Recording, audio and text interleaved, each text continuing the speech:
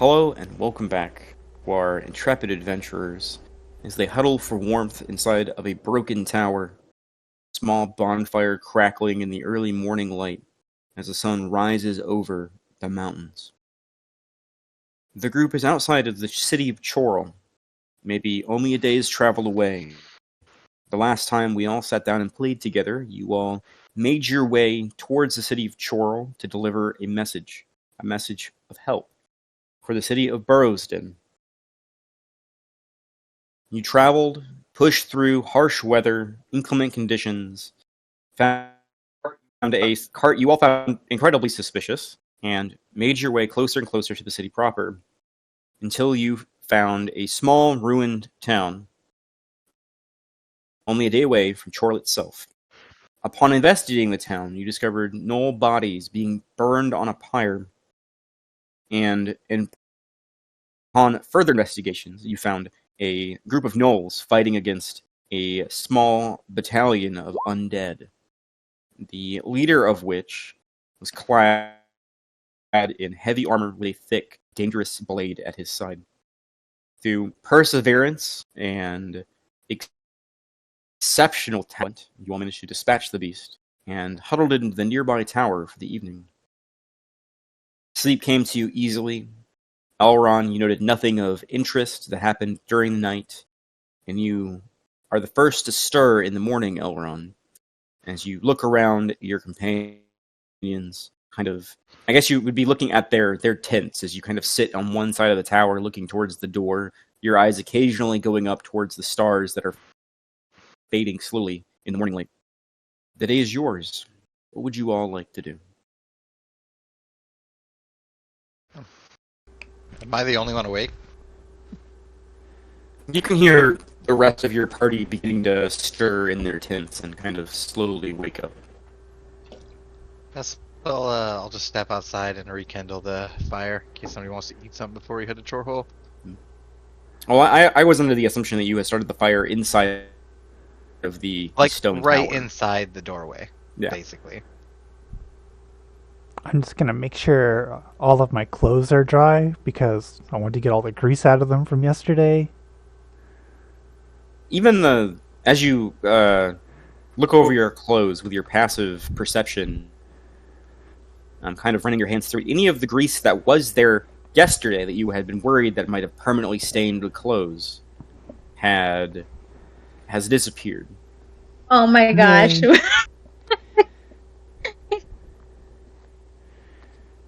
Is it because it's magic grease? It seems whatever enchantment had called forth the grease has expired throughout the evening.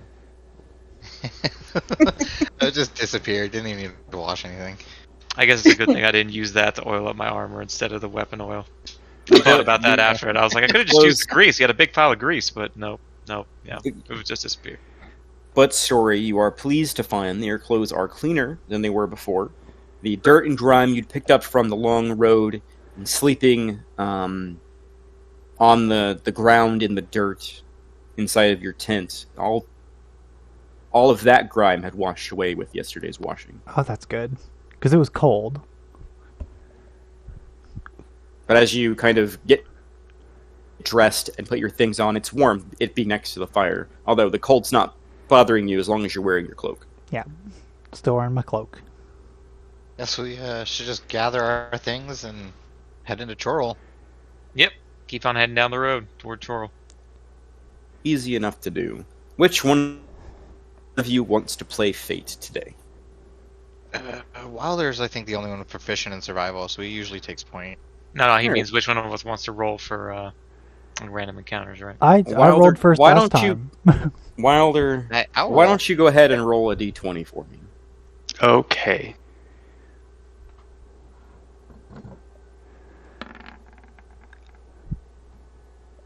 That's almost a 2. 12.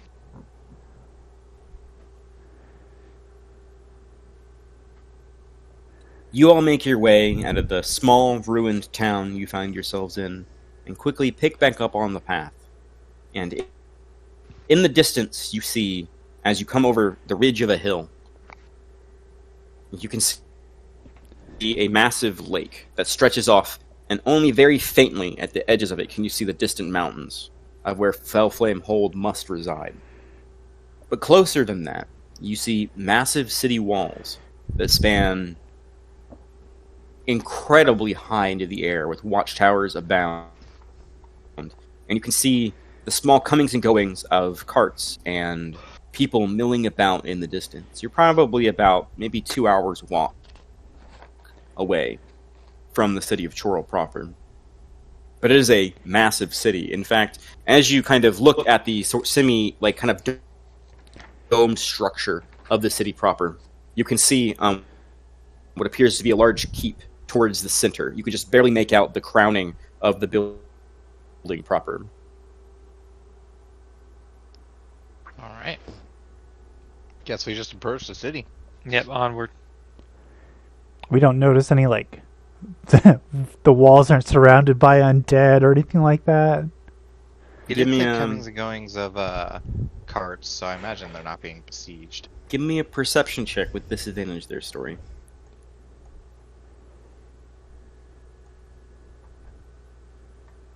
You are still quite far away. Can I use my spyglass to do a perception check? Sure, that'll be a Without straight normal perception check there, Elrond. Story is you kind of glance toward the city proper.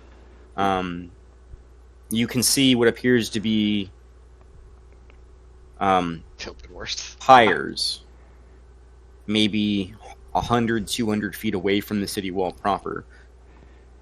You can see half a dozen pyres and small plumes of smoke that are smoldering off of them. But you don't see anything that seems like there's much amiss. You do take note that there is what appears to be a larger presence around the gate and some sort of metallic structure over top the gate proper. But it's hard to gauge what it is at this distance. Seeing Elrond pull out his spyglass, I'm going to turn to him and say, Elrond, what do your elf eyes see? Elrond, you make note of with your 12, you do make note of the pyres as well. But that's kind of your only focus. It doesn't look like anyone's moving erratically or wrongly, as the undead tend to move with kind of a false vigor and false life. You don't notice that among any of the people who are milling about. But again, they're quite far away from you. I guess we just head up. From our vantage point, from where we're staring, can you see the rift from where we're at still?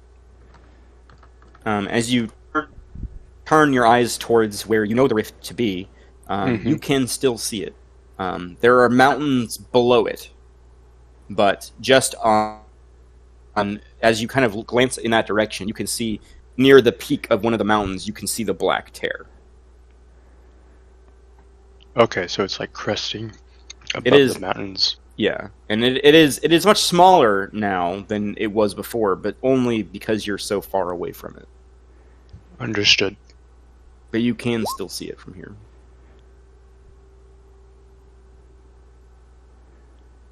Cool. I guess we just approach. Onward. Yep.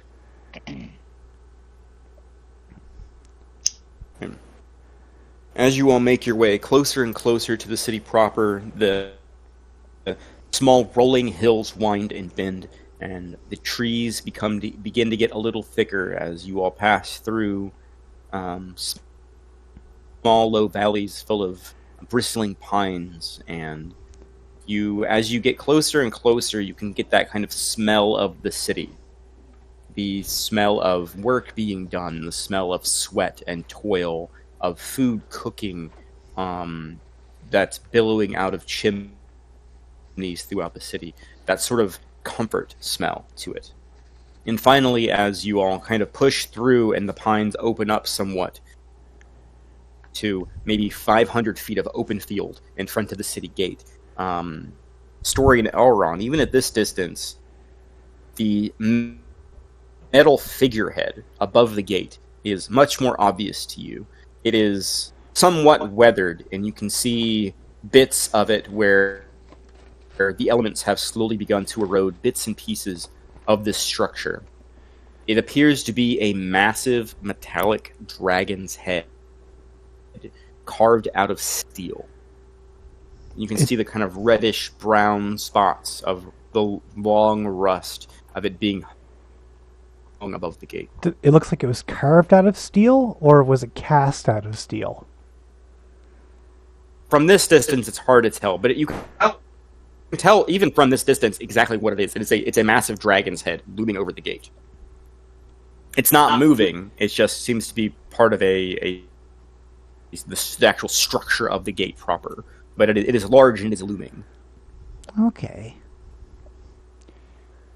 I'm just going to sort of nudge Bale a little bit and be like, hey, is that one of yours? And just sort of point at it off in the distance. The metal structure?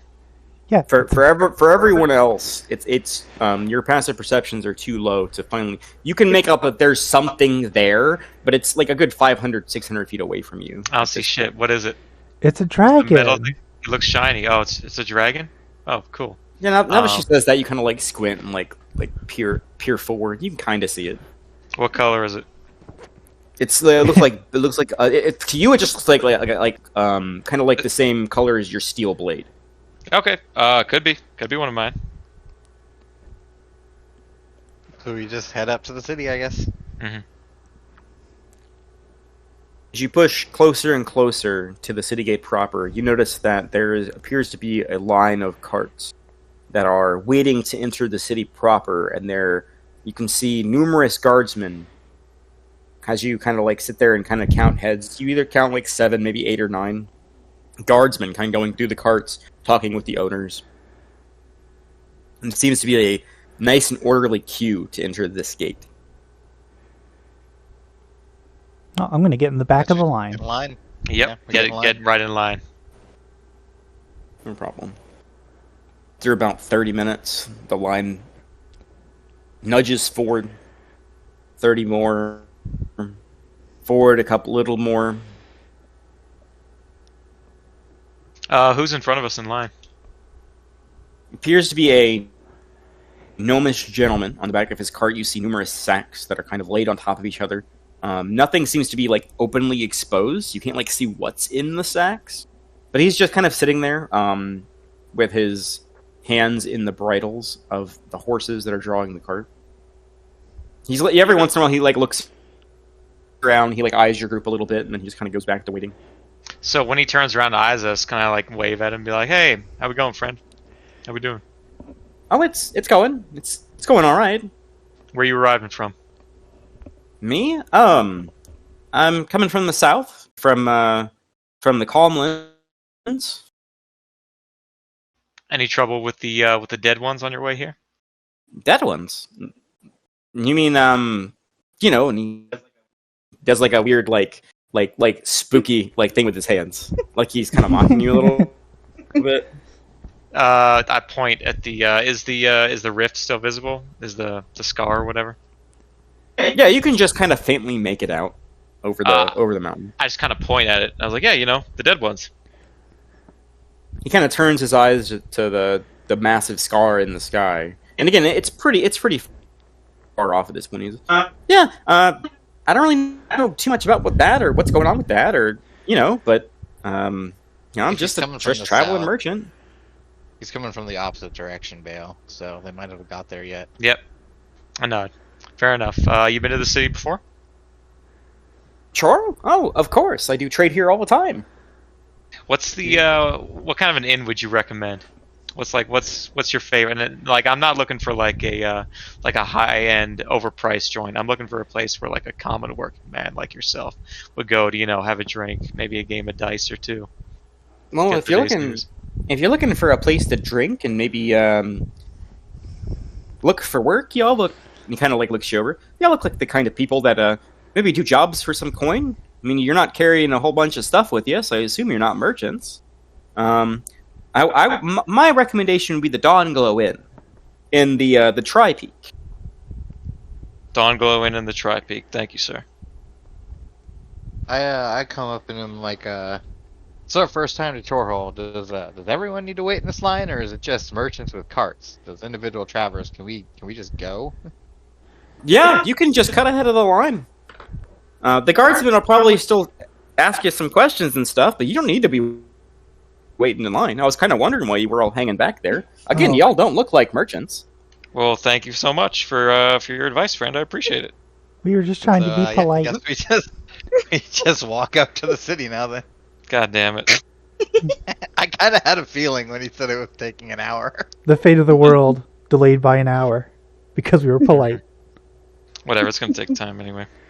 As the We group gotta- of you walks around what appears to be 6 more carts in line. You're just going to be there for a while. And you head over towards the gate, and there's 3 guardsmen who are sitting there having some light conversation. And they turn and they look at you as you approach. Hail! Where are you travelers from? Burrow's Den, most recently. The two of them kind of make eyes at each other for a moment. Alright, haven't heard much news out of Burrow's Den lately. Usually we have some merchants coming through. I was kind of hoping that some of this crew, and he kind of gestures towards the carts, would be from there, but fair enough. Was that for any particular reason there, Elrond? No, sorry, there's just a button in the bottom left under your name, and I didn't know what it was there for. And you just punch the dude in the face. No, that'd be him jumping up with joy. I suppose that's fair enough. You wouldn't mind us looking through your belongings to make sure you're not bringing any paraphernalia into the city, do you? ahead. Let me see. Of course not. Yeah, go for it. All right. Do any of you have any illegal drugs on your characters? No, I don't have any spice on I me. don't think so. Negative. This is the DM talking to the players. No, I have nothing. I do not believe so. I have a pouch of salt. Yeah, I got some rock salt that I found on that cart. I will say that no. when they're going through your stuff, Elrond, they kind of like find the bag of rock salt and they like open it up and then they look up at you curious, as if waiting for you to explain what this is. I was telling that we ran into a cart that had been beat to hell on the side of the road, and I just thought it was some salt for cooking. One of them kind of picks it up and kind of like crumbles it in his hands and it kind of breaks apart. And he smells his hands, and closes the bag back up, hands it back to you. Just put fair some oil enough. in his gums. It's a little he doesn't do that. Fair enough. Alright, well, you folks take care. Enjoy the city. And watch yourselves while you're here. Don't recommend venturing outside the city walls. There's sort of a situation that we have been dealing with the past couple of days. I gesture towards the pyre, and I'm like, "Is that the skeletons?" We've had some assaults on our city walls, but if the giants couldn't break our walls, I doubt the undead will even have a chance. So Got a question. we actually have a letter to Duke Ismus from Pittman, the man who runs the mine in Burrow's Den and most of the town. Would you know where we would go to find Duke Ismus? Or at least find somebody that can get us an audience with him. Yeah. Kismus, he's one of the... God turns to one of the other people there. Kismus is one of the noblemen, right? Yeah, I think he's... They kind of like look at each other and like... I'm gonna be honest with you, I try not to keep too much tabs on the royalty and the noblemen who live in the city. What Your about best... if you could point us in the direction of your captain? He might know. Well, my best guess, if you're looking for any of the nobles, would be to go to the grand steps in the center of the city, towards Castle Greywell. Castle Grey what? Grey Greywell. Wall?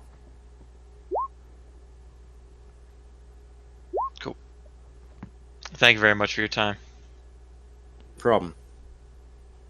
And they kind of gesture and let you all pass this. They of course check everyone's individual things. Elrond was the only one that they balked at for a moment. For my salt. You have a bag of like a big. It's like a full burlap sack full of salt. You've assaulted them. Oh my Man, I'm gonna god, be this cooking guy. for a long time. Rock salt is not what you cook with, Fucking though. That's the guy. stuff you sprinkle on the ground to get rid of ice. whatever. I have cooking salt. Salt we I could didn't use even- to cook. I didn't even think about that. All right. Anyway, so what's the plan, guys? Are we going to the inn first, or are we going to straight to Castle Greywell, or the library? What do you guys Food. think? As Food, you yeah.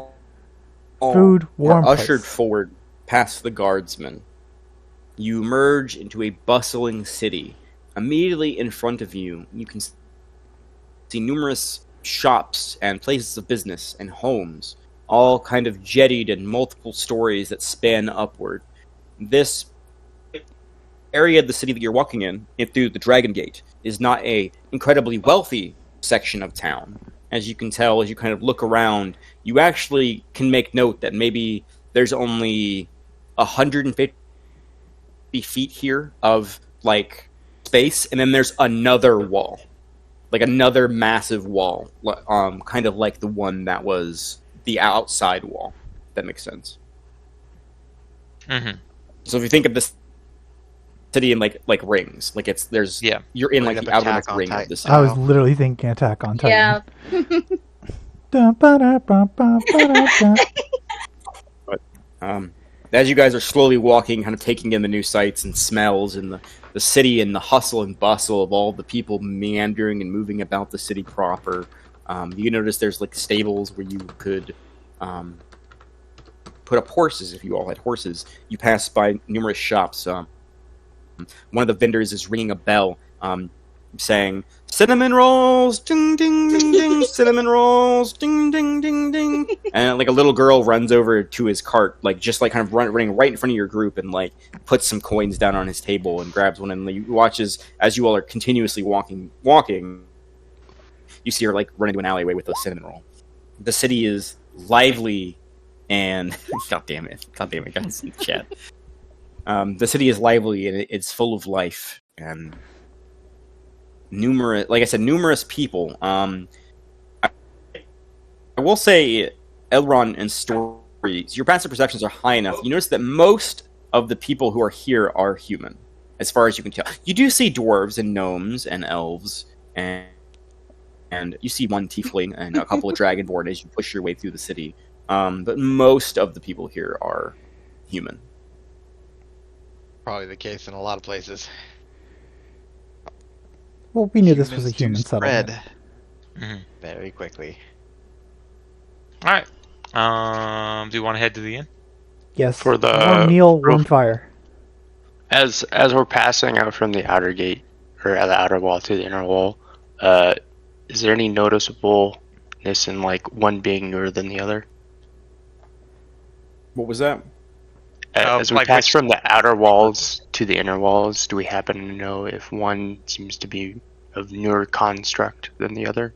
Like, was the inner wall built first, or was Yep. the outer wall built first? You don't have a stone cunning check. Okay. Give me a nature check there, Wilder. As you're looking around and taking in the infrastructure and the make and material and the weathered age of what you're looking at. I mean, 16's pretty good. You do, as you are looking through it, the wall that is on the outermost wall appears to be newer. But how much newer is hard to tell because it itself is pretty weathered. But the wall and the interior, you can see segments where the battlements have crumbled and fallen into disrepair, and you can see segments where there's workers that have like lattice work of railings set up in certain sections where they're repairing the inner wall. Okay, so they expanded outwards as opposed to reinforcing inwards. That's what it looks like. Okay, thank you. So I guess we just head to the inn. Mm-hmm. You say, as you then stand in the middle of a bustling city and realize you have no idea where you're going. I was thinking we should have asked the guards which. Well, we know we're trying to get to the Tri-Peak. We're looking for the Donglo Inn, and I'll just I'll look for someone with like a kind disposition who's walking past us on the street. Mm-hmm. Give me an insight check. I'm good at these. My dice isn't, but I am. Okay. Kind of looking around the street and realizing that your friends are not going to help you find this inn. You spot out of the corner of your eye, coming out of a shop with a bundle of cloth in her arms, this little old lady with stark white hair pulled up in a tight bun on top of her head, and she's got a cane with what appears to be like a small orb on top of it, and she's kind of like hunched down, and she steps out of the shop, and she turns around and she like gives a little wave to the shopkeeper as the door closes, and you can see as she kind of makes her way down the street toward the right as you guys are going. Excuse me. Oh yes. Hi, we're new to the city, and I just wondering if we could ask you for directions. Oh, you all are new to Chorrol. Yeah, we came from Burrowsden. Oh, Burrowsden. That's quite far away. Did you ride in a cart to come here? I wish. Our feet are sore, and it was a long walk. Oh my! What? Yeah. We hoofed it. And I sort of elbow story in the ribs, huh? Huh? We hoofed it. Huh? I don't have hooves. I have feet. I stand by it. Oh, well, aren't you dear? Of course, I'd be happy to help you. What are you looking for in this city? We're trying to get to the Tri-Peak. Specifically, we're looking for the Donglow Inn. Oh, well, I'm headed toward the Tri-Peak. I'd like to go to the open market that's there. If you just follow me, I'd be happy to show you the way. I say here, let me carry some of that for you, if you don't mind. If you want to hold on to it, I understand. What a wonderful gentleman. I offer my hand as support as I notice her cane. Or, cane or like staff? If I was 20 years younger, darling. Oh She my smiles at you. Are you gonna let this little old lady lead you? What is the make of like the buildings around here? Like the materials? Yeah, like are they big stone buildings? Are they like rickety old Architecture shacks? or Cob and material? Waddle, what are we talking? It looks like there's a lot of cob and wattle buildings. A lot of them are jettied outward, which means, if you're not familiar with what jettying is, it's where the second floor of the building is bigger than the first floor, so it kind of like leans over the street a bit. Yep. Does it look like I could climb up onto the roof of one of these to get better eyes on the overall city and like just kind of look around? You want to Assassin's Creed? Give me a perception check. Just straight perception check as you kind of like look around and try to find places where you could find Gangster. This is looking not at like something the normal people buildings. do. Looking like as you I'm assuming you guys are walking with the little old lady, and she's moving real slow. Oh yeah. Yeah. So Elrond's kind of like hanging back and looking around. Like if you were to try to climb like the front of these buildings, it would be incredibly difficult. It wouldn't be impossible, but it would be very Overhang. difficult because of the overhang from the jettying. But as you pass by numerous alleyways that lead to other places, you can see parts of the building where it looks like it's just a sheer like up, and you do see places where like, okay, I could climb there, and as you're walking, you're like, okay, I could get around the roofs if I needed to. Can I jump up on one of these roofs In broad daylight. in broad daylight? Are you trying to be subtle about this? Probably not. I think I'm Okay. just gonna jump on the roof. I'm gonna pull my spyglass out and I'm gonna check out the city. Oh no. Okay, so you're gonna I'm gonna say that like right now, if you popped away from your party and down into an alleyway, it's about maybe 40 feet up the side of the building. So I would like we'll say an athletics check with advantage because of your second story work. Acrobatics with advantage. Athletics. All right. It's not a hard check. Yeah, the DC was 10, just to make sure you didn't break anything. So you climb up. You climb up the side of the building, and you make it up to the top. And when you get to the top of the building, you get a little worried because there's not like good places to stand because a lot of the roof of the building is thatch. That would be acrobatics. So I'm gonna say like you're think of it right now. Right now, you're hanging off the side of the building. You're stable. Your feet are planted. And if you want to try to climb up onto the roof, then I'd like an acrobatics check. to see if you can find the spots in the roof that's stable enough to support your weight. Okay. Yeah, you easily enough you find a long cross beam and hop up on it. And then I'd like to And, pull my spyglass out and try to poke up, like the signs they usually hang like outside of an inn or outside of like a blacksmith. It's got like a logo and says like the name. I'm just trying to poke those out and see if I can get a bearing on where things are in the city. Sure, no problem. Go ahead and give me a perception check. Just a flat perception check, because there's a lot of noise here with different signs and things. As you kind of glance about, you see a place called Bits and Pieces that's kind of a little bit ahead of where your party is. And you see small vendors who are outside peddling goods, whether it be fruit or vegetables. You see numerous buildings that don't have any signs outside. You see one that's got no letters on it, but appears to be like a horseshoe. And then I would say even from where you are, you can see another gate to the city. Far off. If you think of it, the city as like you came in from the westmost side, this would be like the south gate to the city. The one that you can see from here. And you can see people coming and going and milling about. But you don't see like any like big flashy stores. You see like if you turn around and look down where the old lady came out, you see like what appears to be like a textile shop. You can see clothing stores. You can see places where you can buy food. It's very common things in this particular area in the city. Okay. And as you kind of collapse your spyglass, you hear, "Oi! What are you doing on my roof?" I jump down, say, "Sorry, friend, I'm new here, just trying to get my bearings." I'll give you your damn bearings, all right. Get the hell out of here.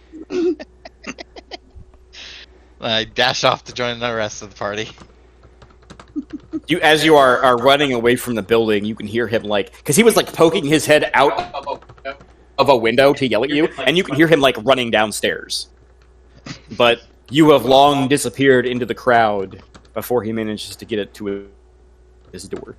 You're starting you to get do a bit manage to. echoey. Yeah, sorry. I think whoever has an open mic it's reverberating.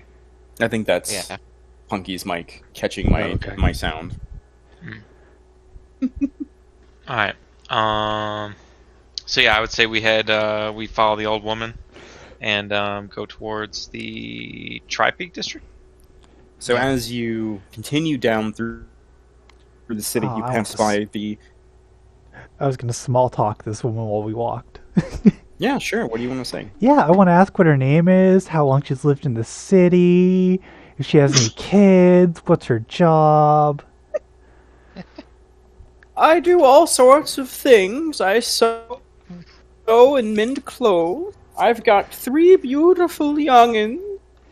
They're all married now. You should see my grandkids. They're the cutest little things. Aw, what are their names? Oh, well, there's Billy, and Sean, and Jessica. Aw, they sound lovely. Do they go to Oh, I'm sorry. My name is Heather, by the way. Oh, Heather, it's so nice to meet you. Thank you for your help. No problem. I'm happy to help you. Besides, I have 2 strappingly strong men helping me with my groceries. As she says that, I kind of just do a little flex, and then I just go back to slowly escorting her. Oh my! How But crowded as is it you- right now? Are we going through a bustling street, or are we just kind of... Yeah, this We have an old lady in tow. We are not going very fast. you were going hella slow. Can I ask if there's a pet store? Store. Let me think. There's a pet store just on... She points back down the road you guys came. Just on the other side of White Horse Stables. There's a little place there called the Nook. Okay. You can usually find feed for animals, and sometimes you might even be able to find toys for them. It just depends on what they have Aw, that's so for cute. the day. Eventually, she leads you around the store, Elron, that I pointed out to you earlier, the Bits and Pieces store, which as you're kind of passing by the windows of it, it appears to be some sort of a general store. But she takes you through another gate where you notice that this is through the inner wall. There are about 6 guardsmen stationed here. It doesn't appear to be any decorations or motif to this gate. It's just an inner gate with a big portcullis that would crash down, that you note overhead. But eventually it opens up into a much fancier part of town. Immediately in front of you is what appears to be a point, and a point where the buildings kind of like meet, and it kind of separates off into this triangular, like, big open courtyard. And in the center, you can hear the sounds of people hawking wares. Jewelry, food, trinkets, anything that you can possibly imagine in a big, bustling marketplace, people are trying to sell to literally anyone who will pass by. You notice multiple shop fronts along multiple sides of this the kind of structure in the center of this bigger area in the center town. And to your west, you can see the massive Castle Greywell with emboldenized designs of what appear to be a fist holding the hilt of a blade. The blade itself is broken in the kind of heraldry that's coming down, drooping down from some of the watchtowers near the castle proper. You also notice that there are these massive stone steps that lead up kind of to the south of Castle Greywell towards Castle Greywell, and from the northern side. And so it's sort of like think of it as a like high rise, where like it rises up maybe like 30 feet in the air, and then it's flat, and the castle's on top of that. Okay, and I'm assuming those are the grand steps. That would be a good assumption. I asked the little old lady if she'd be able to tell us anything about the giants that were involved with this city. Well, I'm afraid that was before my time, young man. My grandfather fought in the Great War to keep the city safe, but that was so long ago. Is there any like guards or anybody by these steps we can go talk to? You do note that there is a collaboration of 2 guardsmen in front of each one of the steps, and one of I'd say the southernmost steps are the ones you guys can see pretty plainly from the Tri-Peak, which is kind of this triangular area of shops and stuff. And like when I say it's like triangular, it's probably like 500, 600 feet across. Like it's huge. Like this area is big. But you do see 2 guardsmen, but you also see that there is a large gate in front of where the steps begin to ascend.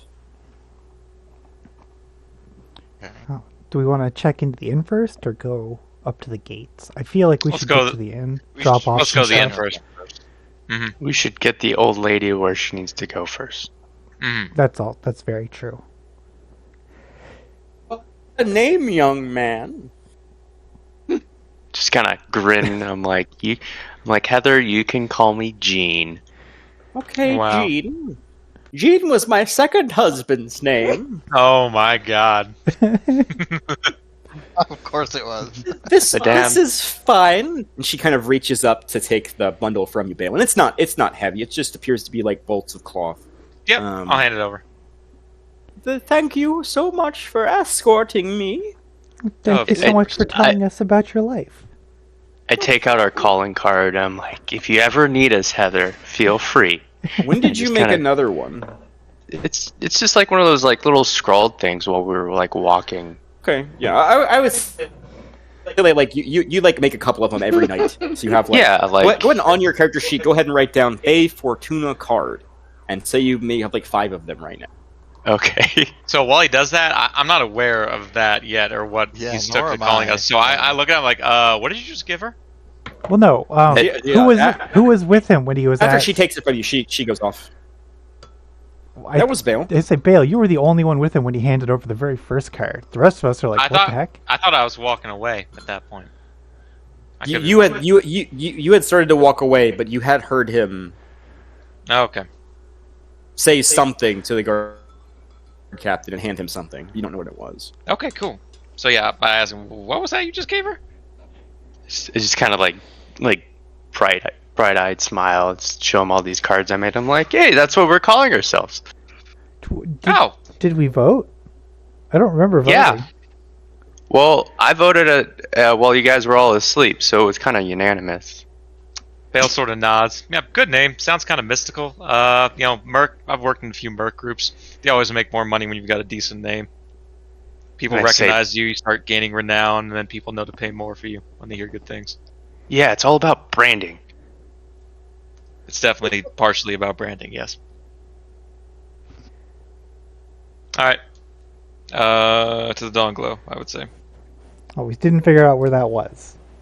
Oh yeah, we just know it's somewhere. Old lady has disappeared, and Heather has disappeared into the crowd. Okay, can I look around this? And with Heather, my heart goes. No, I'm just Are you, okay, how are you going to go about finding this place? Are you going to ask people? Are you just going to meander around the tri-peak? I'm gonna walk up to. You said there are people selling food, like food vendors. I'm gonna walk. Oh up yeah, to one of for those. sure. There's all sorts. You walk up to a guy and he's selling smoked sausages that he puts on rolls to sell to people.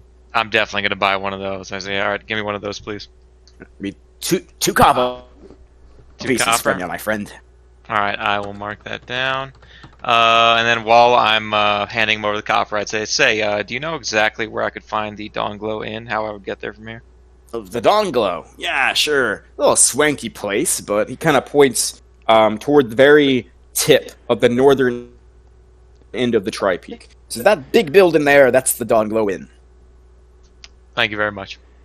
No problem. Enjoy your sausage. And as I'm walking away, I sort of turn back. And I'm like, you wouldn't happen to know where I could find a blacksmith named of Carla in town? I hear she does very good work. I don't know. Let's find out. Afraid not. Fair enough. The barkeep will probably know. They tend Yeah. to have a lot of information in the cities they work. I figure. All right. I'm going to start walking towards the Dawn Glow. Not a problem. So as you step up to the inn proper, you can see lights flickering on the inside, the swaying of candlelight in the midday. And as you approach, it's a pretty sizable building. It's much larger than the last inn you went into. And there appears to be a small deck out front with a couple of benches and a large welcome mat in the front. And next to where the welcome mat is, you can see one of those hanging signs that Elrond was looking for before that has the picture of a bed and a sun cresting over top of it. And it says, The Dawn Glow. Can I check underneath the welcome mat for any keys? Give me an investigation check. Can I assist him? Because I'm just generally gonna try to. It's probably not a high DC. Tell you what. Elrond, I would like you to give me a perception check while he's looking underneath the doormat. Okay, I'm rolling investigation. Oh shit. That one. That one. Seems fine to you, Elrond. You do not find any keys, Wilder. Darn. Alright, I go in. I've rolled 2 nat ones already today. As you I'm push proud of you. Just get him out of the open way. the swinging doors that have no way of possibly being locked, you step inside of the Dawn Glow. Does it To have like the old western doors? Yes. Like you were a looking peony. and you were looking for a key. I wasn't looking for door keys. I was just looking for any keys. But like, He just this is stashes a his cold house place, key. and they would have to heat so much. Is my welcome mat okay? Is my welcome mat all right for you? A human gentleman behind the bar says, looking at your party. Yes, it was very, very welcomed indeed. I decided to give it a handshake. I suppose there's been weirder types coming around lately. Come on in. You all step inside the warm interior of the Dawn Glow Inn. The outside biting cold haven't been lessened by the city's walls, but no less welcome is the warmth of the interior. You see numerous patrons sitting around talking lightly, with light conversations happening on the outside. And just a different more jovial atmosphere than you've been used to on the road the last few days. At the mention of just like weirder people coming in, I begin to just like goose step my way up to our table. Just kind of mockingly. Don't mind the human in the armor. He's a bit touched. So I think we'll be needing what, 2 or 3 rooms? 3 rooms, right? How Who many are you beds are in talking a to, room? Vale? Yeah, you just walked in and started talking to yourself. What? Who are you talking to, Bale? Bartender. Himself. You are nowhere Bartender's near the this guy. bartender. Oh, I thought that was the bar. You just Never walk mind, up to a rip. table full of people. So I saw I the need some table. rooms. Yep. Just like rip. All right, Okay. hold on. You walk up to the bartender. Mhm. Okay. My bad. So what can I do for you, folk? Drink? Food? Place to sleep? All 3, most likely. Fair enough. Kind of looks around at your group as a barmaid moves past and drops some drinks off at this far table. How many rooms are you all looking to pick up? How much for a room? Two? How many 5? beds are in a room? We've got 2 beds in each one of our rooms. We've got some that are one large bed, if that's what kind of looks around your group. You know, I don't judge. We could probably just get 2 rooms. I mean, I literally just like sit on the floor and meditate. I don't really sleep. So, That works for me. one for the girls and one for the guys. How long will you all be staying with us? At least a couple nights. Couple nights, 2 rooms. It's a gold piece a room per night. You want to put down for 2? Sure. I just happen to have 2 rooms available. I'll get our room. He reaches underneath the counter and pulls off 2 keys off of some hooks I've got our room. that are Pixie. just out of frame. And sets down both keys. I give him 2 gold pieces. I also He points toward the northern end. Says, I assume... He pauses and looks down at the keys and he checks the numbers on them. Alright, this is for room 3, and he hands it to Bale. Mm-hmm. And this is for room 4. And he hands that to Story. Says, I do apologize. Room 4 is only got 1 bed. I hope that won't be a problem for you. Hey, look at me. I'm fine. Are you Suppose that's sure? fair enough, little lady. Pixie's basically like a throw pillow. Perfect. Alright. Alright. Do we want to order food? Yeah, let's get some food and go ahead and probably to this empty table over here. No problem. Cool. What are you folks in the mood for? Something warm? Y'all look like you've been traveling for a while. Warm is good. Warm. Mm-hmm. Odd though, let's just bring you something nice. Anything y'all don't like? Nope. No mushrooms for me, please. No mushrooms. Understood. Easy enough to do. Go ahead and have a seat. First meal's on the house because you're staying with us for a little while. After Lovely. that, we'll talk about it.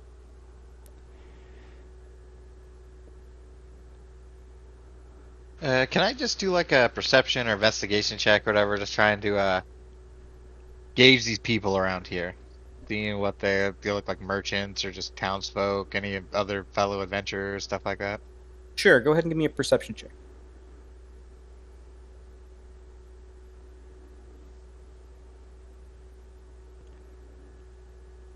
Where are you?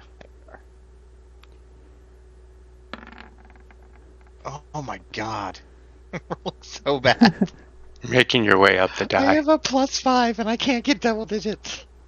As you sit down, all of the week's travel hits you all at once. That kind of like level of just exhausted from walking non-stop for 2 weeks. And you kind of slump in the chair and you hear the soft tones of a piano being played. Your eyes kind of glance up and you see this elven woman with hair so black it's almost blue, sitting there lightly rapping on the keys, this kind of soft melody.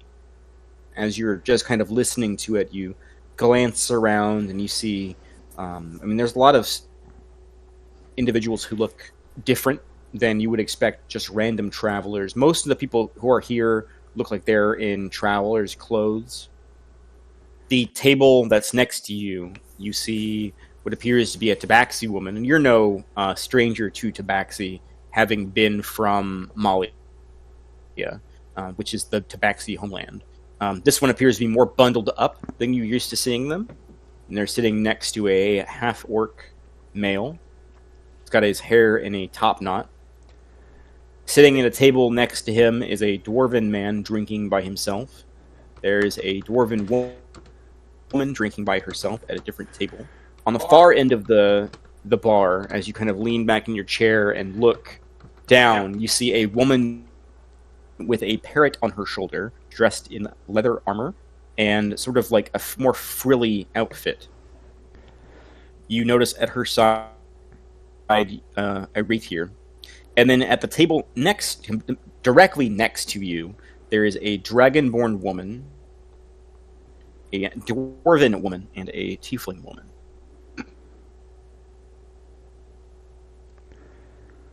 What about that guy at the bar? It just appears to be just a human guy, just hanging out. That's sitting. guy human. Alright, That's I guess. That's kind of what you gather looking around. As far as you could tell, most of these people look like they're traveling. They have the thick, heavy furs of what you would expect someone in these parts to be wearing when they were traveling. Okay. How good is the elf playing the piano? Like, does it sound like she's like professional, like practiced? Like I could maybe.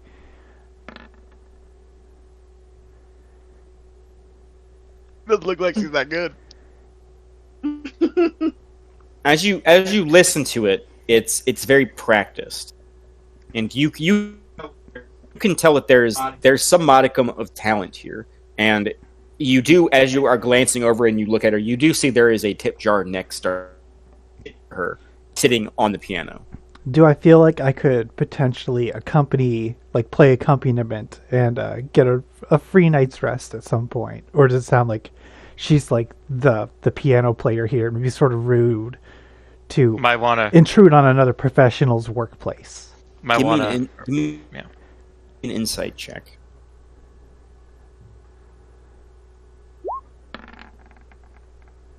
Insightful as fuck.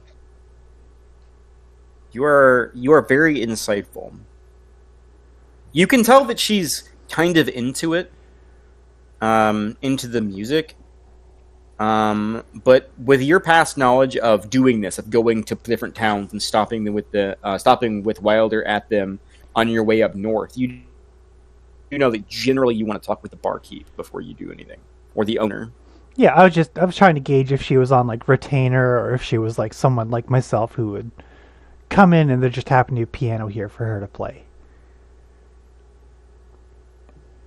It's hard to tell without talking to somebody. Okay, I'll let it go for now. You can definitely tell that she's very practiced, and she's very good at what she's doing. You don't see her; she's not skipping notes, she's not skipping beats. She's just playing a soft, like, kind of background melody. One Okay. last question for my perception. What color was the Dragonborn? She's blue. Blue. It's a lightning dragon.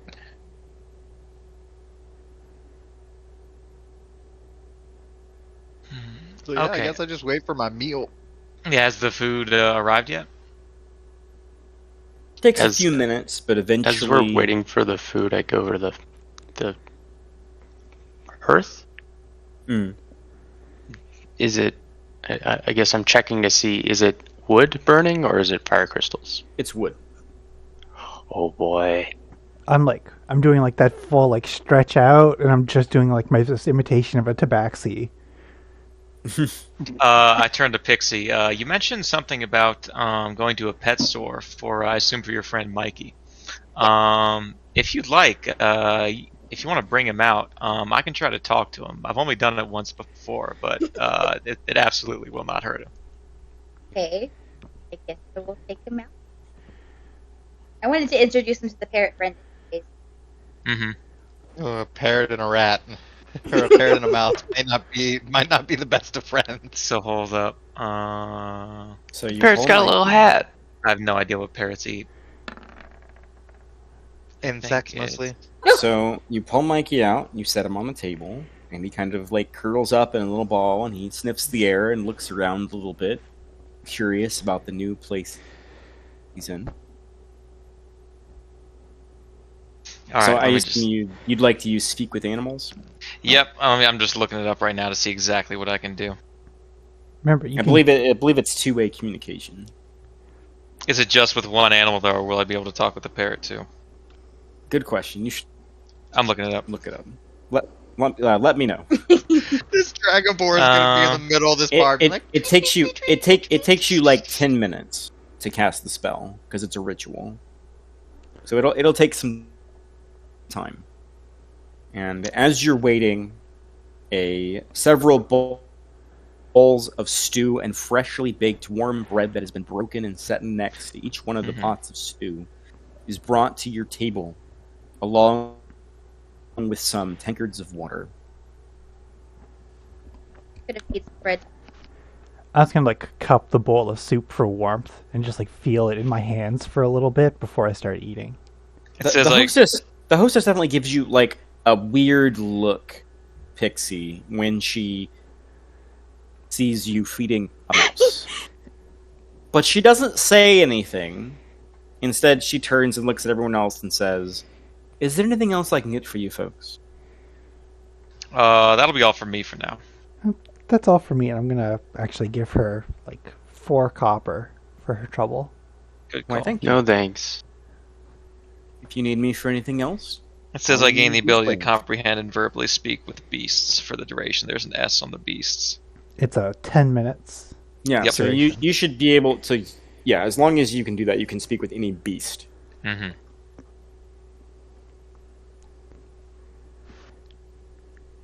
So as you all are eating your stew, and it's warm and comforting and meaty, and there's that definitely umami flavor to it, that savoriness that's kind of a little sweet at times.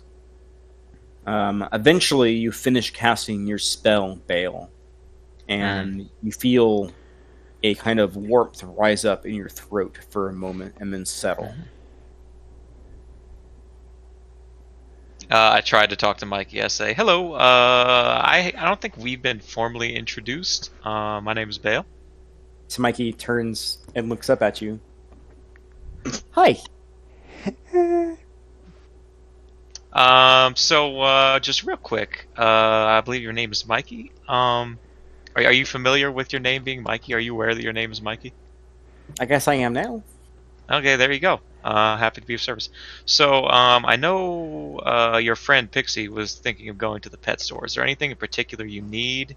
Do you need like some particular type of food? Do you need like some warmer clothes? Since You we're say in, food, he grabs and pulls the little piece of bread closer to his chest. Yeah, no. Nibbles out of it. Anything in particular you want? More bread. I'm sure that could be arranged. I like bread. Bread is good. I agree. Bread is excellent.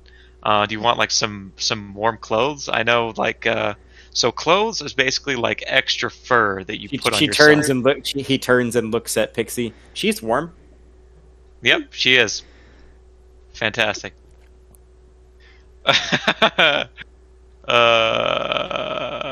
Okay. I turn. I like bread. Yep. Bread is good. You get too much into mouth. By the way, Bale is speaking common. You all can understand him. Oh You shit. cannot not understand Mikey. Only he can understand what Mikey said. Can Oh, so I'm not Pixie- even okay. You're not like squeaking at it. You're speaking common. The magic is carrying it No, so that he can Pixie understand. can have basic communication with Mikey. Does she understand this conversation No. going back and forth at all?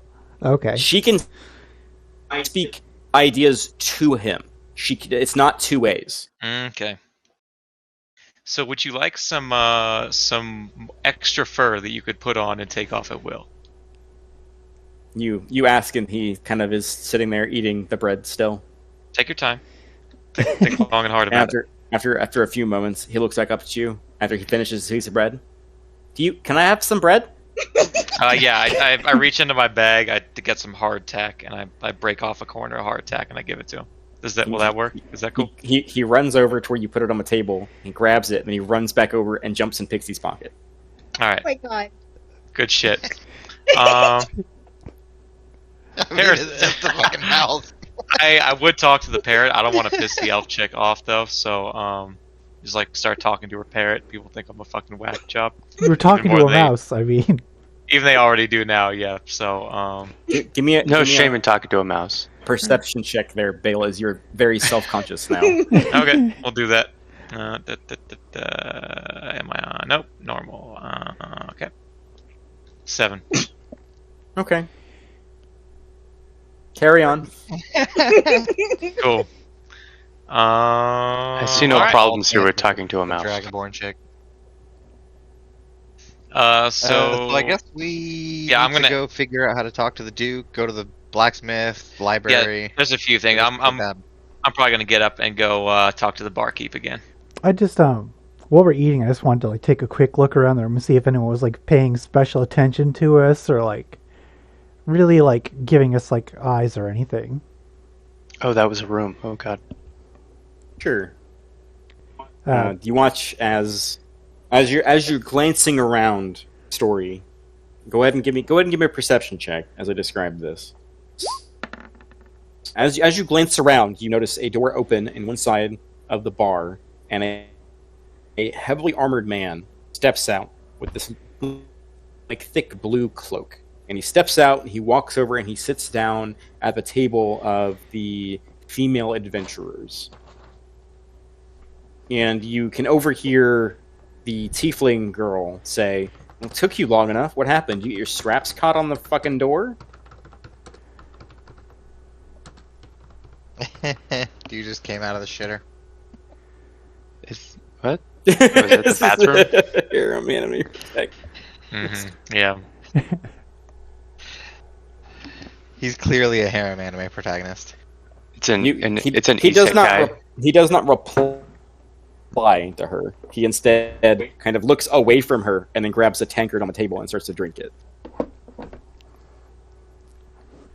Yeah, and she's a tsundere, and he's the harem protagonist. Cool, we got that established. So no one we gotta else go was get some shit done. no one else was paying attention to us or giving us the side eye or anything like that. The dwarven woman at their table, definitely while Bale was casting his spell and muttering the incantation and kind of drawing the glyphs in the air that he needed to do to cast the spell, he was definitely watching, curious to see what your group was about. And you can tell that they've, with the bit of light conversations that they've been having, that you haven't quite been able to pick up on over the tones of the piano and your own party members kind of talking to a mouse. You can tell that they've sized up your group. Cool. I'm going to ignore them for now and walk back up to the bar to talk to the bartender. I'm just gonna I'm gonna kind of like shadow bail a little bit. I'm just gonna Sure. take out my loot and start like just giving it a check over to make sure it didn't get damaged at all during the walk. I haven't really had a chance to inspect it. Sure, give me a performance check. I'm not trying to And I'll play go- it at the same time. I got you, but you are trying to make sure it's tuned, right? No, I'm trying to make sure it's not damaged. I'm not trying to make any noise with it while she's playing. Okay, then don't worry about it then. Okay. Yeah, it appears to be rather undamaged. It didn't get any undue stress. Okay, good. Do you need something else, friend? Yeah. Do you have any mead available? Like honey wine? For sure. We've also got some mulled wine if some of your ladies are interested in something like that. Could be. Could be. We'll start with the mead. Let me have a mug. Just one? Just the one for now. He kind of reaches. I turn back and I look at Elron. You want any elf? He has Yeah, I'll take a name. mug too. All right, 2 mugs. 2 mugs, 2 copper. And he reaches up and he grabs a mug off of the shelf behind the barrels and he opens up the tap on one, fills it up, sets it on the counter, and fills the other one, sets it on the counter. There we go. All right, I take 4 it copper and pieces. 4 copper. Okay, cool. I'll delete 2 from mine. I take it and I'm gonna quaff like half the mug as quickly as possible. Sure, easy enough to do. Cool. It's the most standard mead you've had in your entire life. Sick. There's It's the nothing Coors Light special. of mead. And there's nothing bad about it. It's just that very middle of the road. Coors Light Oh. Platinum. You've been working here long? I own the place. I think so. Yeah.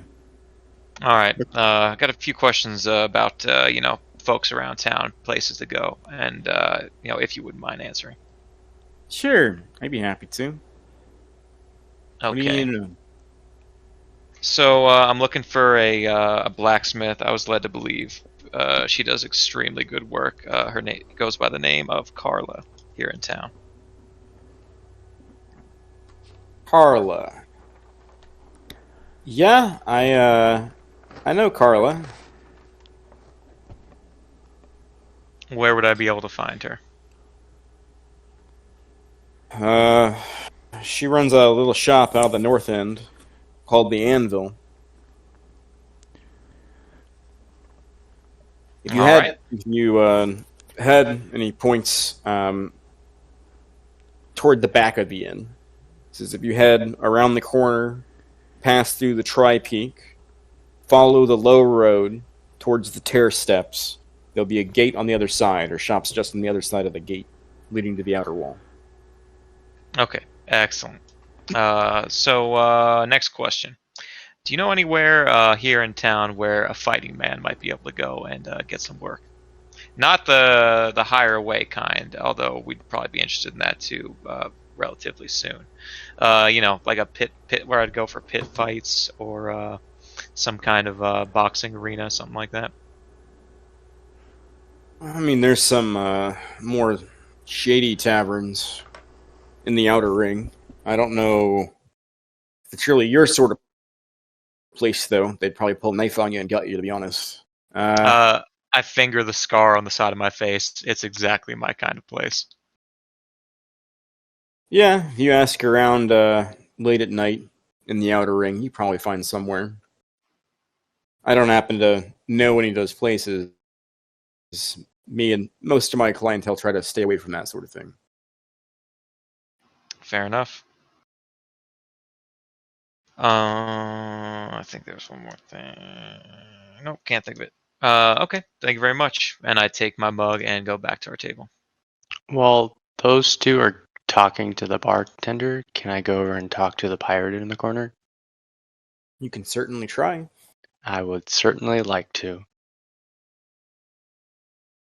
Sure. So you walk over to her table, and as you step over, she appears to have some sort of parchment that's unspooled on the table.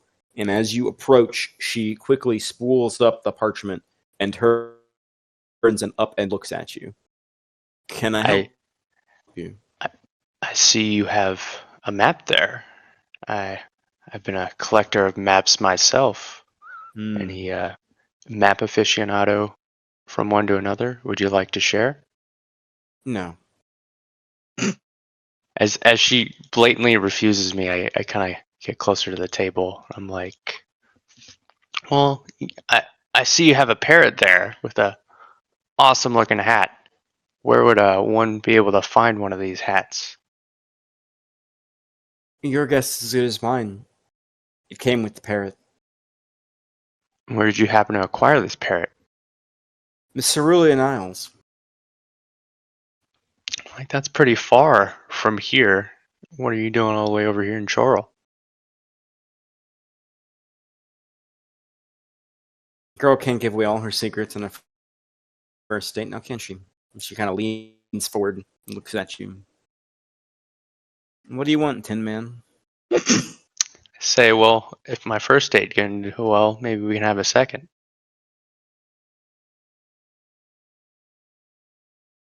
She looks you up and down. No, get lost.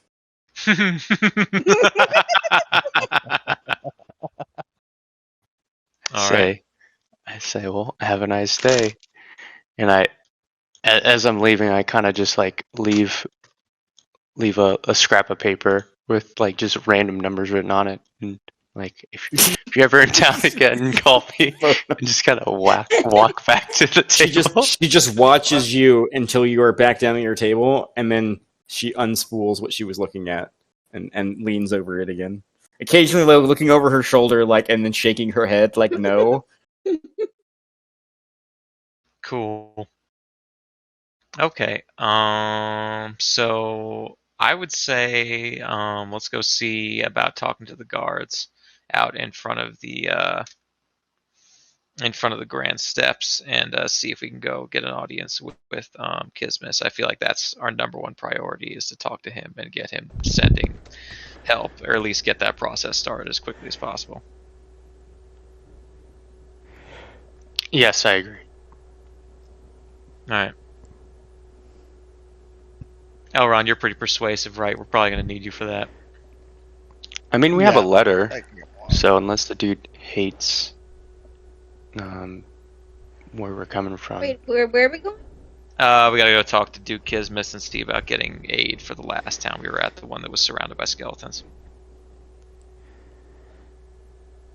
We're going to the fancy place. Mm-hmm. We're gonna try. That's for sure. Where are you all headed? So should I go to the pet store first, or I mean, we could all go shopping afterwards. Yeah, I gotta Unless go you to the don't want to blacksmith go, in which case I would come with you just to keep you company. yeah, let's do that. So we're going to the pet store? Yeah. Okay, cool. Then we can go somewhere else too. Yeah, we're just gonna go do some like shopping. So Alright. we'll find Castle Greywell, and you guys go shopping. Cool. Okay, so the ladies are going shopping, so I'll cover you two here in a second. So the three of you step outside of the Dawn Glow into the Tri-Peak, and you can see the castle proper. It kind of like looms above you on the step. And you can see the first set of stairs just off of the Tri-Peak itself. Cool. And you said there was a gate sort of at the bottom of the stairs? Yeah, at the bottom of the great stone stairs, there appears to be some sort of a large metal gate, and you see two guardsmen standing in front of it. It is currently closed. All right. I walk up to the gate. I pull out the letter, like the letter we got. I want to say it had like the seal or something on it. Yeah, it's sealed. Okay, like with like a wax seal of like an emblem. I'm assuming. Yeah, it's the letter itself is not closed seal.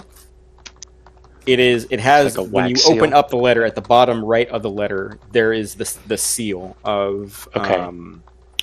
It's Pittman's. Got Pittman. Pittman. Yeah, like seal on it. so. Yeah. Okay. Cool. All right. Yeah. I walked up to the gate and approached the guards. The guards kind of eye you warily as you step up to the gate. Something I missed? We come by way of Burrow's Den. Burrow's Den calls for aid. We have a signed and sealed letter from Pittman to Duke Kismis, and we seek an audience. Present the letter to the guard, presumably. The one of the guardsmen eyes the small group of you, while the other one reads the letter. I We eye the can- guard at the same time. Give me an insight check there, Elron. Do you use your spyglass? I don't think that'll help with insight. I don't not think a point blank. I don't think it looks into people's souls. That'd be cool though. Hey, With an 18, there's like kind of this almost a disdainful look hmm on the guard's face as he kind of looks you all over. Like you kind of appear to be like a riffraff to him. And as you kind of like look over the guardsmen, like their armor is a lot nicer than the guys who are like outside the front gate. These guys are in plate armor. It's gilded, it's trimmed, it's well kept. You can see both of them have long swords on their belts and large crossbows on their backs. These are like some of the more elite forces, as far as you can tell. The one kind of folds the letter back. You can either have the letter back, or we can deliver it. We can have it delivered for you. we'd like it We're back. delivering ourselves. We would prefer to deliver it ourselves if it's all the same to you. We have obligations to fulfill in that regard.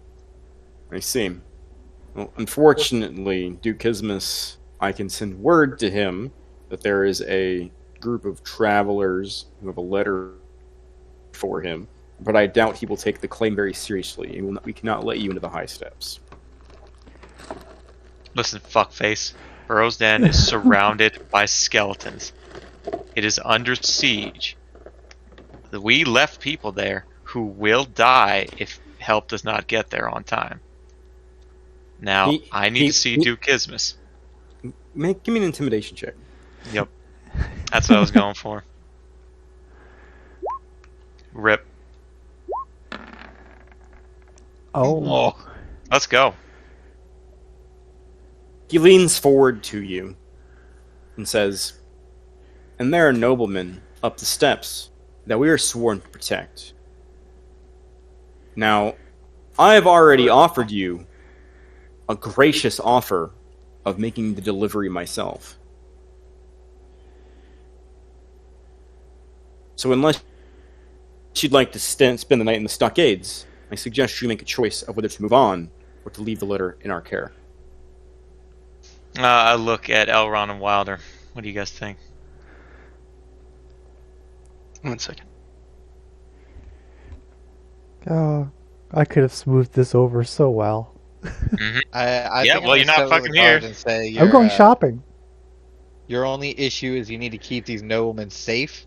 And then I take my bow and I take my sword off my belt and I throw it down and be like, "That good enough for you?" No. Can I ask to speak to their officer in charge or the captain? Speak to your manager. Straight manager. No, I'm not trying to pull like, can I speak to your manager? But like, obviously they're guards and they have a reporting officer. Can we speak to your reporting officer as opposed to speaking to Duke Kismis and see if he can take it? Because these guys are just grunts. Sure, they're elite grunts, but they're just grunts.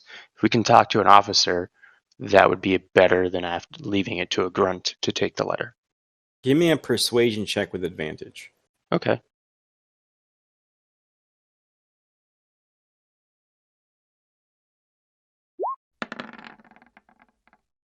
There we go. Oh, not Let's go. bad. He takes a deep breath. And you notice that he raises his hand, and the guardsman on the other side, the one who's not directly talking to you, takes his hand off of his sword. You can speak to That would the have you been can a bad mistake by that dude. you can speak to the captain. He takes his hand and he points on the opposite side of pretty much almost the complete opposite side of the city you guys are on now, you see a large watchtower. Guards' barracks are there. If you're lucky, he's not on patrol. How long is a typical patrol for you guys? About 4 hours. It's a big Do city. you guys rendezvous back at the tower after watch for the day? I believe the captain is... He pauses and he thinks for a moment. I believe he's on day duty this week, but you did not hear that from me. Your best chance would be to either catch him there or at the dawn glow in the evening. Where he takes About a drink. what time is it? Like roughly, I guess, kind of gauging the sun, like Maybe in like the sky. 3-ish in the afternoon. Okay, so like it's past its zenith. Okay, so Probably just want to catch him at the Dongar this evening then. Go to the and then do we blacksmith, maybe the do we library. have a rough idea how long it would take? Like, does it look like it'd be a 5-minute walk from where we are? Or does it look like it's gonna be pretty lengthy walk It over looks there? to about a 15-minute walk. It's on the other side of the city. Okay, so I wasn't quite sure the distance. That's if you went like a beeline there, which you can't do because there's buildings in the way. Mhm. But like if you went through the streets and using it as a wing to guide yourself, you could probably get there in like 20 minutes. Okay. So looking at Bale and Elrond, I motioned to him. I'm like, our best bet right now, if we're not going to be able to speak with Duke Kismis, is have one of the guards in his care, or one of the guard captains in the city's care, who has more. His ideals are more in line with protecting the people. We might be able to talk with him to either get an audience with Duke Kismis, or it'd be better to leave the letter in his care as opposed to one of his gate guards. I nod. That sounds like a better idea. I apologize for losing my head here. I turn to the guard I threatened. What's your name, friend? He doesn't say anything. He just stares at you. I take the time to memorize his face. Like a solid, 10, 20 seconds of just, trying to remember his features. The one who was more actively engaged with you looks at you and says, Rory doesn't talk much. But I would watch yourselves in the city and try to be more respectful to those who run it. Just a suggestion. I'll remember. And I turn around and walk toward the guard tower. You headed straight there? Follow him. So we're gonna probably meander our way in hopes of getting to the guard tower to talk to this captain, hopefully. Mm-hmm. As a note, the road that you won't have to go down is called the Low Road. And if you as you reach a cross section in the Low Road, where it's kind of like a T, where it continues forward and it also tees off to the side, there's a sign that says High Road, and that the guard tower is at the end of the High Road. But you do recall that the bartender said that if you followed the Low Road down to its end, you would run into the anvil. I'll take the high road if you want to take the low. Yep. Just watch yourself and keep an eye out for cut purses and the like. Well, I mean, I'm saying if you like, you can go either way. You can go to the okay. I see guard what tower. you're You can saying. go to the anvil. It's like a fork in the road. I see. Okay. You guys can't see the map because I have a lot of shit written down here. Mm-hmm. But eventually, I will have a map for you all to look at. I don't think we could have bribed him, Bale. They're pretty elites, so they're snooty, but they're you're beautiful. probably right. All right. Well, let's go. Let's go talk to the guard captain.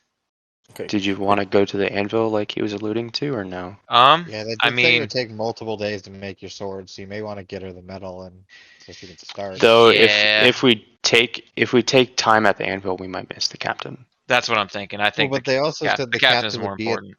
the captain would be at the inn at night Yeah. to get a drink. But we don't want to talk to the captain during his off time if our main concern is the protection of people, because he won't be able to get to the Duke and probably till the next day. So we lose a day. Yeah, the captain is more important. I say we do that first. We go at least check. While you all are deciding that, I will be right back and use the bathroom, and then we will switch to the ladies while you all figure out what you you want to do? Give me one moment. Like 5-minute break. Okay. Y'all could have been so much more diplomatic about that. I thought I was pretty diplomatic.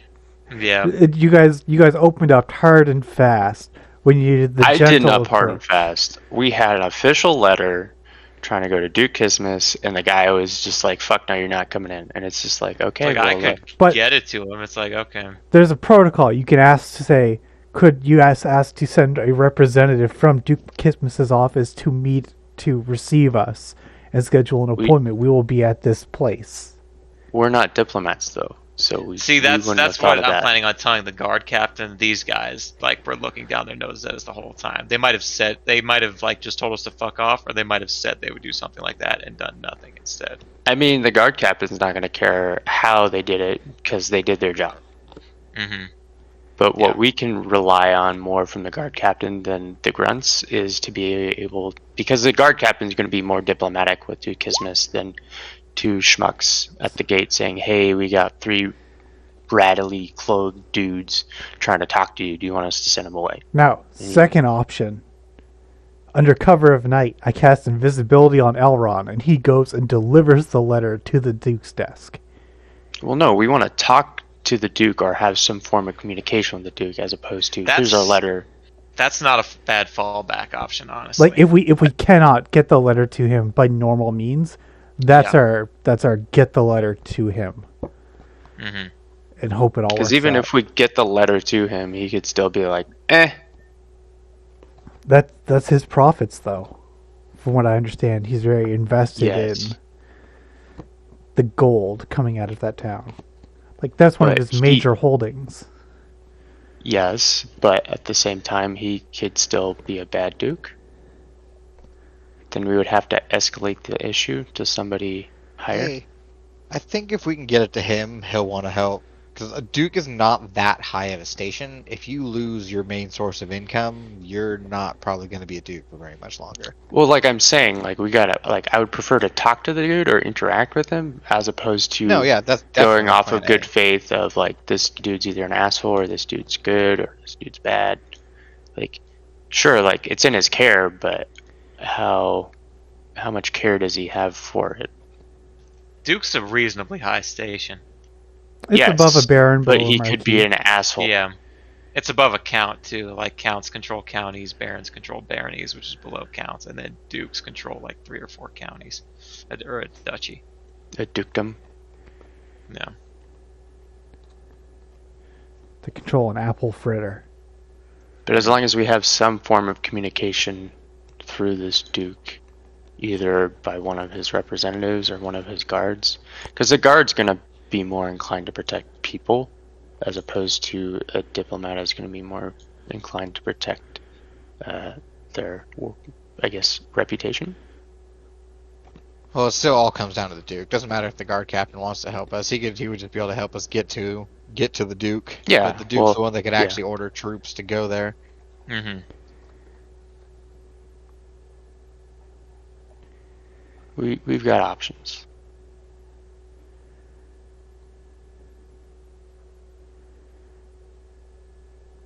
Alright, I am sorry about that. You good? It's okay. How So dare let's catch you? up with the ladies of the party. Yay! Story and Woo. Pixie. You all make your way back out of the Tri-Peak into the outer ring, taking the bywalk back the way you came. Again, you pass by numerous people who are trying to peddle different wares to you. One man comes up to you, Story, and says, "Oh, this necklace would look beautiful on you. Will you try it on for me?" What's it Clearly, look he's like? trying to. It's kind of like it's like bits of carved wood into small, like individual beads on a almost threaded-looking string. What color's the wood? Like what kind It's of wood like- is it? It looks like it's like a light brown wood. You don't know trees very well. Okay. I'll turn him down for now, just politely. Be like, no, sorry, we're a little busy. Thank you though. And as you take a few steps away, please, it would look beautiful on you. Please, just try it on. No, thank you. Just continue to move down the street. Yep. You eventually pass by the White Horse stables, and you can see a couple of horses being brought in. And the unmistakable smell of manure as you are passing by the stables. You eventually find a small sign that says The Nook, and it has a picture of a cat. Oh. Oh. Oh no. Wait. Keep my key in your pocket. Yeah, I make sure to hide my just until I know for sure. Yeah, you go inside. Hey, and we're going to the pet store. Mm-hmm. You step inside, and as you do, a cacophony of noise assaults you as when the door opens and the little bell jingles, birds begin to rattle in their cages next to you. You can hear the yipping of little puppies over behind a small little metal gate. And there's numerous types of feed and food and toys and all sorts of things for animals strewn upon the shelves in the Nook. Behind one of the counters, you hear a female voice say, "I'll be with you in just a moment." Okay. After a little time passes, you hear the puppies yipping, and then you hear like the lapping of food and this crunching noise coming from around the corner. And eventually, this little halfling girl rounds the corner, or maybe a little older than a girl. You would guess probably mid-30s, judging by her demeanor and the little rings under her eyes. She walks up to you. "Oh, what can I do for you folks?" So I have a little map for the card case. And You are not picking up at all. Yeah, you're breaking up a little Really? bit. The really came through very strong. what? You got to be louder. I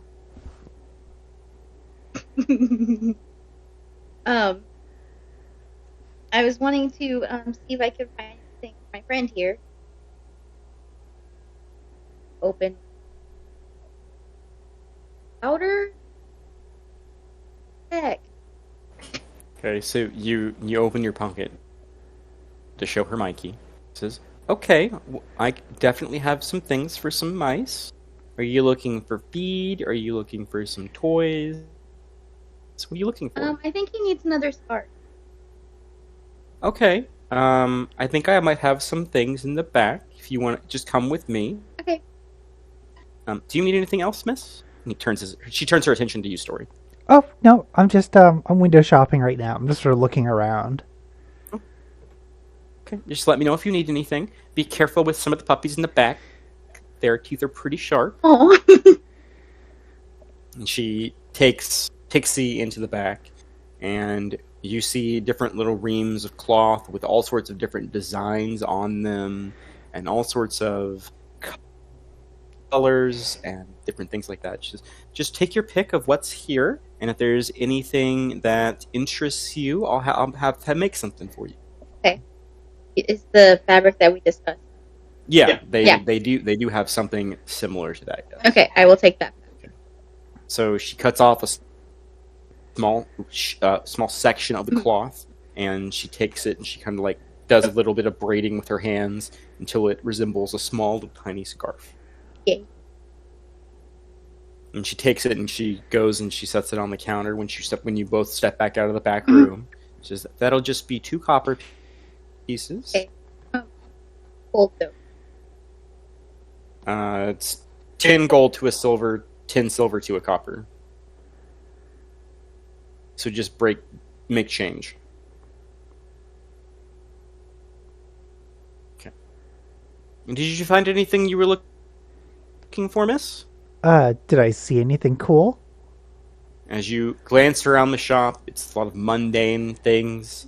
You see different types of grooming products. You see brushes. You see different types of oils and lotions for different types of animals.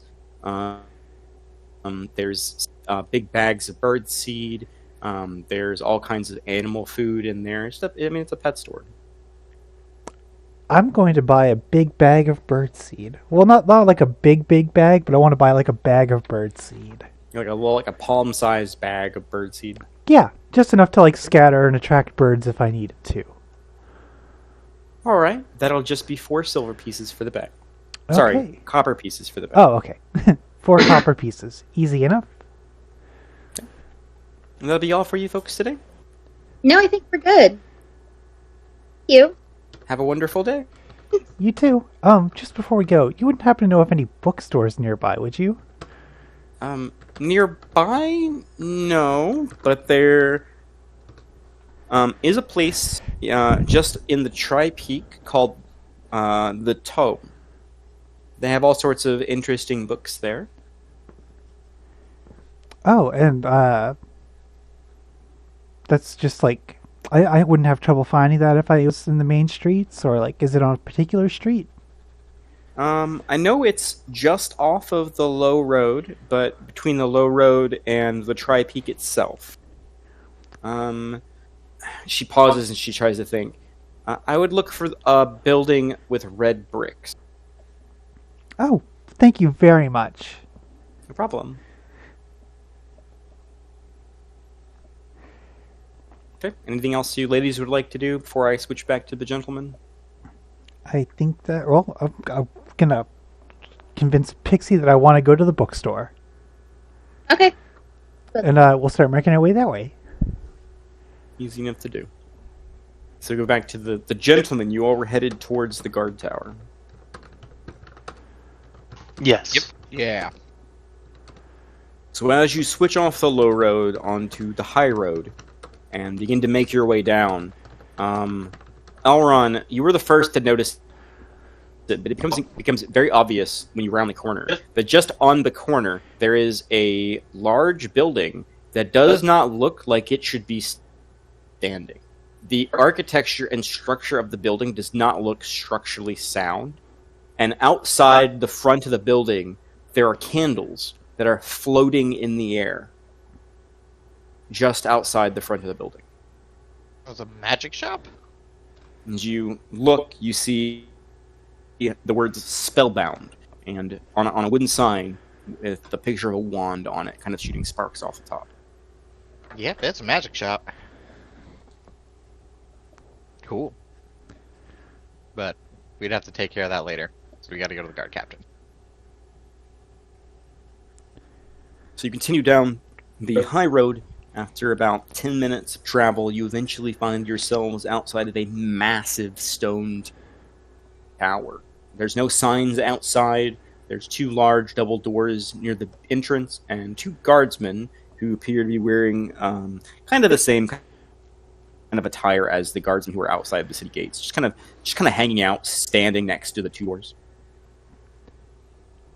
Greetings, gentlemen. Is there any way I might be able to talk to the guard captain if he's here?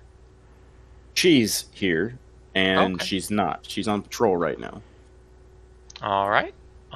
Is there something that we can do for you?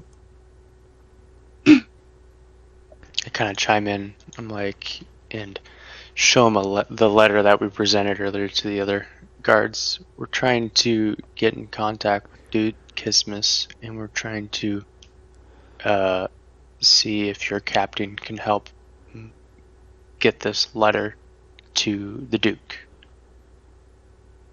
Well, I don't know what her schedule is like this evening. Charlotte's kind of an interesting lady. I mean, I can let her know you all stop by. You come back by in maybe an hour or 2. She might be here. Sometimes she stops by to yell at some of the newer recruits before she goes off for the evening. So I'm gonna like give him like a real steady look and be like, it is vitally important that we get in contact with her.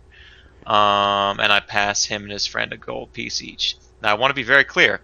This is not a bribe, because I'm not asking you gentlemen to do anything improper here. I'm just asking you to let her know that there are some travelers at the, what's it called? The Dawn Glow? The Dawn Glow Inn. We'll be staying at the Dawn Glow Inn for the next few days, and we really need to get into contact with someone in charge here. As you go to pass him a gold piece, he raises his hand up and says, I'll let her know that there's some travelers at the Dawn Glow that are looking for her. She usually goes there toward the end of her day anyways. If you're there around the evening time, you should see her. All right. Thanks anyway, friend. Thank you And very much. I'll let her know that a dragonborn, an elf, and a human are looking for her. I pull out our calling card, the favor tuna. I'm like, this is our calling card. If you can hand this to her. We're a group of adventurers, but we're in desperate help right now. He nods. It's no problem. I'll make sure she gets your card if she stops back by. Thank you. He hands the letter back to you as well. Okay. Yeah. We, admittedly, there's been some rumors going around about Burrow's Den in general. A lot of people in the town know that, well, they don't have as high or as sturdy or as strong walls as we do. And some of the recent attacks we felt might have been more detrimental to their community, but I'm glad they're still there for now, at least. Nor as many guardsmen. Are you familiar with any of the guards over there? I know a handful of people over there, but just by name, not personally. And they are under siege right now.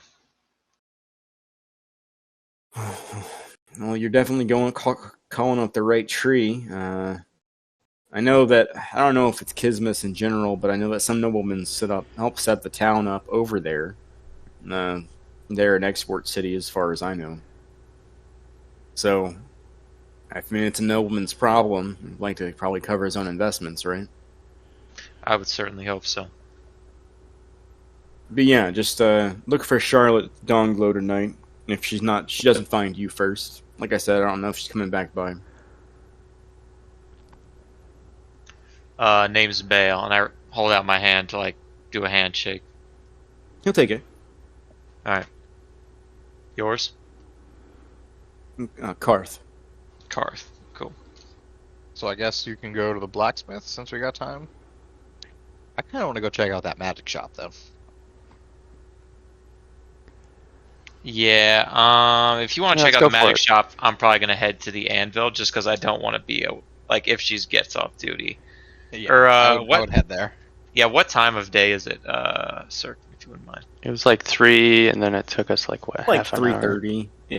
Okay. Yeah. I'm probably gonna head straight to the anvil and take care of that, and then head back to the Dawn Glow so I don't miss her. Okay. What's your passive perception, Bill? Shit. It is 9. Okay, thank you. Elron and Wilder, what are you two doing? I am Check out the following magic shop. Elron. Magic shop. Okay. So the three of you part ways when you arrive at Spellbound.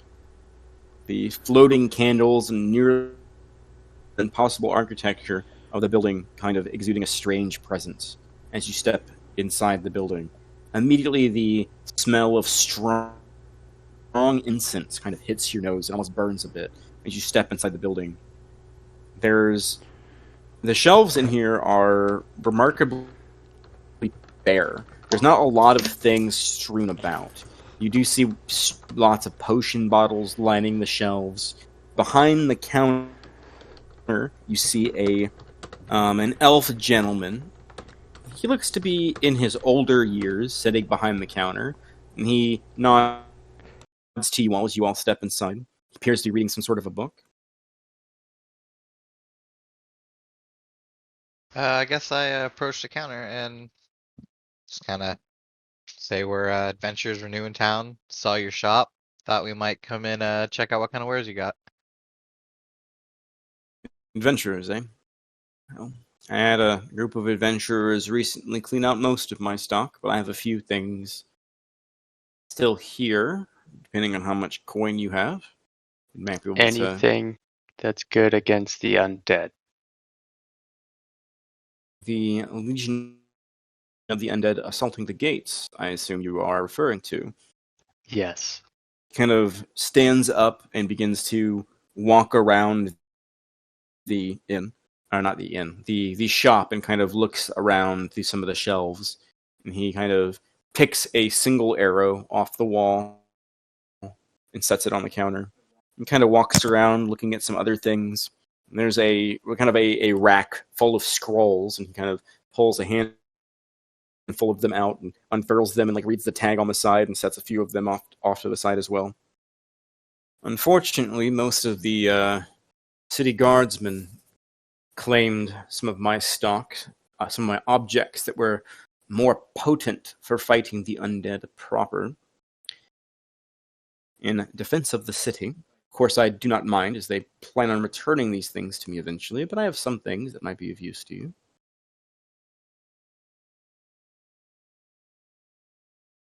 I kind of glance down at the stock he pulled out for us. Anything Same.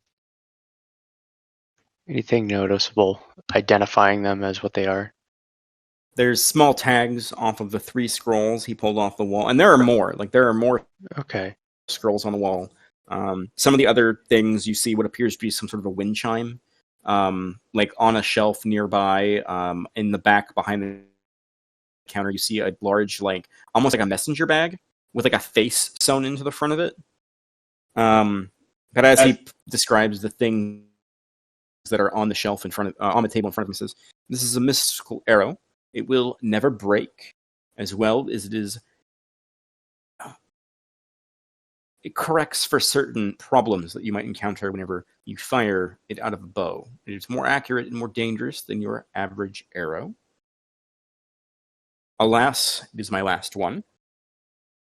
He gestures to the scrolls. And here I have some scrolls that would be useful for fighting the undead. One of which will imbue a sword swing with flames.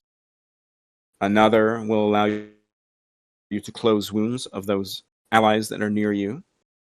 And another will allow someone of the arcane proclivity to fire out a cone of freezing ice. Of course, these are rather expensive things. How much for the arrow?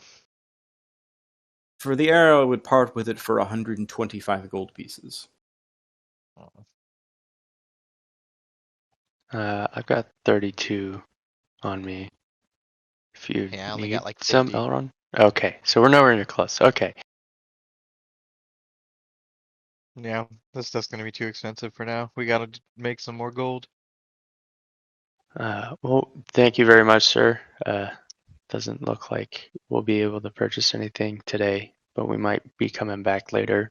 Do you happen to know any of the local librarians here in town that would be able to help us do some research later on? Well, he picks the objects up. You guys have made it pretty clear you're not going to buy them. So he picks them up and not begins to put them today. back where they come from. And as he looks around, talking to you. Well, at the very end of the high road near the guard tower, there is the Greywell Library. If you're looking to do some research on various topics, that would be my suggestion to go to. If you're looking to purchase books, there is a store known as the Tome in the Tri-Peak. Eventually takes the arrow when he puts it back on the little stand there. And take it that you all are a group of adventurers, then. As you said. That we are. Just the two of you seems rather dangerous. No, But there's more of us. Should you be more interested in things that are more interesting, should you come into a hoard of gold in your travels, he gestures to the bag at the back of his shop. I do have one bag of holding remaining. Joel, is a extra dimensional space in which you can store objects. It is quite expensive, but very worth it. Kind of nod. Thank you very much for that, sir.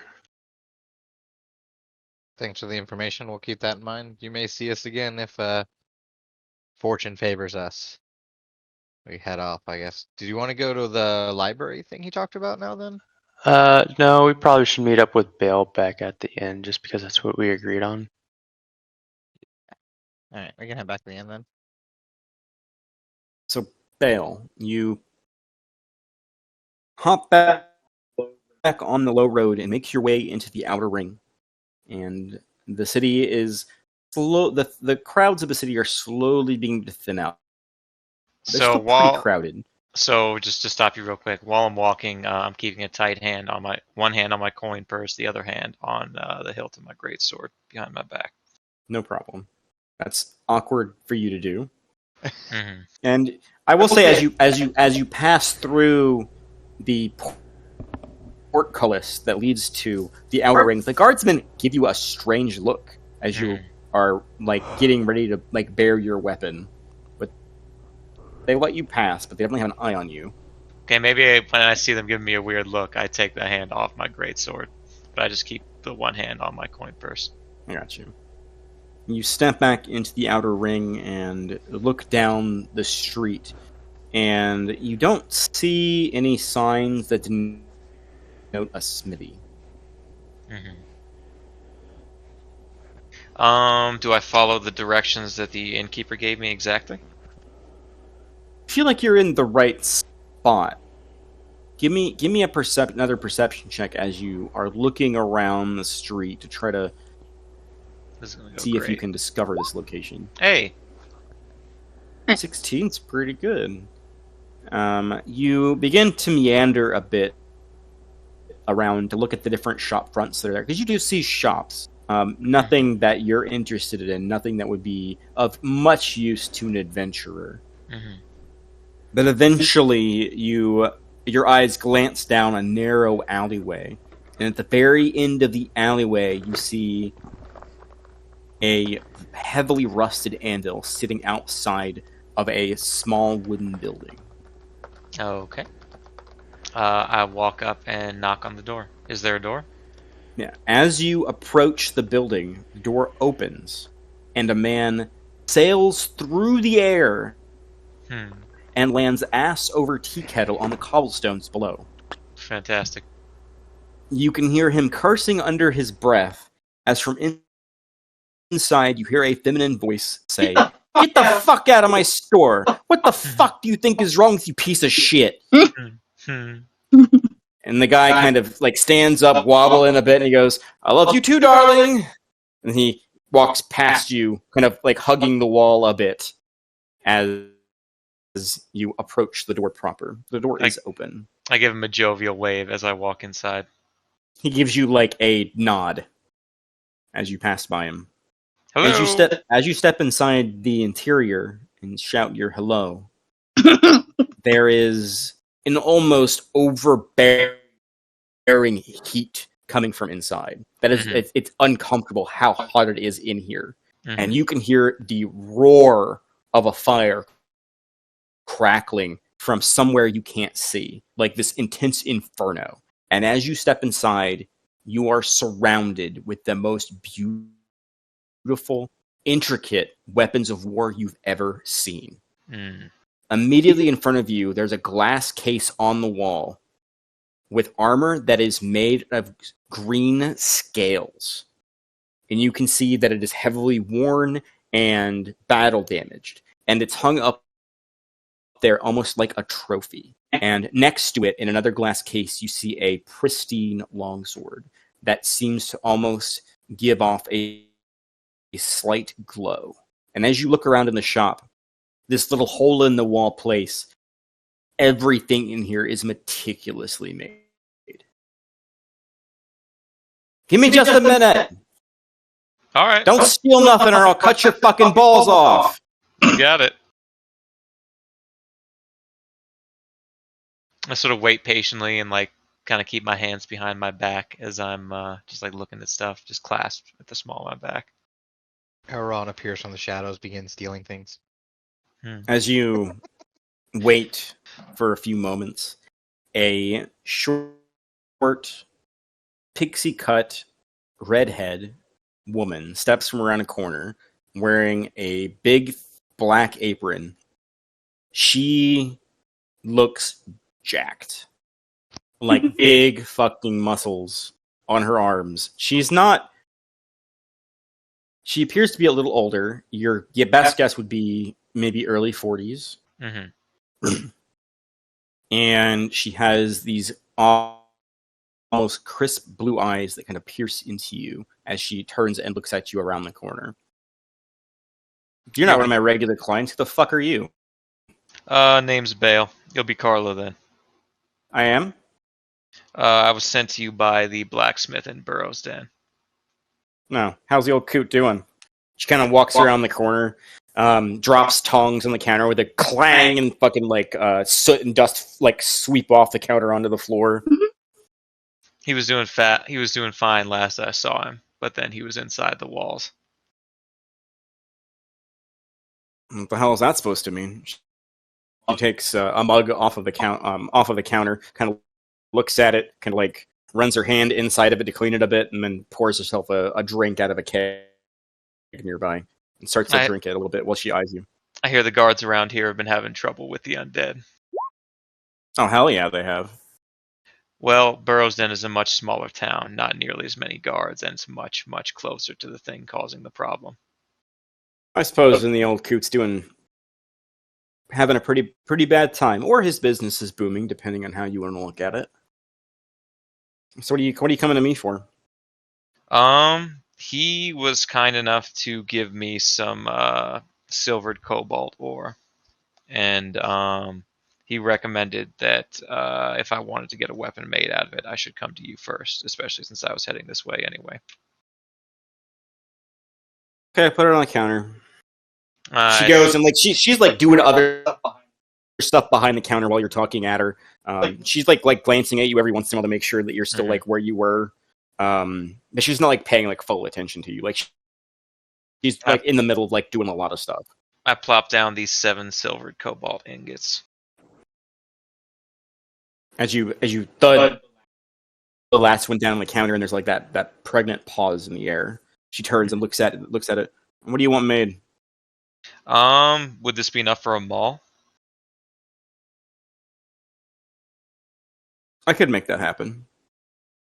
And what would that cost? You got me the materials, so we'll say, how nice do you want it to be? Well, I can pay you 30 gold and give you this very pristine set of scale mail. And I plop down the scale mail that Carrion gave me.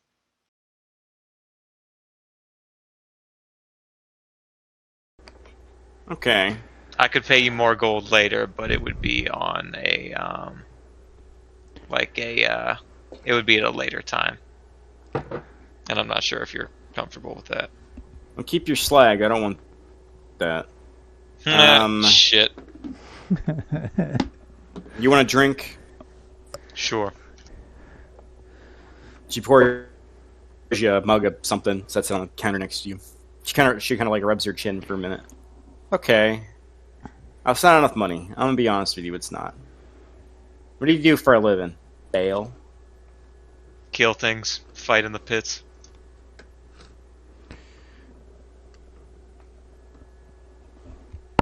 Say you Kind of acquire things. things.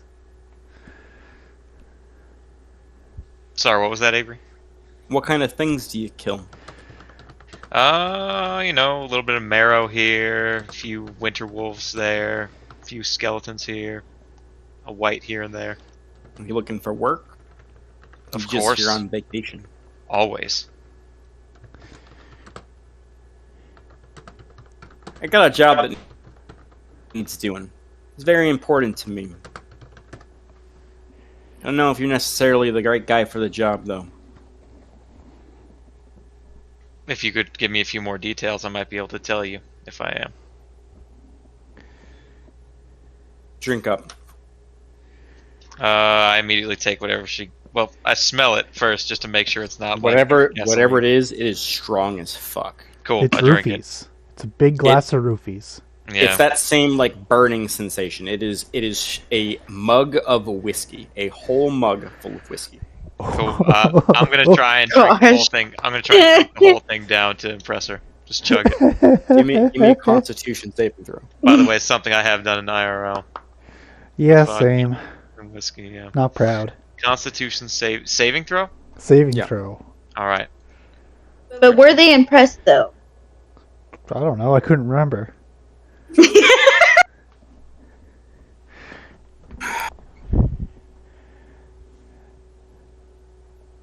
Okay. Look, I'm gonna be honest with you. I don't really want to hire somebody for this job. I want my fucking husband to do it, but the piece of shit's too fucking lazy or he's too fucking hungover to do anything about it. Would that be the gentleman I Says I'm saw too flying fucking out of here, ass over tea kettle? Yeah, that's fucking Dorian, the fucking piece of shit. Knocked me up fucking 20 years ago and decided that he wants to fucking settle down and have a family, and he's never fucking home anymore. I'm gonna be honest with you. I'd rather be out there doing what you're doing. Killing shit. But here I am, my wonderful smithy. Anyways, my daughter's missing, sort of. Kind of. I mean, I know where she is, but, like, I need somebody to go bring her ass home. I take it she's with someone that you don't regard too highly. She's with a group of people I don't regard too highly. They're fucking creepy with their fucking robes and shit. I'm gonna be honest with you. I've shanked a lot of people who do the kind of shit they're doing, and I don't want my fucking daughter falling in with their group. Are we talking bandits, cultists? What are we talking here? They call themselves the Dawn's Shadow. Cultists, then. That's my best guess. Anything else you know Anyways. about them? Yeah, they got a small little farmhouse just on the edge of the mountain, kind of buckled up, nested next to it. Place is surrounded by some pine trees. You head north out of the village, follow the road. You should run straight into the place. Look, I'm gonna be honest with you. I'll pay you. I'll pay you good. I do good work here. Noblemen, I got noblemen eating my ass to get in here and get my shit. I got money to pay you. Bale immediately likes Carla and begins laughing. So instead of money, if you could make if you could just put as much work into the mall as you can, we'll be in town for a while. We've got to stay here and see about getting soldiers sent to Burrow's Den to break the siege. You bring me my daughter back alive?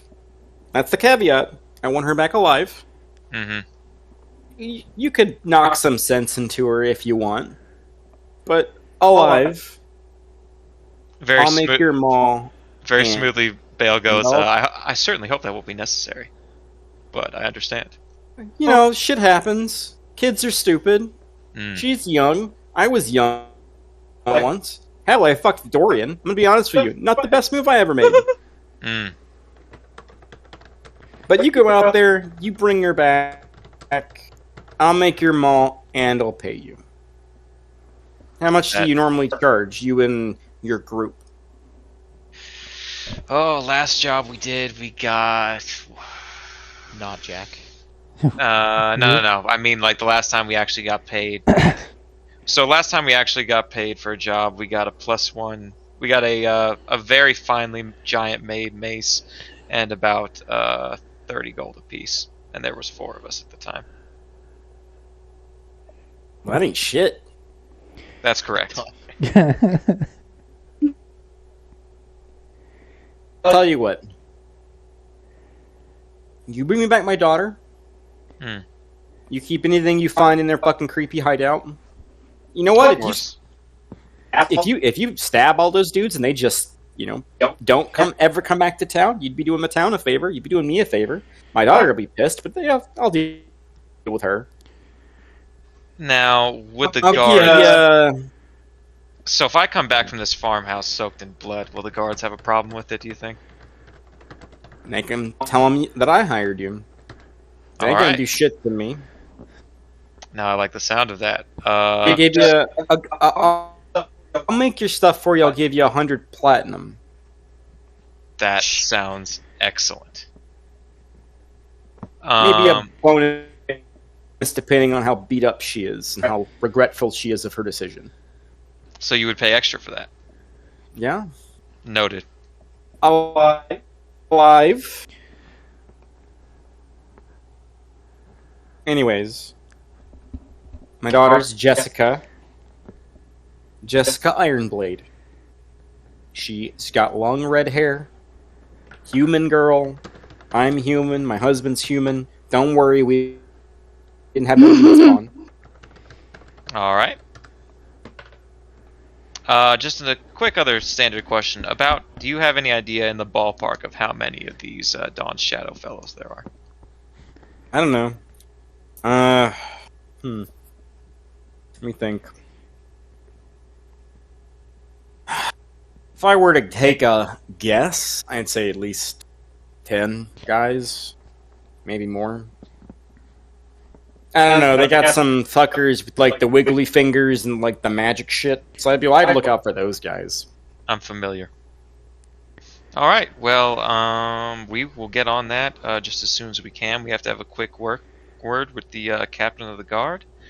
But after that, I will confer with my colleagues, and we'll get right on this. I'll get to work on your weapon. If you decide not to take the job, it's 75 gold. Of course. And as I'm about to walk out, I turn back to her. Oh, by the way, you seem like the type of lady who enjoys a decent wager every now and again, especially for a fight. Yeah? Where's the best pit where a gentleman like me might find some work? Pit, arena, anything like that. I'm probably, every once in a while I go fight in the scrap house. Scrap house. That sounds like an excellent spot. All right. Thank you very much. I'll be back as soon as I can, probably sometime tomorrow evening. Works for me.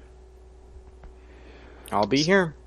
I take the time to collect the silvered cobalt, put it back in my pack. She needs it to work on the. No. You leave that there. I got work to do. All right. If you want this shit done in a couple of days, I'm gonna need to fucking work on it. All right. Fair enough. Oh yeah, and if you see my husband out there, tell him he's a fucker. Tell him he is a fucker. Okay, thank you very much. I'm going to go ahead and confer with my colleagues back at the... And by the way, if you need to... if you need to get in contact with us or anything, we are at the Dawn Glow Inn. Know the place. I've gotten drunk there a few times. Bit upscale for me, but what can you do? Yeah, it's a little too fancy. All right, I give her a wave and I walk out the door. With that, you head back into the city proper.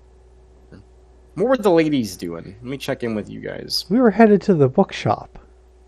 Easy enough to do.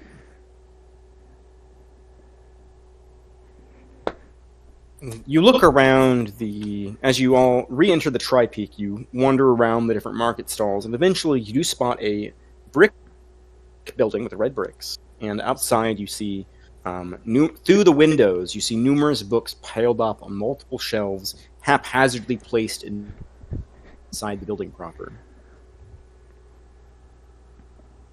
When I go inside, do I see a like a shopkeep of any sort? Yeah, as you step inside, there is a human girl with exceedingly long brown hair. Kind of sitting, and when you step inside, she gives you guys an overexcited wave a little bit. Says, welcome, welcome. Hi. Big smile on her face. I'm looking for one thing in particular, and maybe second if you have anything related to what I'm looking for. But I'm looking for a journal of sorts, just something empty, leather bound, hopefully. And for sure, I have plenty of blank books. Are you an aspiring author yourself? Well, I'm more of a storyteller, but now I've got my own story to tell, so I'm hoping to take notes so I don't forget anything. Well, that's very exciting. So are you chronicling travels across all of Frostfell? Are you writing a story of romance? It's definitely more of the first one. I don't know about the second one. None of that's happened yet. I suppose that's fair. That's very fair. I do have, and she pulls out a small leather-bound notebook. It's a little journal. This here is made of very fine leather, very well-crafted thing, and would be excellent for your purposes. Should be 5 gold pieces for the book. Okay, I'll happily purchase that. And you wouldn't have any books on history, particularly anything ancient of sorts? I'm afraid that most of the things that come through here are the kind of stories that people just like to read. I don't know that there's much here that isn't just fiction. Oh. What do you have in the way of children's books then? I kind of read to children a lot, and it's always nice to get new stories for them. I have The Wolf of Fire available, which is a collection of short stories by Jonathan Wolfe. If you're interested in picking that up, it's 8 gold pieces. And these are appropriate for a younger audience? Mm-hmm. That is indeed.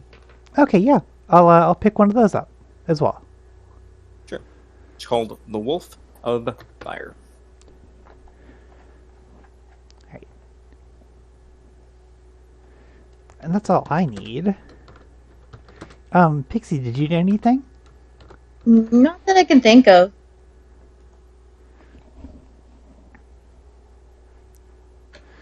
Okay, well, thank you. You've been of so much help. Oh, of course. I'm very happy to help. I hope I get to read your book someday. Well, it'll be a little while, but it'll come for sure. Excellent. Hope you both have a wonderful day. You too. Alright, and with that, Alright. we'll walk out. Any other stops you ladies would like to make? Are we close enough to that, like, weird magic building to see it? You are not. Okay. You are like right next to the Donglo, though. It's Okay. like the next building over. I guess we'd go back, like, I would say to Pixie. So, do we just want to go back to the inn and wait for everyone? Yeah, we can do that. We can go, like, drop off, like, our heavier stuff in the, in our room. Just so we're not carrying everything around, because it's kind of heavy. The room has a key, so if it gets robbed without the lock being broken, we know it's probably the fucking innkeeper. Sorry, I'm metagaming. I'm not there. There you go. Your room has been revealed. As you the two of you step back inside the inn and drop things off in your room, sit at a table and relax, and make some light conversations. Eventually, over time, the rest of your companions slowly file back inside.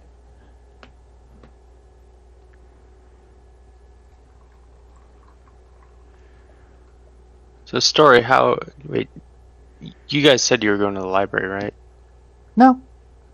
We Okay, went to a pet store, and then we stopped by a bookstore. And look, and I hold up my Bookstore. journal.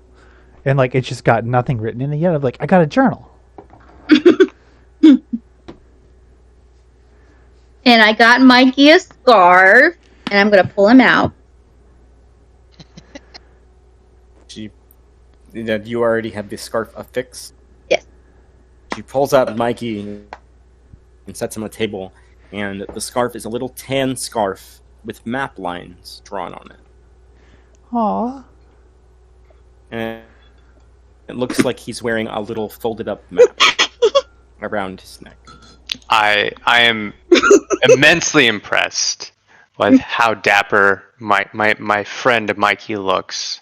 I just kind of like give him a little scratch on the head with just like a finger. I'm like, who's a good map? Who's a good map? Did you say who's a good map? Yes. Yeah, he did.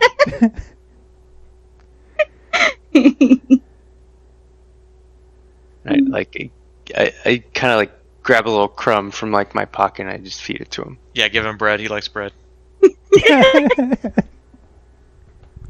was very ardent about that point that he He enjoys happily grabs the crumbs from your pocket and begins to eat them. bread. Yep, there you go. And as the day slowly winds down, you all sit and are having this light bit of conversation. You absent-mindedly look around the inn and notice there's a lot less people in here than there were before. So I'm gonna take the time to fill my compatriots in, and I'm gonna try and keep a low voice about the job that we've been offered from Carla. In exchange, she'll make them all for free and give us 100 platinum coins, which is more money than any of us have seen at this point. A lot more. I say that sounds like something we should definitely do, and possibly something to do a couple hours before dawn, so we have the cover at night tomorrow morning. Well, we still need to talk to the guard captain. Yeah, Presumably. He's coming here? she. She, sorry. Yeah. It said in the evening. I would imagine she should arrive around like 5 or 6ish. We'll sleep and then head out at like, 4 a.m. before the sun comes up. Well, We'll I don't know probably how late the library is open. But if we're gonna be here a few days, we can probably do that tomorrow also. I was just thinking if we're staying awake to how long is it going to take us to get to this small cabin, this farmhouse? She said it was just north of town. It shouldn't be more than an hour or two. So you think it's fine for us to wake up early? We shouldn't stay up all night and then go out, say, 2 a.m.? We would probably just have to wake up around 4 a.m. I would imagine. But I mean, if we went to sleep at 9 o'clock at night, that's still a lot to sleep. 8 o'clock at night, you get your full 8 for the long rest. A voice peeks up over your table. The tiefling girl who was sitting at the table proper is sitting there reading a book, and she pipes up over your discussion to you and says, I myself would enjoy a bath after a long travel. I think that might be a good idea for you all for the evening. Leaving so early after you've just arrived, not the best plan. She goes back to looking at her book. I do an insight check of how truthful she was, of how bad we smell. I want to make a perception check on how bad we smell. Yeah, I'm gonna smell my armpit. Can I do perception as well? Sure, go ahead and give me some perception checks. I fucking suck. I can't smell shit. Oh, that was the wrong one. Hey. As you are kind of like seeing how bad you guys smell, you don't smell bad. But Wilder and Story, looking around your group, you all look kind of grimy. But I just cleaned all of my stuff yesterday. Yes, you also been traveling around the city all day, and you've been in and out of hot buildings into cold air. Warm bath time. We're not going to be leaving till early tomorrow morning. We got plenty of time to go to your rooms, clean yourselves, get new clothes. So I would take say a short rest, and then we'll want to leave a couple hours before daylight. I would say leave probably around 3. So even if it takes us 2 hours to get there, we still have an hour before dawn. I don't think any of us here needs a long rest or spell slots or anything at this point, since we had one right afterwards. So I mean, we could just take a short rest to make sure we get out early enough in the morning. Yeah. That sounds good. I just go over the details. It's about 10 of them. It's supposedly a cult. They got a few magic users. I just give them the whole rundown of all the information. Can I also, if I notice that tiefling girl is trying to listen to me, just kind of casually do a minor illusion of buzzing in her ear every time she tries to listen at us? Minor illusion of buzzing? It can make minor... noises. Oh, it can? Mm-hmm. Are you trying to do this subtly? Yeah, I want it literally to seem like there's a fucking annoying ass fly that she can't catch just buzzing around her. Sure, you should use your spyglass. Go ahead and make a sleight of hand check. Big money. This is the time. This one's gonna be good. Fuck yeah. So the first you watch as she looks up from her book and then looks around and then goes back down to her book, and then you do it again and she looks up from her book. And then she goes and she looks back down at her book, and you do it the third time, and then she looks up directly at you, and and you watch as she moves her hand across the table, she with one hand she's holding the book, and the other hand she kind of moves it flat across the table, and your chair shakes. I just make direct eye contact with her and wink. Oh, she gives you a smile, and goes back to reading her book.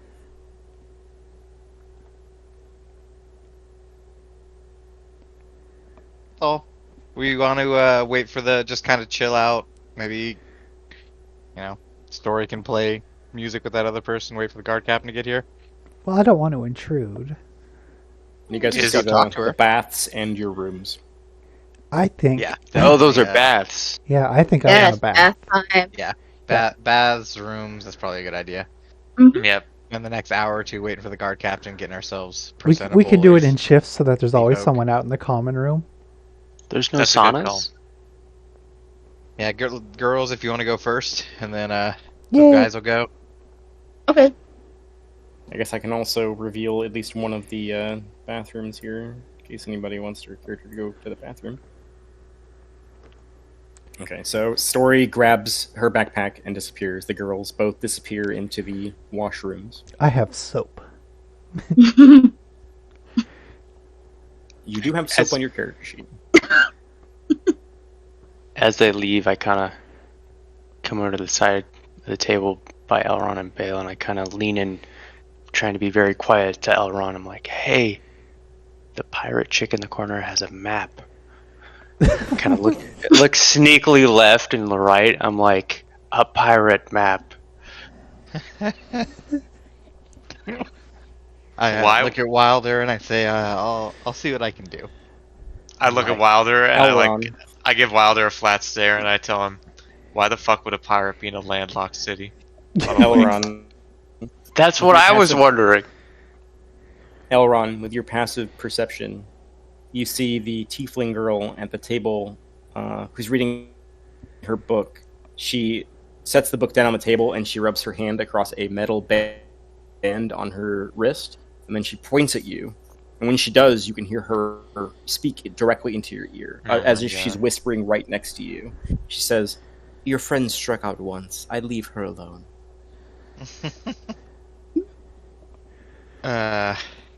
I just look at her again and wink, and then I get up and I walk over to the pirate lady. Oh my Yes. Yes. And as you walk away, Bale, you actually both you and Wilder hear the tiefling girl sigh audibly hmm and say, "Is your friend always that stupid?" Elron, I turn to her you and I go. approach the elven girl. I reply, I- he's a little impetuous, is all, But I approach the elven girl, and in Thief Can't, ask her if there's any work that might be around this town. So you walk up to her table. And again, the same thing is like she pulls the sheaths closed Oh yeah. when you're over there, and it looks like when you were walking over, it looks like she had a compass and sextant, and like she was doing something with the map. And she sheaves it closed, and you walk over to her. And what exactly did you ask her? In Thieves Can't specifically, Yeah. I kind of want to just well, first I kind of want to gauge if she understands what I'm saying in Thieves Can't, Well, yeah, but what do you and say? just say hi, introduce myself, and kind of be like, you seem like a woman who knows what's going around here. If there might be any kind of a particular style of work I could find in this town. Speak very frankly, because Thieves' Cant is coded. Yeah. So what message do you want to get across in Thieves' I Cant? want to pickpocket some people. Okay. And I want somewhere So- I can sell the shit I pickpocket. So you walk over to her, and she rolls up her map, and you say, because you know Thieves' Cant, you say, "Hi, do you know about any bakeries selling donuts in the area?" And she looks at you, and with her foot, she kicks the chair next to her over. So like gesturing for you to sit down. How? And I go and sit down. So we notice him sitting down with the lady now, right? Mhm. It's just kind of like elbow pay. I'm like, oh, he's in. In Thieves' Cant, she responds to you. And again, Thieves' Cant is a lot of things that when other people hear you talking, they're like, "What the fuck are they talking about?" Because it doesn't make sense to anyone else. It's not a language; it's Oh, yeah. a way of It's a talking. code. Yeah. So she responds to you in Thieves' Cant. It depends if you want to make a lot of money or a little money. Always a lot of money. Where are you from?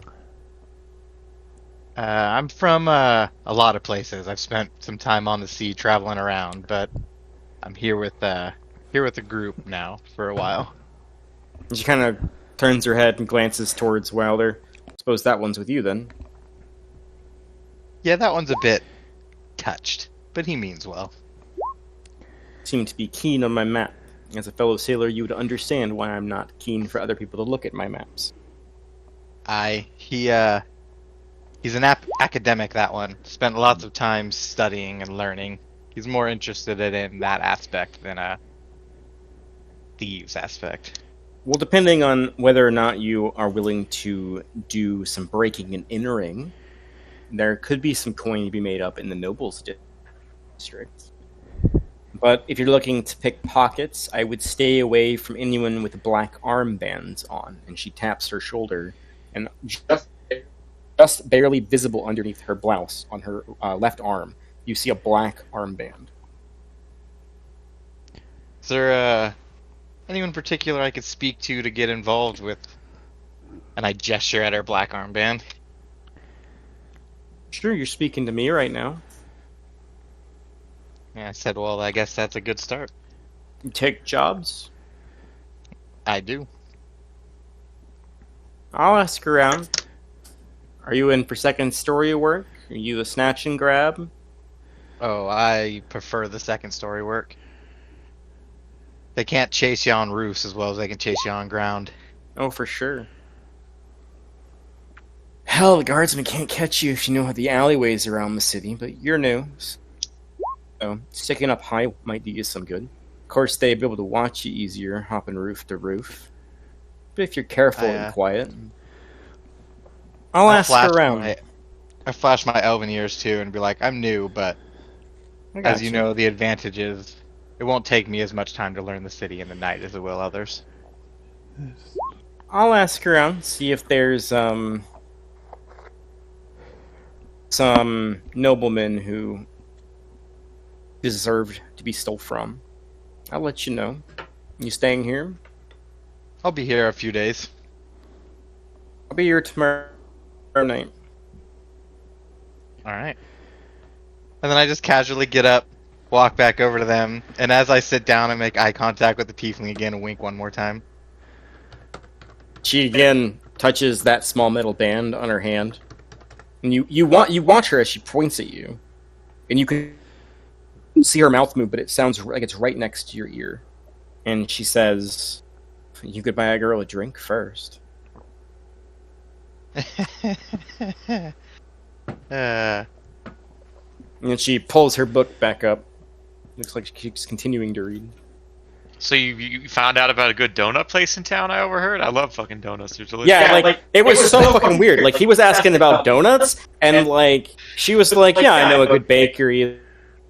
It's just on the south side, but like it's a little too bougie for me." And then he responded with something along the lines of, "Yeah, but I'm looking for like a good church in the area. Like, do you know about any temples to Tesh?" And then like it was a weird conversation. Like it seemed pretty natural, and they were just having conversation, but you have no idea what the fuck they were talking about. I stopped listening after they said the word map. They probably didn't say the word map. They never said the word map. Yeah, no, that's what I'm saying. I stopped listening. Yeah.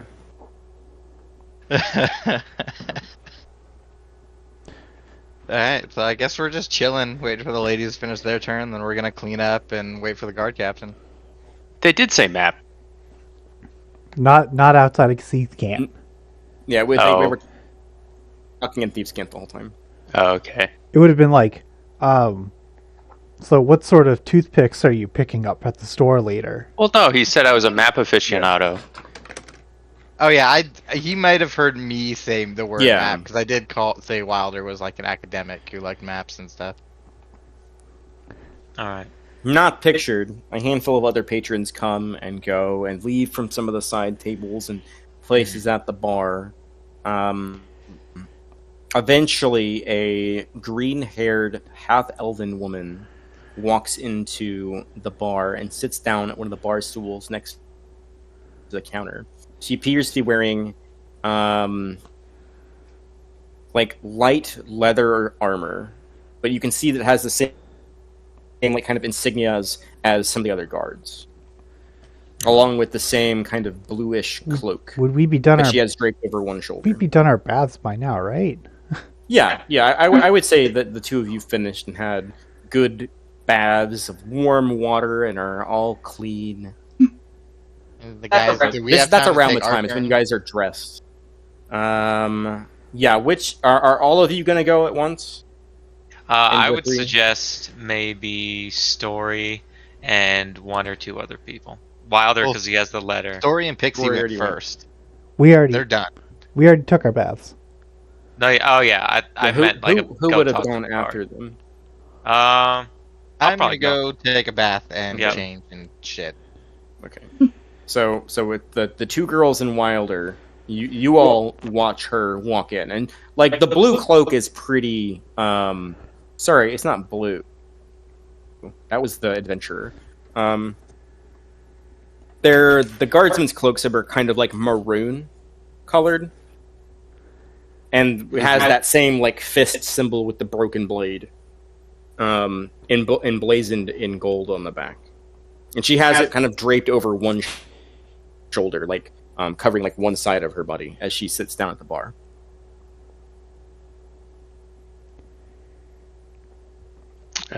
I don't know if we told Story Pixie before, but I kind I of think the let first her thing we said know. when we regrouped back up was we like shared all our information. Oh, okay, yeah. Yeah, you said you were waiting on the guard captain, and then Story said he, and then you guys corrected her. I distinctly remember Yeah. that. Okay, Did we want to approach her at the bar, or do we want to wave her over to our table? Probably approach her. Oh, sorry, I'm not there. I take a bath. This is general group discussion. No, yeah, that's fair. I think You- just Probably- strangers waving her over would probably look weird. You may want to go like As- introduce yourselves. Yeah, and- as you all are sitting there, kind of figuring out what to do, you watch as she orders a drink, and when she finally gets her mug of whatever she ordered, you watch as she stops. She looks around the bar and then turns back toward the barkeep and starts to drink. Okay. Like she's looking, like she looked around the bar to see who was there. I would have waved at her. She gives you like a nod, but like it just like a hi, and then just keeps scanning, and then she goes back to what she was doing. Did we get her name, or do we just know she's guard captain? I'm pretty sure we got her name. Claire or something? Clarissa? I'm totally blanking. I do not remember them saying a name. Yeah. No, I'm pretty I sure they remember said them the saying name. it. Yeah, I just don't remember what it was. I didn't write it down at the time. DM? No, I we know should've what her written name that down. is. We should have written down. Hmm. Anyways, as I see her kind of scanning the room, I kind of perk up and I walk over to her. I'll accompany. And I kind of direct her. I'm like, would you be the captain of the guard here? Turns and looks at you. One hand kind of cupped around her cup. And she just kind of like turns towards you.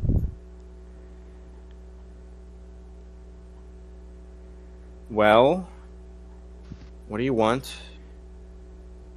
Looking for some help to get some information over to the Duke. Oh. You're one of the ones I was supposed to talk to. I hope you'll forgive me. As good as my guardsmen are, they're apparently shit at describing people because I don't see a dragonborn or an elf with you. Oh, they're taking baths. Dragonborn take baths? Why I wouldn't suppose they? that makes sense. Yeah, they're like parakeets. Sorry, it's been a long day. Insight You check. said you Does had she some know what a sort of letter. parakeet is? Wait, I'll what? make an insight check. Not if she knows if Dragonborn's actually bathe. If she knows what a parakeet is. She was making a joke.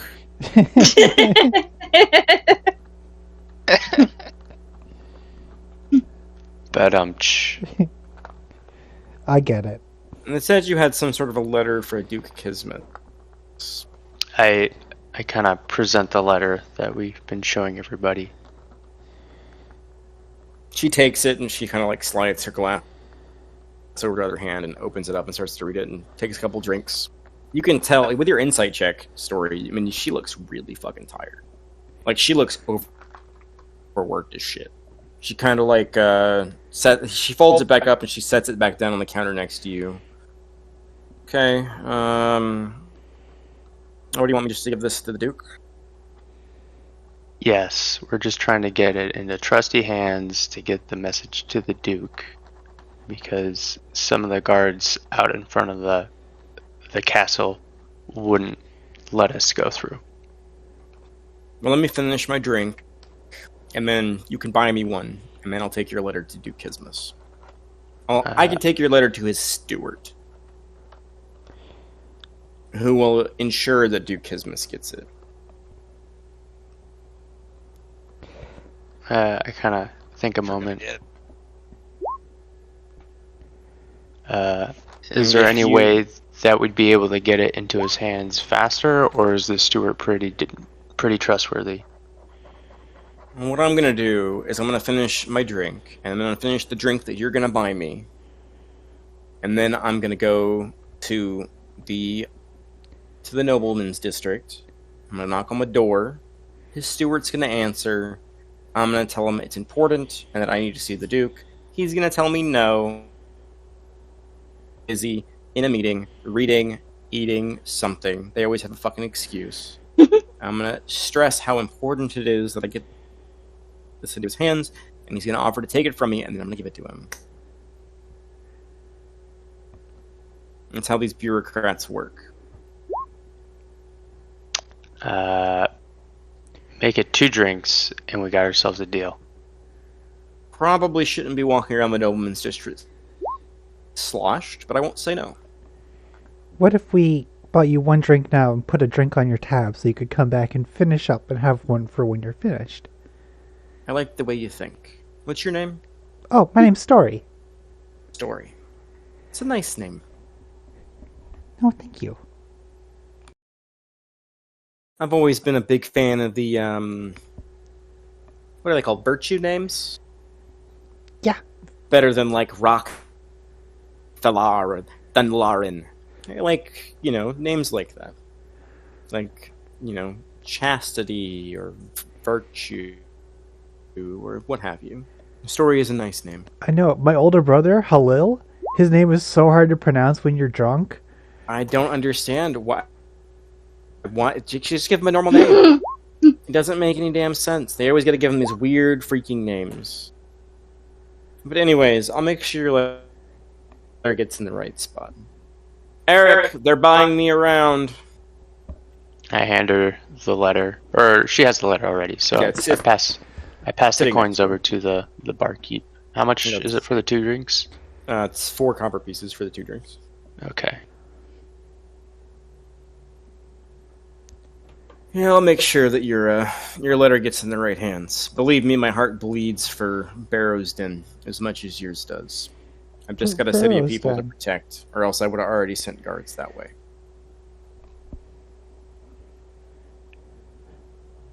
Don't get me wrong, Duke Kismus is a good man. He's got a good heart, and he's got a good force of people behind him to make sure Barrow's Den gets all the help it needs.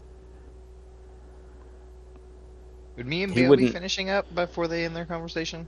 I would say, unless you guys have anything else to say, you guys would be finishing up and have finished getting dressed by the time that this is around the part of the conversation when you guys will be done.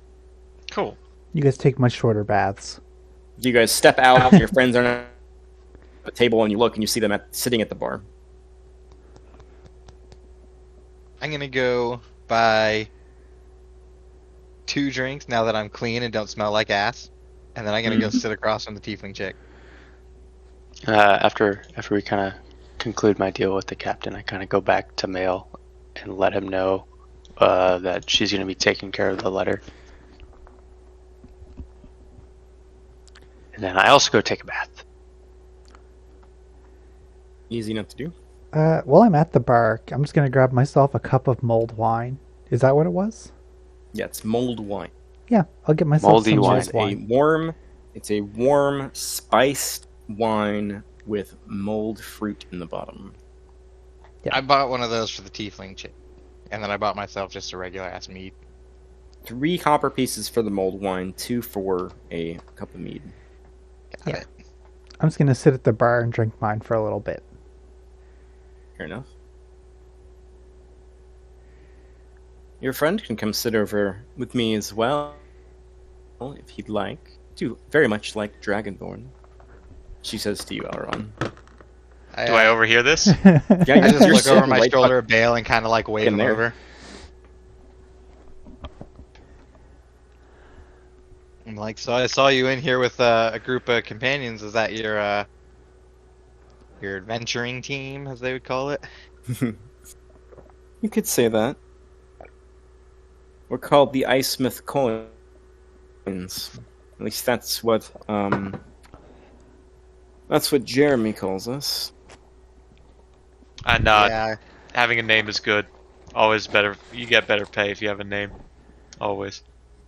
Pose, what's your group called? Bay Fortuna. According to and I gesture towards Wilder, who walked in the bath. Sounds Wilder likes to like call us. a mystical fish of some kind. She smiles with you can see her canines are pretty pronounced. And she smiles at you. Ask her her name. So what brings you to the city? We came from Burrow's Den to try to seek aid for them. They were in quite a tough spot when we left them. Burrowston. She pauses, and you can see her eyes kind of drift off for a moment. Little- She's thinking. Little mining town up to the northwest. That's near the Scar, Yes, it is. isn't it? It is very near the Scar. Got a bit of a skeleton infestation at the present. Difficult to get supplies in or out. I am well aware. Jeremy's from a small town just to the northwest of here. We met here in town.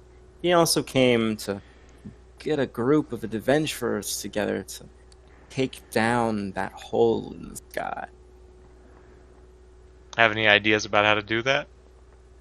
I've got a few contacts. Well, one of my friends has a few contacts in Delflame we're going to talk to. See if we can't do something about it. I just think it's fascinating. Giant hole in the sky spewing out the undead. Insight check that bitch. Sure. You Hold haven't on, asked her inside name check. yet.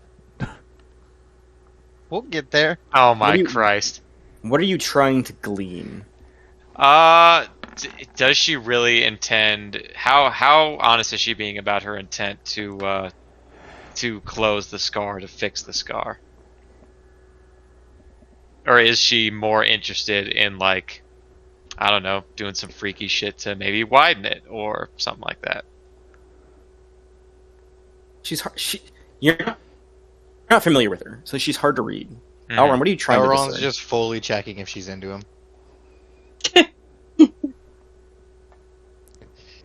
It's kind of like half and half. She seems to like flirting with you, but you don't know that she's into you. If that makes sense.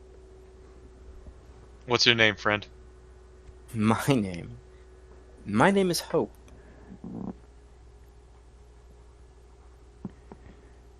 Yours? I point at myself, Bale, and then I point over at Elrond. I say A Elrond. handsome man can speak for himself. What's your name? My name's Elrond. Elrond and Bale. Well, Faye Fortuna, have you found the aid that you seek for Barrowston? We don't we're know work- yet, but we're working on it. Yep. And with that, she takes the book that she was reading and she sets it down on the table, like open. It's still open, but it's just sitting on the table, and she leans forward. Well, that's good. So what's your plans from here? I lean forward also. So I don't really know yet. We're gonna find some work, do some things, maybe move on to Fellflame in a few days as well. Suggesting taking the ferry. It leaves every other day, heads pretty much straight to Fellflame. It'll be here tomorrow, and then it'll be a couple of days, and then it'll be back. Thanks for the tip. We'll definitely do that. A little pricey, depending on how many people you bring with. How pricey are we talking here? A couple gold pieces. I I wave think, my hand. Gold shouldn't be an issue for us. Well, that's good to know. Means you can afford to buy me another drink, then. I wave the barmaid over and order another drink. Some of the elven wine, please. Thank you.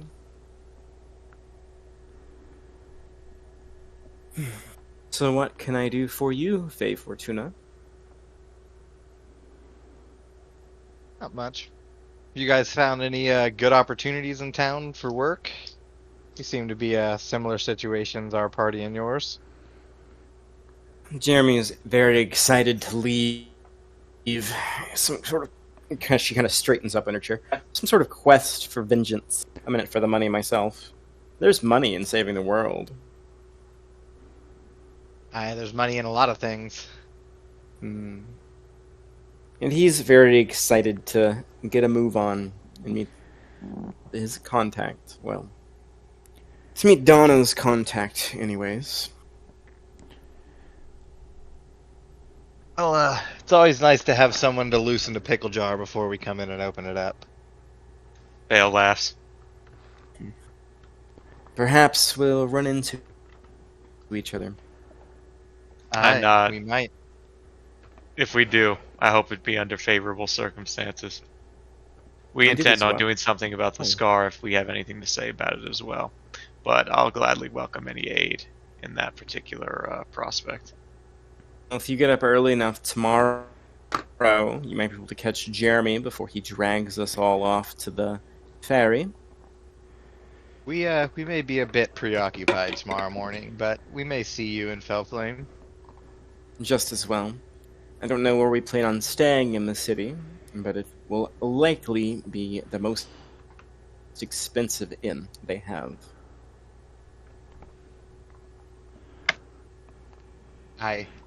We might find you there.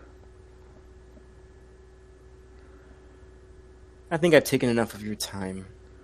And she goes to collect her book. And when she does, Elron, with your passive perception, you notice the letters on the book front, like the page, are moving.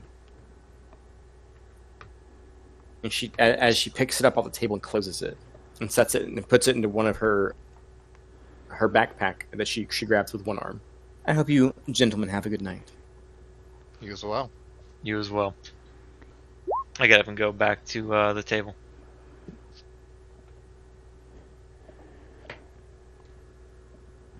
Story would have Wilder, just pulled out. It's around this time you come out, Wilder. Story, Pixie, what are you guys doing? I would just be sitting at the bar having my drink, and I would pull out my newly acquired book, and I would just be leafing through it, looking at the short stories. Okay. Yeah, it's a collection of short children's stories. If you need more information than that, I will happily provide it later. Yes. No, I'm getting like a general sense of what's in the book. I'm not fully reading any story right now. I'm sort of glancing through the titles. Collection of poems and short stories. Most involve animals as you kind of leaf through it, with like small little tall tales with morals attached to the end of them. Perfect. What are you doing, Pixie? So I think. I'm just vibing. I'll just be Yeah, I think we're done for the night. We just got to take a short rest and then head out super early morning to go F up some cultists. I would say so. Yeah. Do we want to do a short rest so we have plenty of time in the morning? Yeah, probably just a Avery- short rest. I don't think anyone needs a long. Avery, would we take a level of exhaustion, or would we have to make a Constitution check to that effect if we do that? Are you going to go to sleep for more than 6 hours? If it's just 6 hours, It's probably yeah. only like 5 o'clock right now. We No, can yeah, easily what- do that. What time And is still it? be up by like 3 in the morning. It's about 6 o'clock in the evening right now. Okay, Yeah, so we can yeah, Only 6 o'clock. let's go on. Let's go There's rest. for plenty enough 6 time hours, to I go think. to the library. It's up to you. The day is still yours. I would We're gonna like be to here for go like to the 3 library. days. I've been dragged halfway across this place. I've been to the library in months. So, like that's my prerogative. Like, I finally got the letter to the guard captain. I'm gonna go to the library. All right, I put a hand on Wilder's shoulder. Be back in 2 hours, if you would, please. Will do. All right. We'll see about that. Oh God. Does anyone else need to do anything else? No, I'm enjoying the comforts of being indoors. So, I assume the rest of you are going to retire to your rooms to get some rest.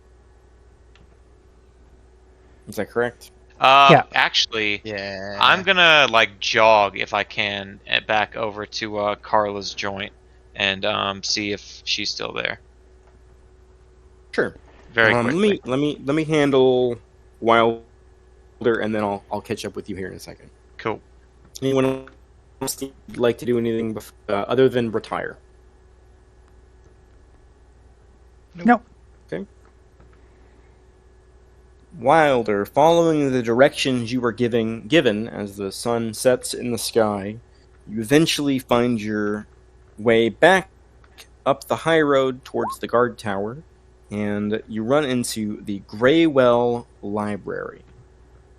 As you step inside, the smell of old and ancient books fills your nostrils and fills you with a sense of nostalgia as you step inside the incredibly like books. quiet place. The only noise you can hear is the soft turning of pages by a handful of individuals who are perusing through some books, as well as the soft crackling of candles. Ooh. Behind the counter in the front, there is a gnomish gentleman who watches you as you step inside. I kind of slowly, kind of in awe, as finally being back in a library. I go up to the what I presume to be the librarian and introduce myself. Hello, good sir, or good librarian. My name is Wilder. Is it all right if I peruse some of your collection? Absolutely, as long as you don't take anything with you. You're welcome to look around to your heart's content. We have plenty of books here for you. Is there anything in particular you're looking for? Or would you like to check out and strike out on your own? So from the Elven ruins that we explored when we were on the lake, I vaguely remember the symbol, and I kind of jot it down for him. I'm like, do you recognize this symbol in any of the books that you have here? I believe it was like kind of shadowy tendrils and like a helmet set in the middle of it. Let's see if we have advantage. Hold on.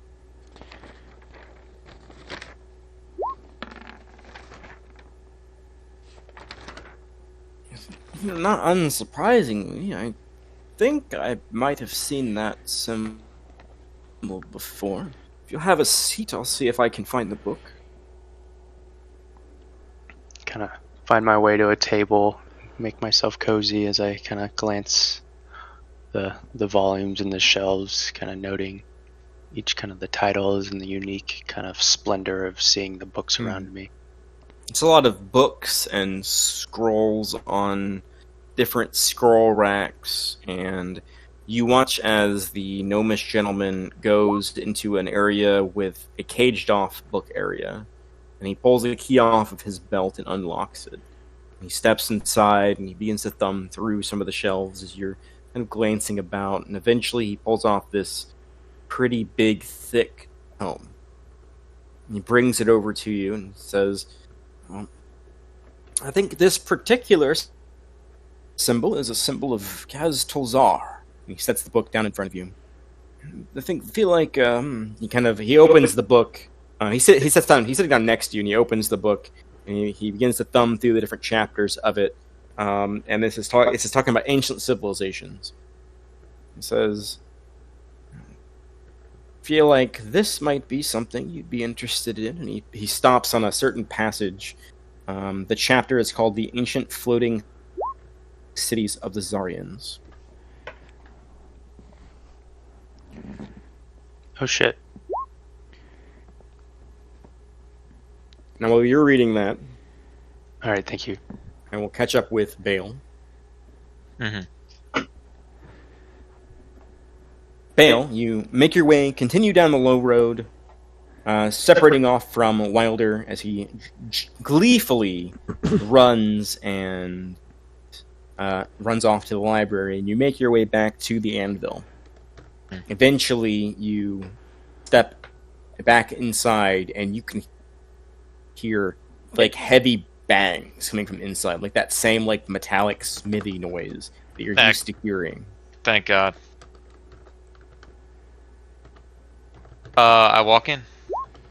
As you walk inside, you can see Carla and what appears to be the rough beginnings of a warhammer, and she's spinning it over on. She has like the curtain pulled aside, and that's where she was at before, where she was behind the curtain. Mm-hmm. Sorry, I wasn't really clear about that.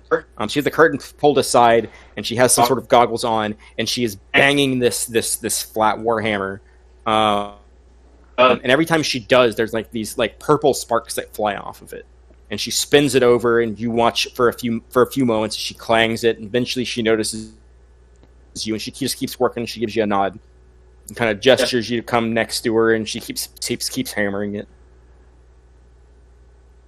All right, I walk over to her, and I guess I would probably have to shout to be heard over the banging, right? Yeah. I need you to give me as accurate a description of your daughter as you possibly can.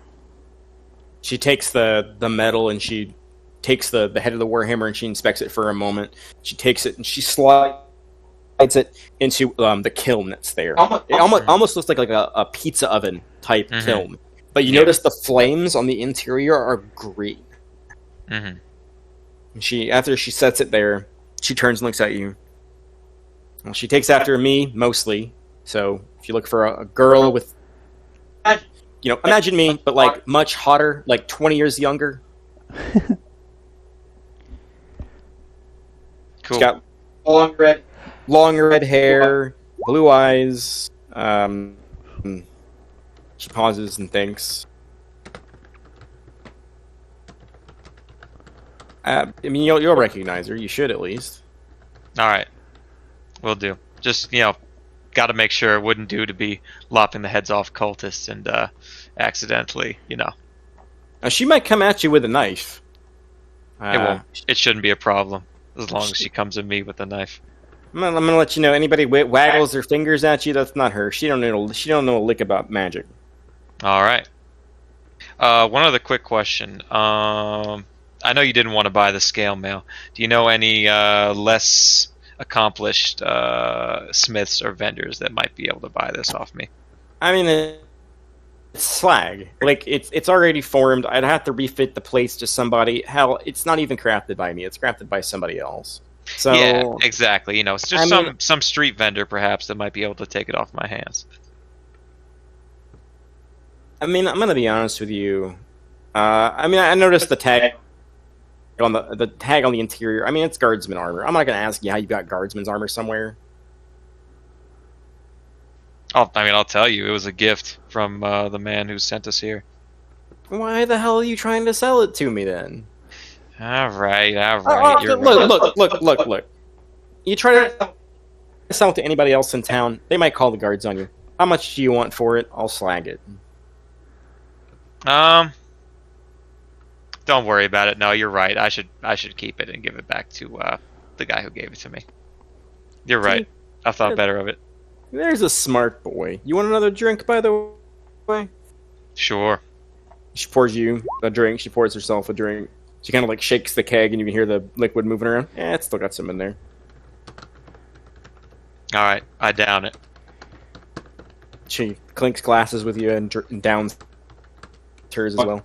You watch as she kind of like gets a little bit stiff there for a second after she drinks it. All right.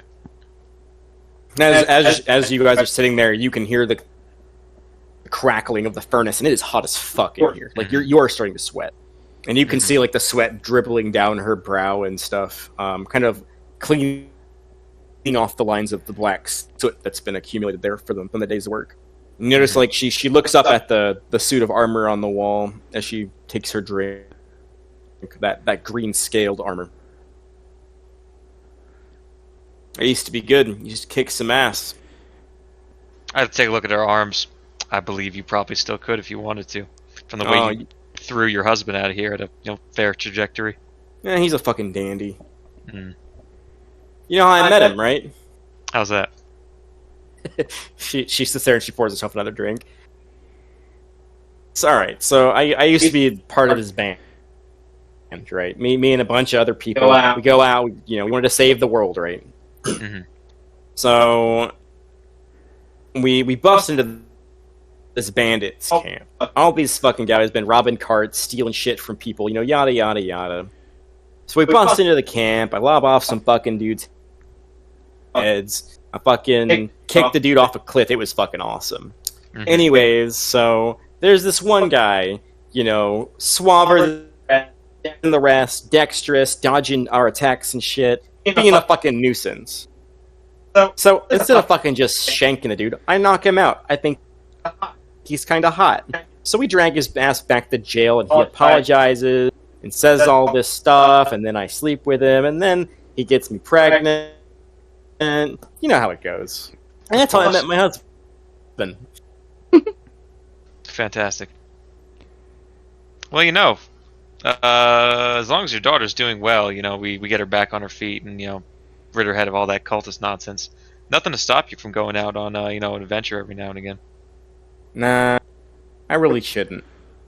I don't know. I make good money here, Hell, some of the noblemen are willing to pay upwards of like 500, 600 gold for a fucking sword, just because no fucking smiths in the region know how to fucking make it good.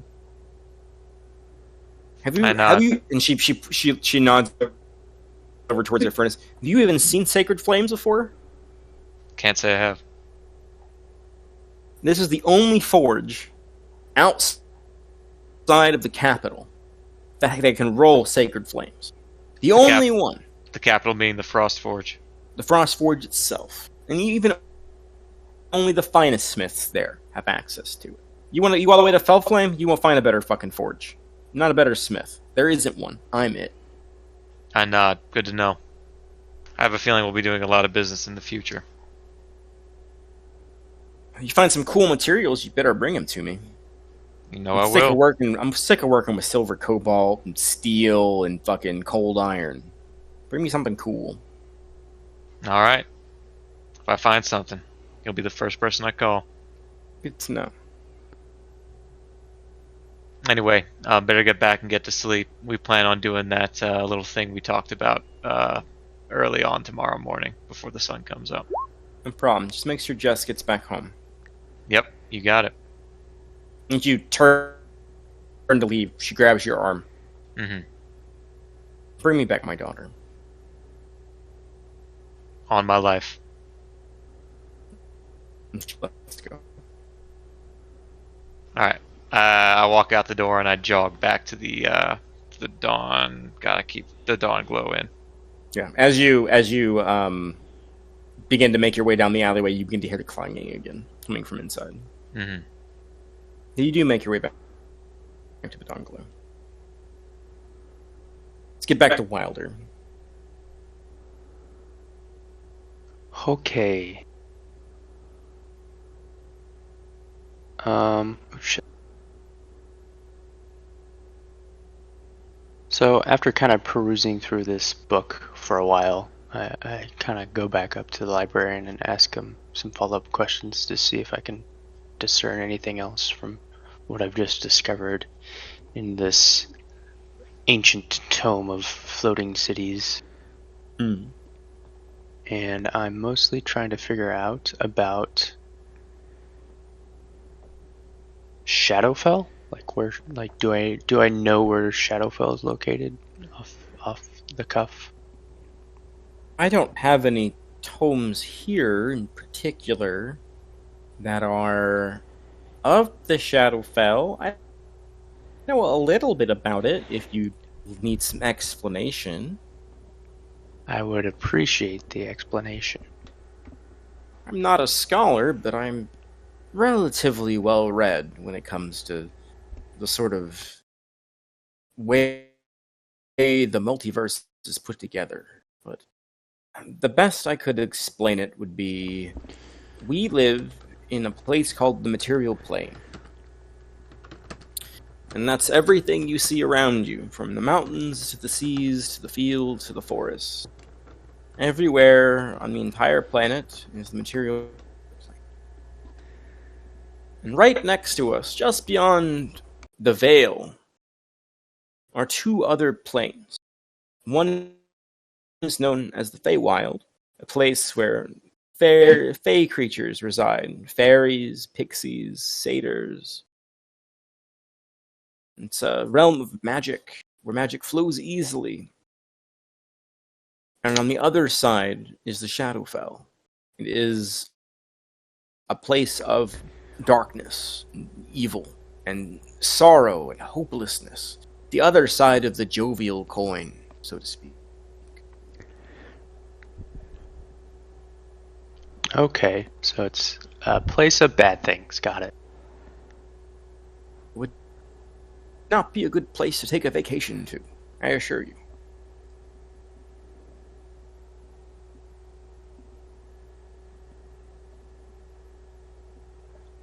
And then I have another question to see if you have any books related to the weave that is mentioned in this tome. More specifically, any way to fix it or Fix- interact with it.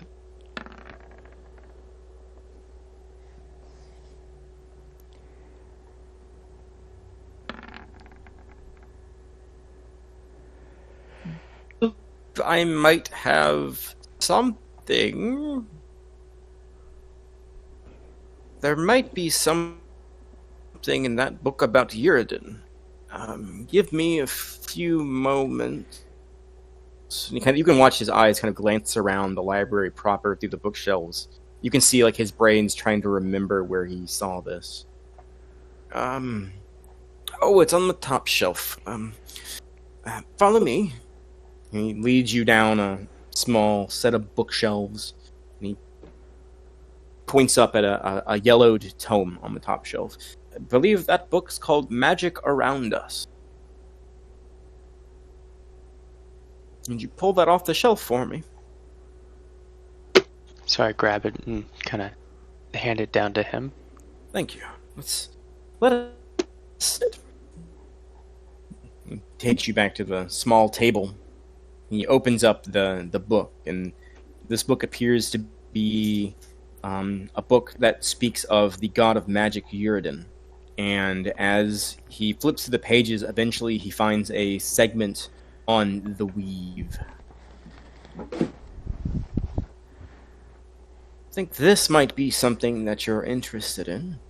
I don't know how useful it will be to you. It is, and excuse me for a second as I glance through this. Mm-hmm. Is there anything else I can help you with? Yes, thank you very much for the book on the God of Magic. The only other thing I was looking for was possibly be the not so recent war with the giants that you guys had here. Well, I know that the written history is complex. I might be able to find something for you tomorrow. We're planning on closing soon. As he looks up out through one of the windows, and it's nighttime by this point. Oh You've wow, been- I've lost track of time. You've been here a while, and Power of books. I'd be more than happy to help you find something then. But I myself need to get some rest, and I suggest you do the same. Well, I'd appreciate the help tonight, and I will be back in the morrow.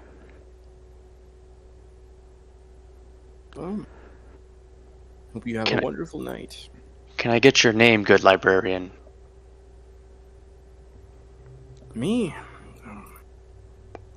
I'm Dormand.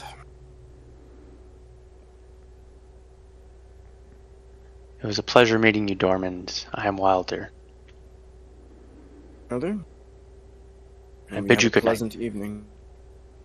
And I hope your pursuit of knowledge is never abated. Is yours as well. With that, he takes the two books and he goes and he sets them down on the counter in the front.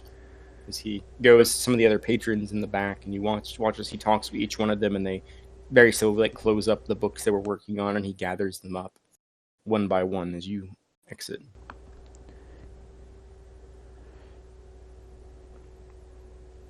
Any other stops you'd like to make, Wilder? No, that was it. Thank you. I head back to the inn to rest up. Does anyone have anything else they'd like to do before I proceed forward to the next day? We are gonna wake up very early so that we can go out to the cultists. Yeah. Essentially still nighttime, but like 3 in the morning kind of a thing. Mm-hmm. So we got an hour, maybe 2 hours before sunrise. That's no problem. No one else has anything they want to do? Just discuss among each other? Nope, not that I know of. No. Pixie, anything we want to girl talk about in our room? Or are we good? I mean, I guess. Sure, go for it. What?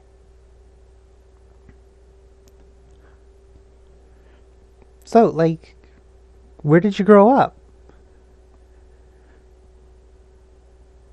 Guiding. Oh, what's that place like? Guiding. I've only been I've been to Maracue, and this is my I guess when I traveled with Wilder up north, that was the first time I ever really left the city. What was it like in Guiding Light? You remember a lot of things about the city, and you lived there for many, many years. And I would say, Pixie, the one thing you remember most of all is in Guiding Light proper, there is a massive lighthouse.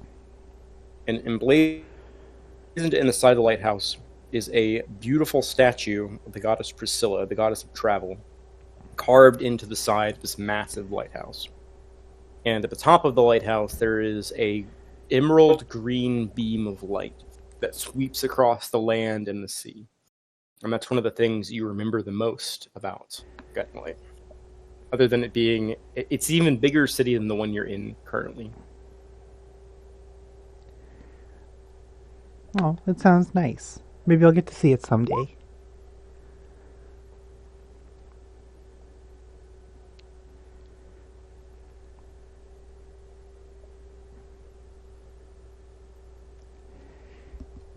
I guess we'll just talk about our homes for a little bit before we trail off, because we know we got to be up in 6 hours.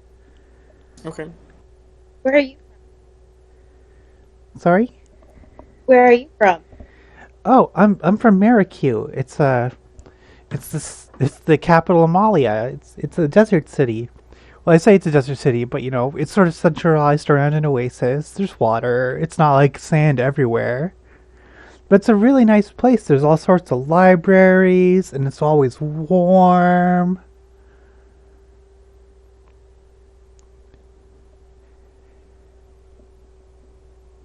It's where I learned to read and tell stories, and yeah. And she'll get like a little sad look in her eye as she talks and sort of trails off at that. So you read stories? Yeah, I used to read stories to a lot of kids. What's your favorite one? Um,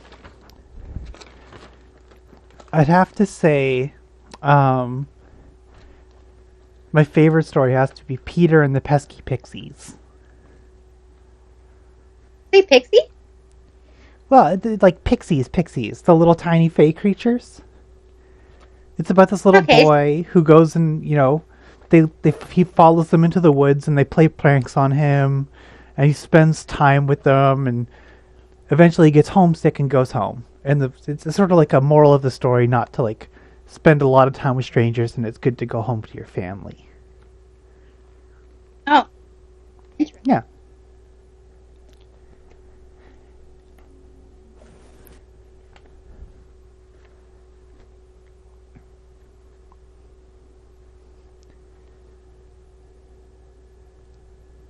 And with that, eventually sleep comes to those of you who choose to sleep. You said you all are waking up before dawn, correct? Yes. Yeah, like early before dawn, probably like 3 o'clock, 3:30, something like that. In the So- dawn shadows, one could say. One could say. Elron, as you Yeet. sit in the chair in the room, leaning up against the wall, kind of fading into that trance-like state that you go into at night. Your vision slowly darkens and eventually becomes this kind of milky blackness. And you see an image of the moon, of Luna. The larger of the two moons on a night sky, surrounded by a myriad of stars that blink and twinkle. And then you see a small spot of black appear on the moon. And at first, it's imperceptible. And it slowly grows larger and larger until it resembles the tear that slowly grows wider and wider, eventually obfuscating the moon and the entire night sky, sending your vision to a pool of inky blackness that flows and ebbs, and a myriad of an infinitesimal amount of hands covered in inky blackness reach through the void towards you, feverishly fighting, crawling over each other until you snap back to yourself and realize you're sitting in the room and it's about time your friends woke up. I just kind of like take a deep breath, shake off whatever the fuck that was, and You've rise got Balin sweat Wilder. pouring down your back. Yeah, we got shit to take care of though. So I wake up Balin Wilder, collect myself, and get ready to go.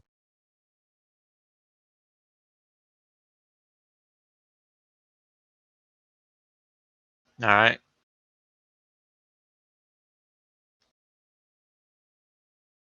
Okay, and Story and Pixie will wake up. We had Mikey count time for us and wake Pixie up. I'm sure Mikey can count. Everything in my conversation led me to believe that he can. Bale, So I Bale, Elron, and Wilder, you step out of your room and you don't see the girls. I knock on their door to wake them up. Story and Pixie, you are awakened in the middle of your REM sleep by someone rapping on your door, and your eyes are puffy and uncomfortable, and it hurts to open them. Do I see Mikey anywhere? You see Mikey. You turn and look around there. You have dark vision, right? Yeah. Mhm. Yeah, he's asleep on Pixie's back as she's laying on her stomach, kind of like with her mouth open, like drool pooling under the pillow. I'm gonna give Mikey's him just like a. asleep on her back. I'm gonna give him like a tiny little poke in the in his belly and be like, Mikey, you were supposed to wake us Here. up. She like runs and like dives underneath Pixie. I'm gonna shake her awake and be like, we're late. Let's go. No. And I'll like strap on my armor and get outside. So you all are awake and alert. Alerts in quotation marks. Yep. You do not benefit from a long rest. You can benefit from a short rest if you would like to spend hit dice, although I don't think any of you need to do that. I think we're all still okay. And what's the plan? We head out as she directed to go try to find that cottage. We're Yep. going to Northwood, to the Nor- mountains. North of the town, at the edge of the mountains, we're looking for a farmhouse. So you exit into the cold, still air of the night. Only a handful of people meander the streets at this hour. The slowly burning torchlight of the city's lights that illuminate the streets, the only small sparks of light in this endless sea of darkness that surrounds you. But you push forward and you make your way past where the anvil is, down the low road, and make your way to the northernmost gate in the city. And when you arrive, there's a large metal motif above the portcullis of a gigantic bird. Thing like avian creatures. We got a dragon at one gate. We got a bird at another gate. The guardsmen see you approach the gate, and they don't stop you. They don't slow you down. You just proceed forward. Yep, Just I kinda nod nod. at them as we leave. Yep, same. You're safe out there. I give him like a sleepy wave. You all push off into the sea of darkness ahead of you.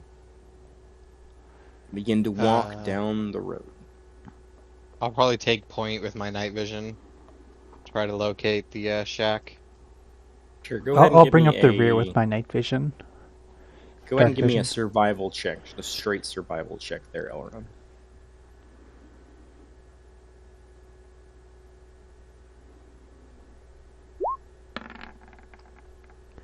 Yes. It's pretty good. You keep watch. Nothing seems to catch your attention. But as you push further and further down the path outside of the rock gate, you eventually see the trees beginning to thicken. Pine trees covered in dusting of snow from nights past. Occasionally you see a sheave of snow slop off of a tree as a small squirrel hops from branch to branch. Kind of startling you briefly, but you push forward as a group. Eventually, you find yourself toward the end of the road, and ahead of you, through the dense thickness of the pine trees, you see what appears to be a small cabin with no lights on inside. I kind of like a gesture to the group to stop and like point it out to them and say that's probably what we're looking for, like really quietly under my breath. And I think we should basically just take the same strategy we do with the village. Bale and Wilder, you guys take point. I'll kind of arc around, see if I can get eyes on a window or something, and look inside before you guys go in. And Pixie and Story kind of take up just a little bit behind Bale and Wilder, because you guys got ranged attacks and shit. I think that's good. So just before we go, we're looking for like a attractive younger girl, maybe like 20 years old, long red hair. If you see her, by all means, do not kill her. Yeah, just we can attack her, just use non-lethal damage. Yep. So at worst, we'll knock her out and carry her back. Yep. I mean, I'll try to locate her first, possibly try to use some kind of persuasion to convince her to come out. If not, then we can just knock her unconscious and drag her Careful. out. If she screams for help, it's going to be you against 10 plus cultists. Oh, in there. I'll wait till you guys bust in the front door before I try to like jump in and grab her. Cool. I would Alright. say, Elron, since you have the highest passive perception and dark vision, when he says 10 plus cultists, looking at the building, it's pretty small. Maybe at most like 25 feet across and maybe like 30 feet deep, if that. From how many people they say, there may be some kind of cellar or underground situation we may have to deal with here. If there really is that many people in this small shack. If we have the right place, don't go in there and start lopping people's heads off immediately unless you see, robes, magic users. Like, you just see, like, a family sleeping. Like, I wouldn't go just, like, start butchering them immediately. Don't. Elron, I know, Get like, we haven't really done this a whole lot, but like, I could come sneak with you. We could go check it out. I'm pretty sneaky. Yeah, we could try to approach like that. Cool. I'm good with that. So Elron and Story are taking point. Yeah. They're kind of, like, flanking while me and Wilder and Pixie are going to, like, go more slowly up the main route to the house. And I'm going to cast invisibility on myself. Okay. So you watch as Story. What is your focus? Is your loot, correct? Yes, my lute or my drum, depending on which feels more applicable. I would probably use my drum because it's a little quieter. Yeah. So she reaches to her side, and the small little drum on her side. You listen as she taps a small beat on her drum, and she says some arcane words, and her fingers flash with a little bit of yellow, and she rubs it across her face and vanishes.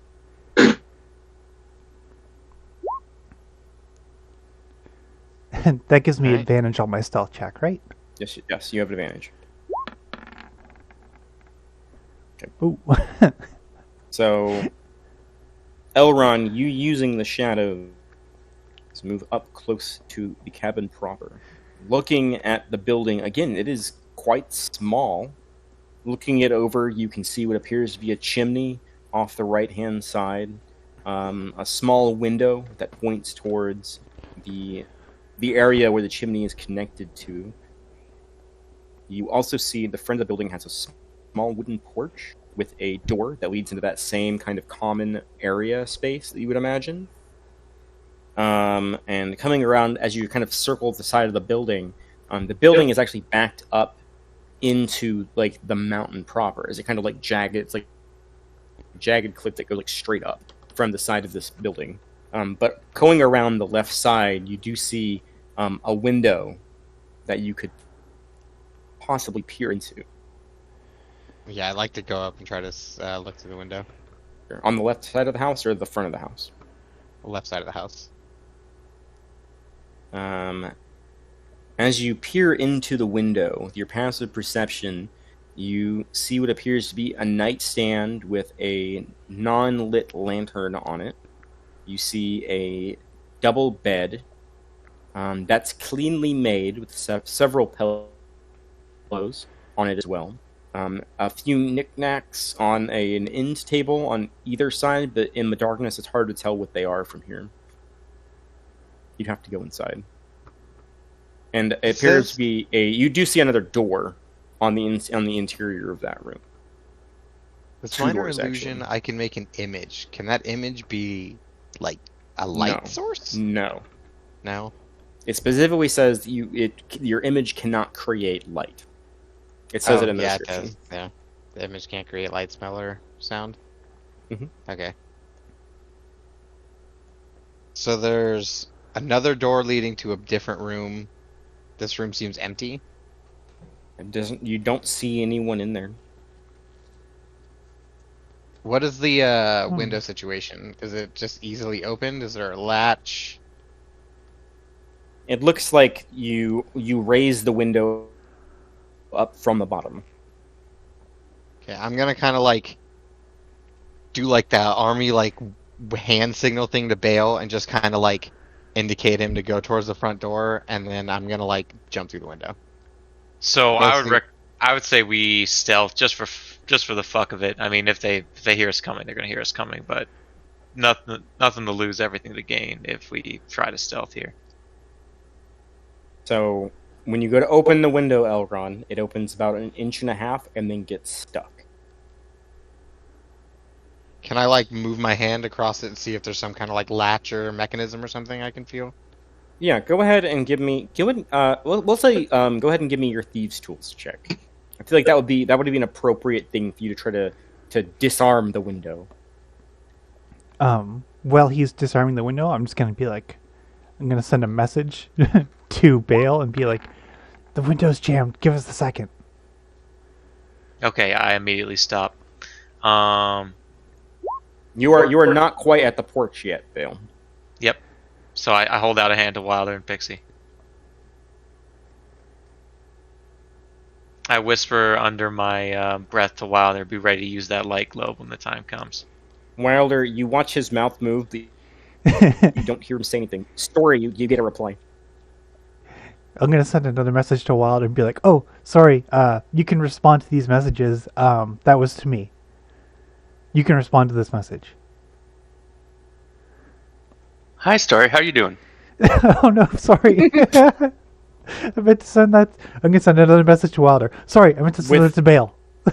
With a 10, Elron, you realize that the window is simply stuck in the frame. You can try to push it up.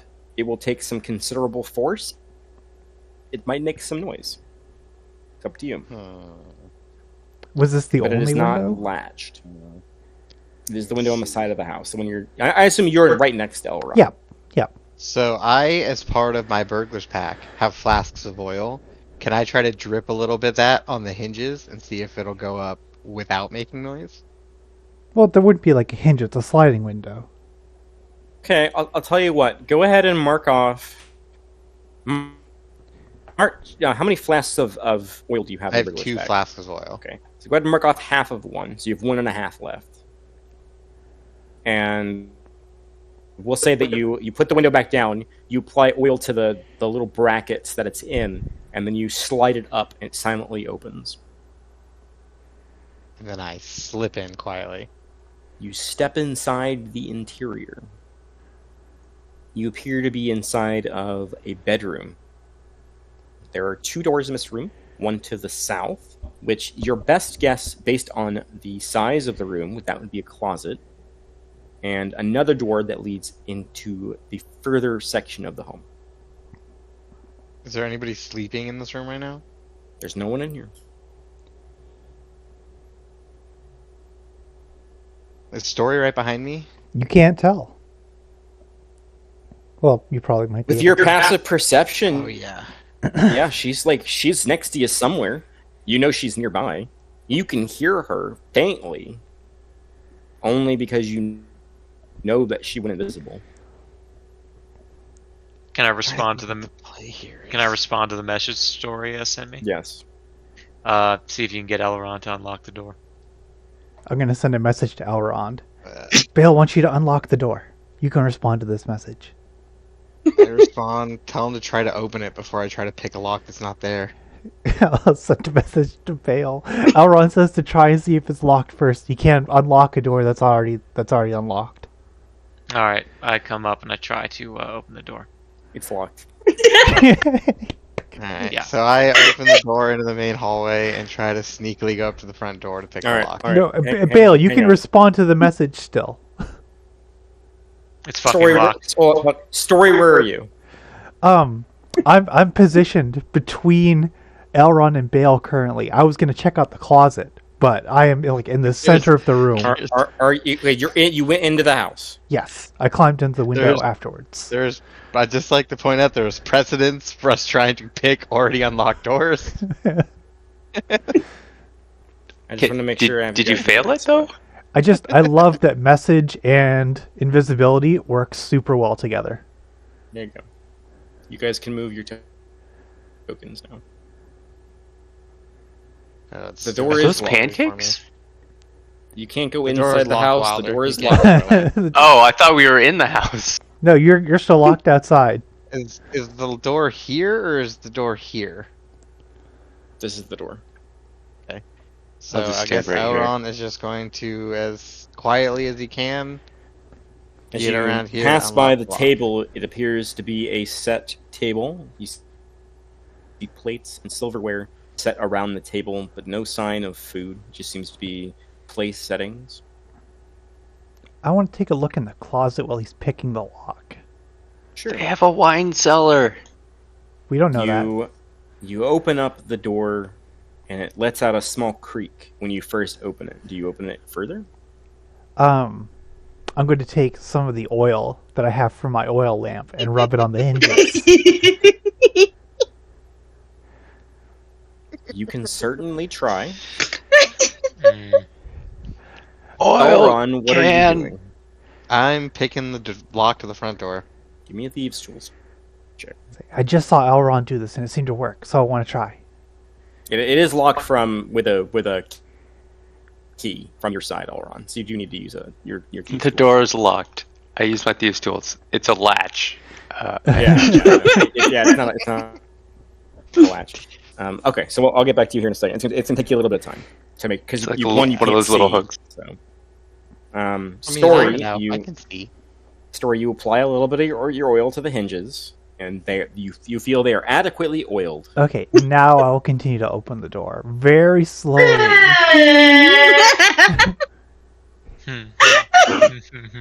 Ron, you hear something opening further in the house as you're fucking with it. I just sigh and continue with what I'm doing. You open the door, Story, and looking inside, you see. I mean, it appears to be simple clothes: tunics, trousers. I'm gonna There's a pair of shoes on one I'm of the pushing shelves. stuff around, trying to see if there's any Give me sort of an hidden passageway. Check. Sorry? Give me an investigation check. Investigation. Elron. Click.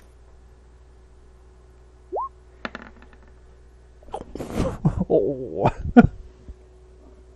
Like I said, you find clothes and shoes, and you find a jaunty hat. It's like a cap. Like it's a nightcap, like you would like with the like the Christmas hat, but not like Christmas color. But the door clicks open, Elron. I open it up for them to come in, and I like to quiet them, and I guess I just go try to investigate this place, see what I can find. Yep, I go in. So here is Wilder coming in. Okay, yeah, Wilder. Yeah, I'm following. I turn to Wilder. I say we need to search this whole place for hidden doors. Hey, I have mage hands. That'll be super useful. So I'm gonna follow Wilder around and try to assist him because I know he's much smarter than I am and much better learned. So I'm gonna try to assist him in any way I can and just do whatever he tells me as we search for hidden doors. Where are all of you investigating? I am investigating the front table by the door for any, I guess, disturbances on the table. Like if you were to walk in and throw your keys on the table type deal, but in ye olden times. Sure. It is pitch black. So go ahead and make an investigation at disadvantage, and we'll see if you break Okay. something. I like those odds. Investigation disadvantage. Story. You finish your investigation of the closet. 9, 11. And as you finish your investigation of the closet, you hear a crack. Oh my god. As you investigate the table, you find a spot in the table where the dust has been disturbed, as if something has been set down here many times. And as you go to inform Bale, your hand slips and you knock a planter off the shelf that shatters onto the floor. Oh boy. You might want to turn on that drift globe so we can have Yeah, some I guess light at in this here. point I just pull out my moonlight rapier, so there's light. Why try and be sneaky when we find the enemy right away? Because Yeah. we're doing a B&E. Yeah, this might be the wrong Into house. I'm very worried cultists? this is the wrong house. Okay, so I'm gonna lift up the big rug in the middle of the room and see what's underneath. The floor is smooth stone underneath the rug as you kind of roll it up and then roll it back where it was. Okay. I'm gonna send a message to Wilder and be like, I know that was you. Stop breaking things. You can respond to this message. Story. I roll break a another D20 for thing. me. Roll the d20. Yep.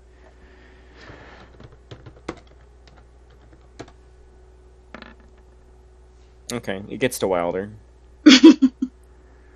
And then, satisfied with my investigation of the closet, I'm just gonna like slide under the bed and start looking for stuff under there. Is there anybody in the bed? Nope. Not that we saw. I'm gonna check the kitchen and then this back room if there's nothing in the kitchen. Pixie, what are you doing at the moment? Mm.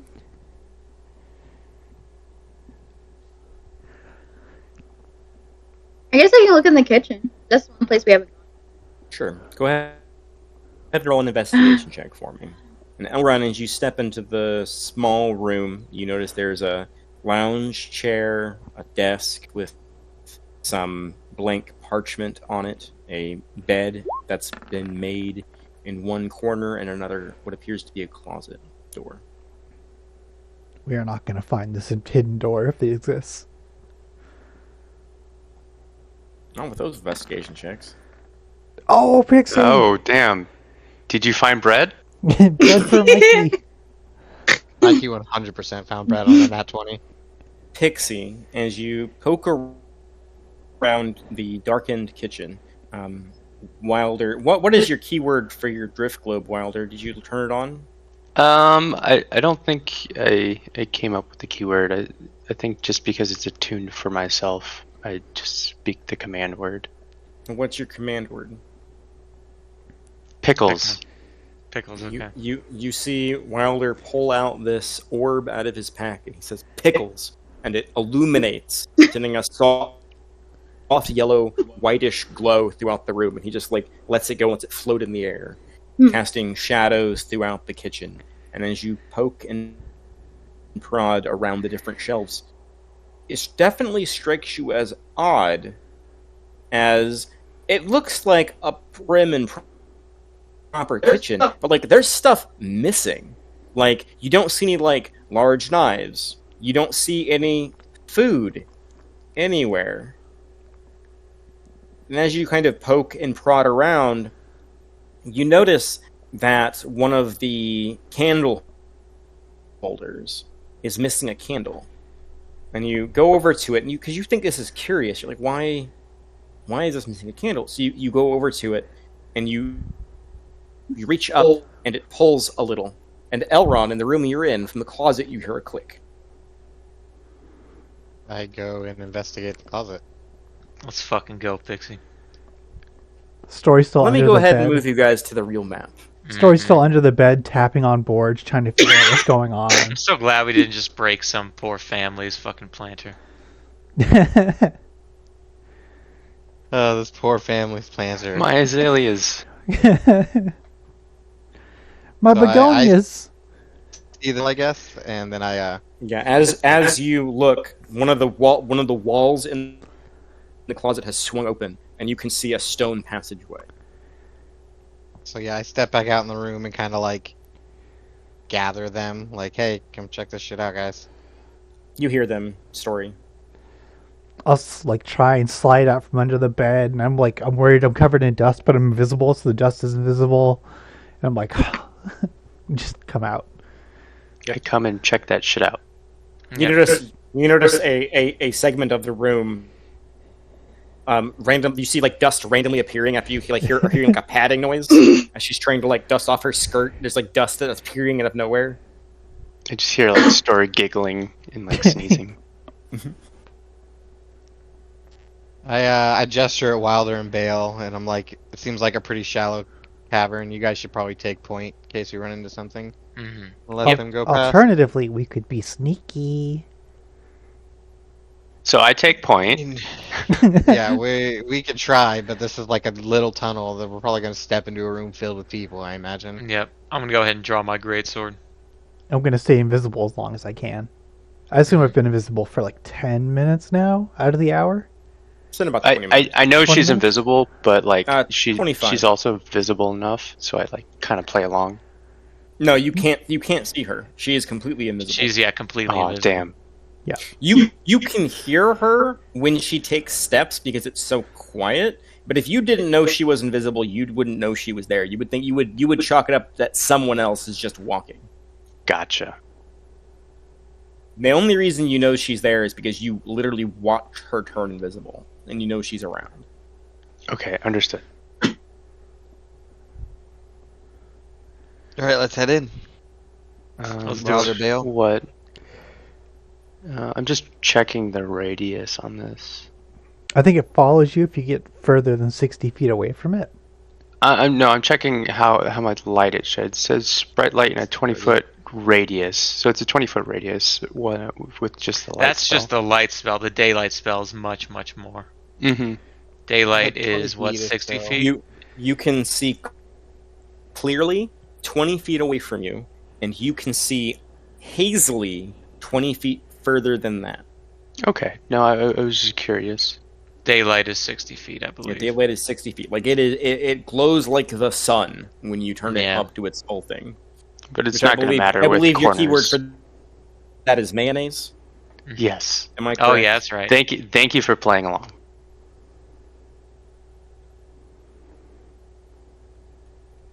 There you are. All right, Wilder, Let's go. let's go. We haven't started an initiative or anything, so we can just go. I'm going to walk up to this like corner. Sure. As you peer around the corner, there is a large wooden door. And on the door, there is a big, like a large emblazoned symbol burned into wood. You can see the scorch marks where it was burned into the wood. It is a crescent moon with an eye in the center. And the eye has a spiral where the iris would be.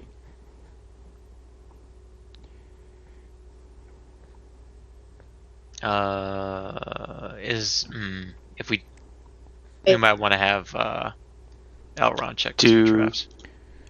Do I recognize this symbol? It's something I've seen previously. Give me a religion check. Oh, I'm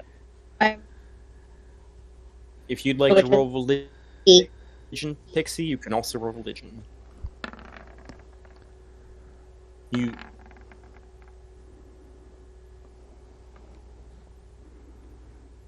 This is obviously a symbol of some importance, and definitely has some meaning behind it. But it is not a religious symbol that you recognize. Okay. Does anyone else have religion as a trained skill? I do not. Nope. Nope. I'll let you roll story with your bardic knack at disadvantage. Oh, I'll just roll a second one. Oh, Unfortunately, a 13. I mean, it looks like a religious symbol, as far as your group can tell. Would I be able to do an Arcana check to see if it's like has of religion? Not this particular symbol. It does not appear to be arcane in nature. It appears to be religious in nature. Okay. Can you, Pixie? Can you see where we are in the map? We're in like the bottom right corner. You haven't moved your token yet. Again? Again.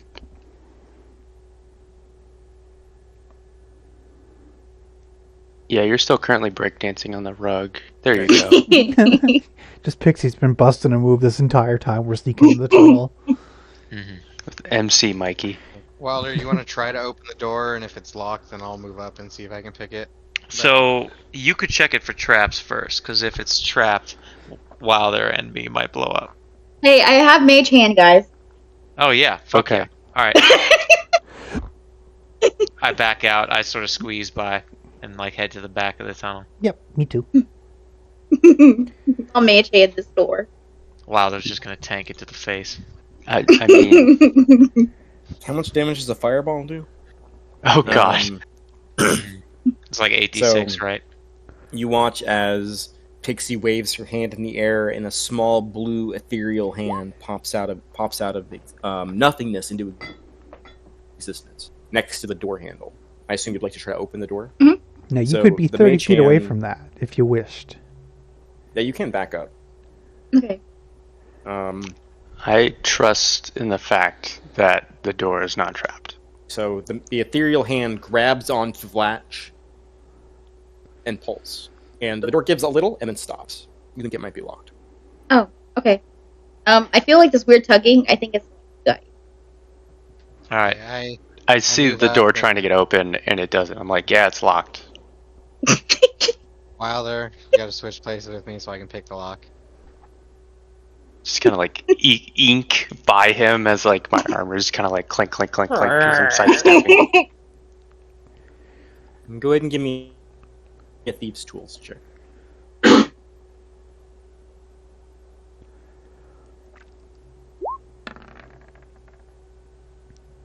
Okay. It's easy enough to do. This lock isn't even nearly as complex as the one outside. You slide your probe underneath the lip of the door and you pull up the latch on the other side.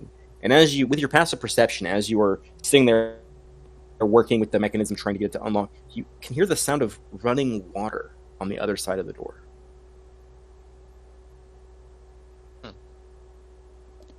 I get the door open and I slowly and stealthily try to open it and like slip through to see what's on the other side.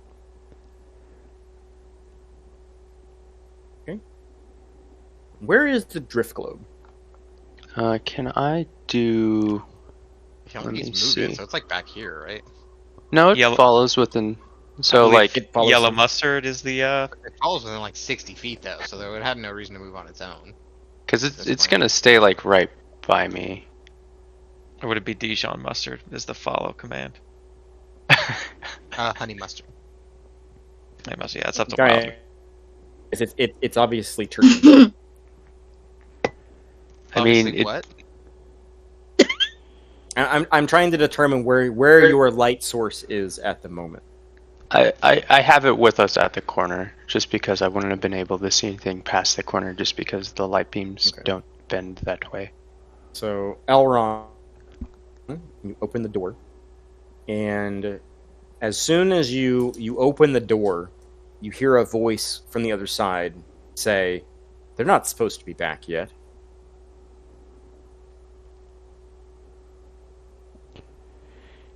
Well, I guess I just throw the door open, draw my bow, and point an arrow at this Okay, dude. go ahead and roll Hope initiative. he's alone. Yep. Here we go. Everybody roll the initiative. Not even trying for diplomacy. It's Hey, dude, okay. I might go Let's for an fucking intimidation go. check. I have a plan. Let's Oh. go with these initiative rolls.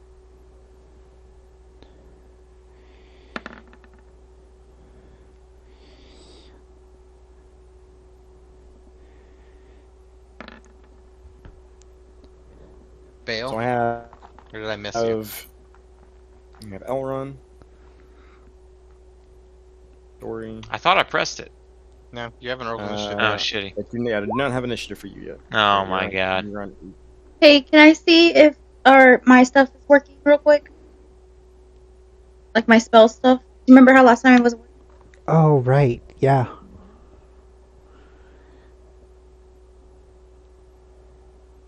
Nope. The snow. Pretty much all of them. Oh, no, there's one.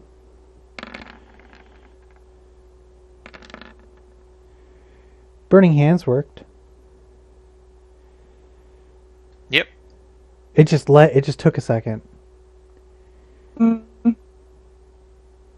did magic missile. Magic missile. doesn't work. No, yeah. Magic missile's always broken, it seems.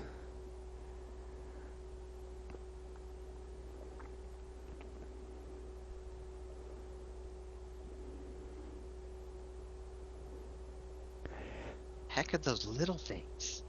Probably imps or closets. They could be homunculi. Those are from the flower pot I broke. You released them. It's another, yeah. There's a magic missile button. Hey, let's go. We need our sorcerer working so she can mess these dudes up with magic. Mm-hmm. And I need to get healing ward so Story can also do that instead of spending all of her spell slots on keeping us alive.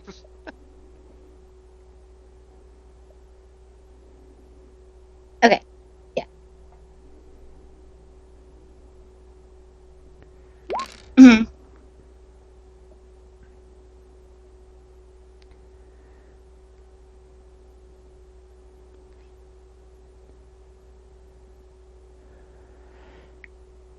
Are we good now? Also, you might be muted. Avery. No, he doesn't have. Sorry, the I gotta symbol. get my initiative order here. Elron, Story, Pixie. Bale, you in the initiative tiebreaker. Wilder, and then them. Oh, they rolled shit, Bringing huh? up the rear. Yeah, they rolled shit. Let's go. Oh, well, you guys win. If there's any direct ties, you guys win ties, and they rolled the same as Wilder. They are not surprised, Yeah. but Elron, you have the first action. As you step into the room, the illumination from the drift globe illuminates two small reddish winged creatures with sharp claws and devilish looking faces, kind of fluttering in the air next to two robed figures. I'm gonna move here, and then can I use cunning action hide to like disappear in the shadows of this crack? They were like the first person you saw. They're gonna know you're there. You also had your moonlight rapier out. Fine. And I'm just gonna stay here. I'm gonna step forward once, and I'm gonna shoot that dude in the face with my bow. Go for it. Which one are you aiming at? The one directly in front of me. So we don't want to kill the daughter. Yeah. We don't know As- which one she is. As a note, I will let you use your bonus action to make perception checks on an individual cultist to determine whether or not they are the person you're here to save. Okay. Alright, I'll perception check the dude person right in front of me. Which one are you trying to perceive? That one. They appear to be a human male. You Good and shit. Nail. Cool. I'm gonna shoot him in the face with my longbow. No sneak attack. No, Yeah, he is regular longbow. aware of you. Let's go. That will hit. And they will take the 8 points of damage as you shoot them in the shoulder with your longbow. I'm gonna move back here. And so I'm hopefully broken line of sight, and that's my turn. Right, and that'll bring us to Stork. Okay. You have heard weapons fired and shouts from within. Let me map out my movement because I'm kind of far back. Ooh, it's not good. You go diagonal there. You go one further. Yeah, You are but invisible. I am invisible, and I don't want to be standing in front of everyone while invisible. Okay, that's Well, cool. Wilder and Bale will both get a turn before they go, and I'm sure they're both gonna stand back in front of you. If you're just in this square right in front of me, like they can get all the way up here, probably on their turn. Since me and Wilder rolled the same initiative, can I let Wilder go before me? You He have the said higher you won the dex. time. Yeah. Oh, okay. So I'm just going to move forward one space, and just gonna hang out for now, and that'll be my turn currently. Okay. That'll bring us to Pixie. It is your action.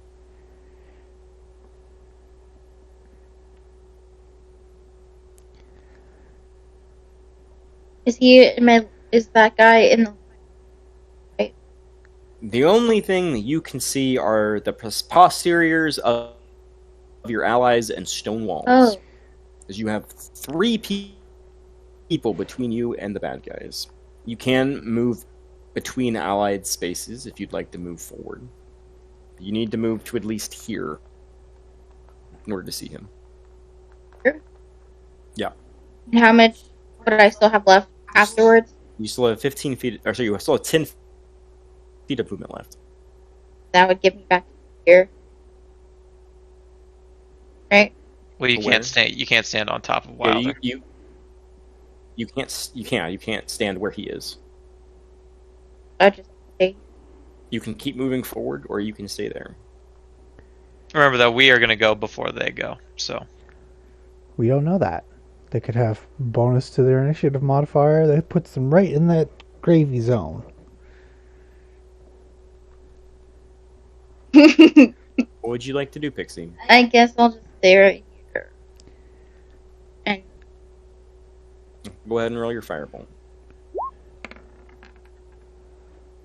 Yo. You Hey. send out a gout of flame that strikes against the guy. He howls in pain as he grabs his arm, which is horribly burnt. And with the, I'll say, even with the critical, you notice he was clutching some sort of like an orb in his hand, and he drops it and it splashes into the water.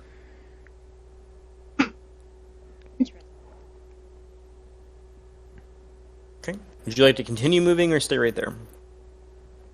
stay right. Okay. That'll bring us to Bale. okay, I am going to go. Yeah, I'm going to walk right up to this dude and take a swing at him with my great sword. Reckless attack. Oh, I'm going to rage as a bonus action first. Sure, you go into a rage. Yep, and let me mark the rage off. And now, would this be normal or at advantage? It should just be normal. Okay, Why would you have advantage? reckless attack. Do you have reckless attacks? I thought that was a different barbarian. No, I do. I got it at level 2. It's for all barbarians. Then yes, link reckless attacks to me real quick. Yeah, you will have advantage. You have light. The drift globe is providing light. It's dim, but you can see. Spectacular. Alright, I'm going to go ahead and attack him with the greatsword then. 21 for 11 Thank damage. God for that fucking advantage. Mm-hmm. A grievous blow that you strike across his chest. He's looking pretty fucking hurt, but he's still up. Whoa. Cool. That'll be my turn. All right, this will bring us to Wilder. It's your turn. You're taking 25 damage? So this is 20 movement. So I'm gonna shout at the cultists in front of me. I'm like, "Give us Jessica, and we will spare your lives." Which one are you shouting at? The one that's not, the one that's injured. Okay. Presumably, he would want to save his life. We'll see if he responds on his turn. Okay. And as I do that, so that was 20. Do I recognize what these like red thingies are? Give me a Arcana or Religion, whatever's higher.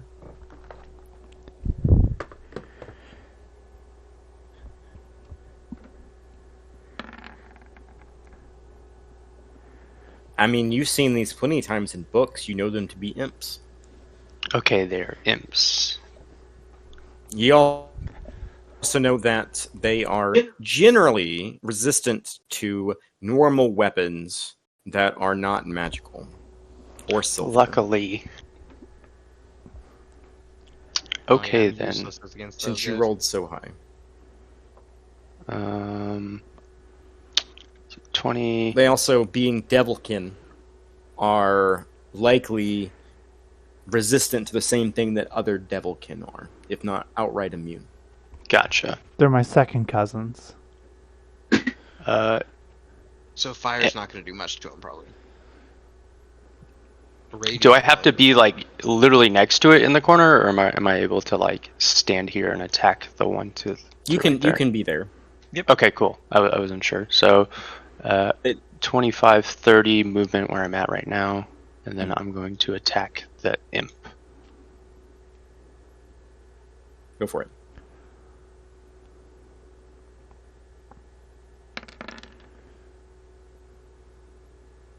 Let me check one thing. With a satisfying smash, the imp is splattered against the stone, and you watch as the Ooh. remnants of it curl and burn away as it just disintegrates from the blow from your mace. You do take note that the mace in particular let out a small bursted glow when it struck the creature. And it was as if you were hitting a paper bag with a rock. Oh boy. So either that was satisfying, or the cultists are making paper mache imps. Oh no, they're moving. They're in Yeah. there. Like you swatted it like a fly. Oh, okay. It's not pinatas.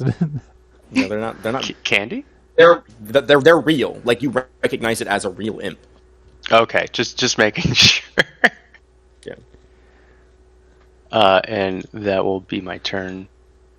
Okay, so they're gonna go. The guy who's injured drops to his knees. The other guy says something. Who speaks Infernal? I do. Story. You hear a voice, a masculine voice, speak in Infernal. Say, "Get the spell faster." And then he is going to move here. And Bale, I think you're the only person that's close enough to hear the jingling of what sounds like keys. Shitty. And the imp is going to vanish. It disappears. Not unlike how Story disappeared. Two can play at this game. Cat and mouse. Okay, so that's his bonus action to pick that up. Let's see if he finds his orb.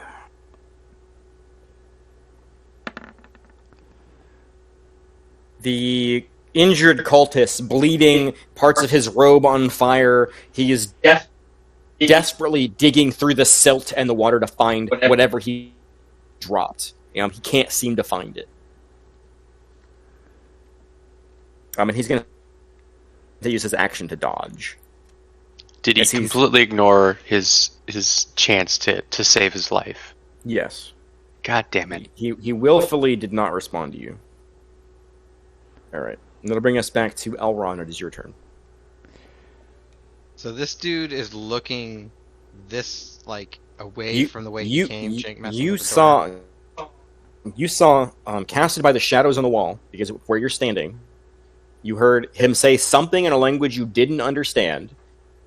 The imp that you could see vanished, and then you heard him run, and you can hear him running, and now you hear like the jingling of him fumbling with keys. So I'm going to move 5, 10, 15, 20, 25, and could I cunning action hide so that it's a sneak attack while he's messing with the door from behind? I will let you use your. I will let you try to hide. Go ahead and make a stealth check.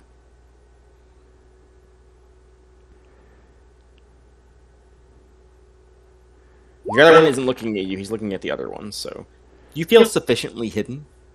So sneak attack. Yeah, go ahead and make a sneak attack. Do I have advantage because I'm hidden? Yes, because you have dark vision. Let me do that, and I'm gonna do that. The arrow Damn. sinks through his throat, and he stops making noise as he collapses to the ground, and you see a ring of keys clink to the ground just out of his grasp. So I was 25 feet of movement. Can I take my last 5 and I'm able to reach the keys? Yes, but you cannot pick them up this turn. Okay. So that'll be my turn then. Good shit. Bring us to story. Alright, so I'm going to move 10, 20, 30 into the room. And did I hear like the arrow go off in the sound of like a splash in a body Yeah, at the ground? you heard it. Alright, I'm gonna send a message to the bleeding on fire guy, and I'm gonna say an infernal to him. He's not there. I don't know where he went.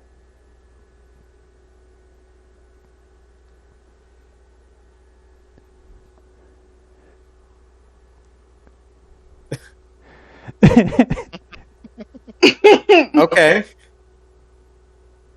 Deception check? Yeah, give me a deception check. I'm good at these. No, I'm not. Oh no. I have made a note. Listen, if I could have gotten there at the very start of the encounter, this would have been hilarious.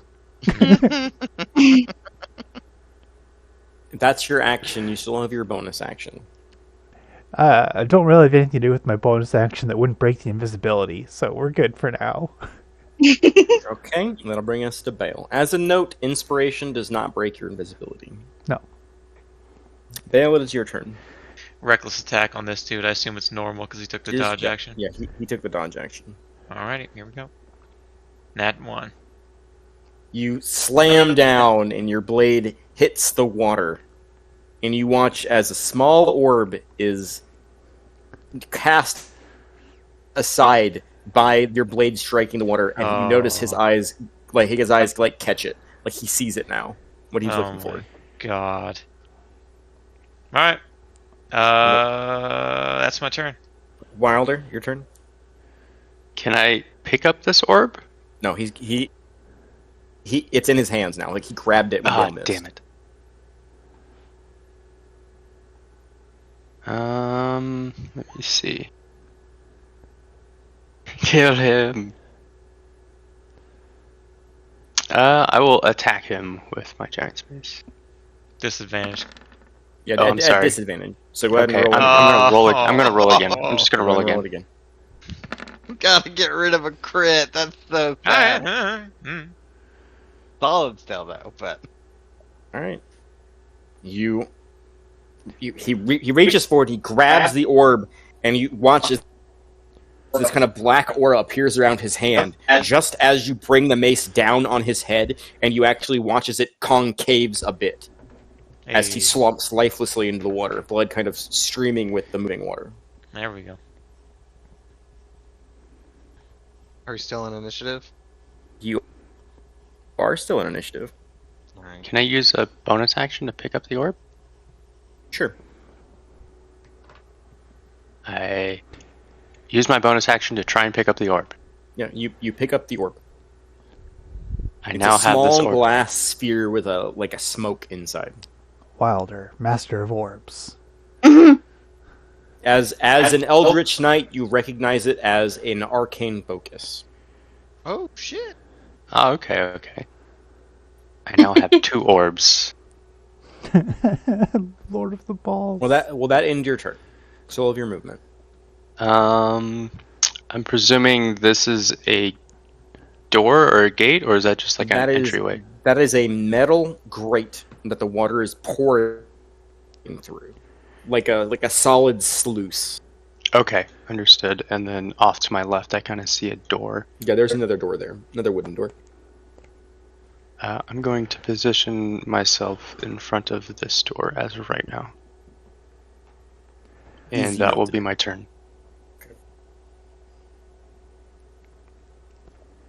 Pixie, what's your armor class?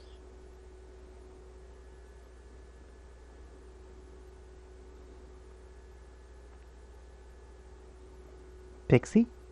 Yeah, I'm getting there. I'm having to go back and forth. tab 'Cause I was on, yeah. I was on my core. I mean, I was on my spells. 14. How do you have so much AC? Got mage armor. Okay. Oh, did I? So go ahead and take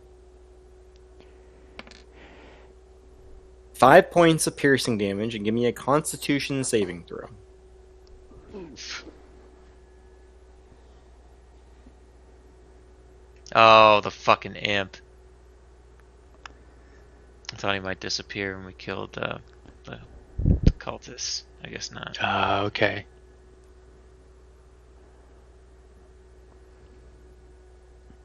Ugh. It's intelligence, wisdom, and charisma. Damn it! That's some shit. Let me Wait. double check. Yeah, Constitution saving. God!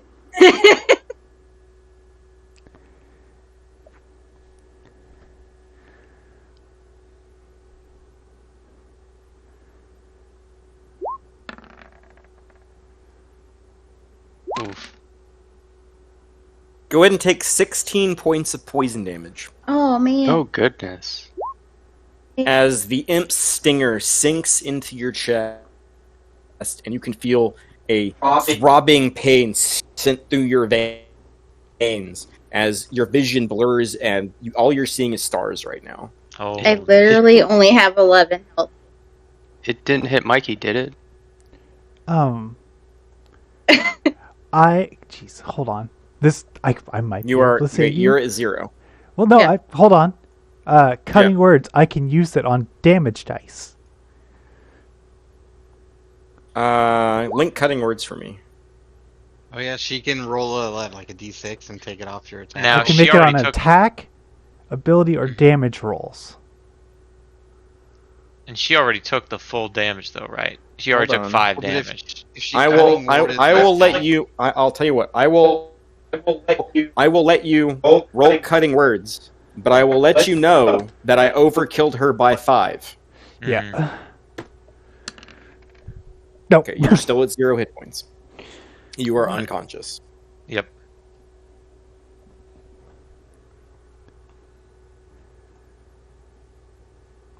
We'll get back to you in a moment. The imp shows itself though, right? Elrond, it is your action. Correct. You hear Pixie scream, and then silence. I'm literally no help. I have nothing that can damage magical beings.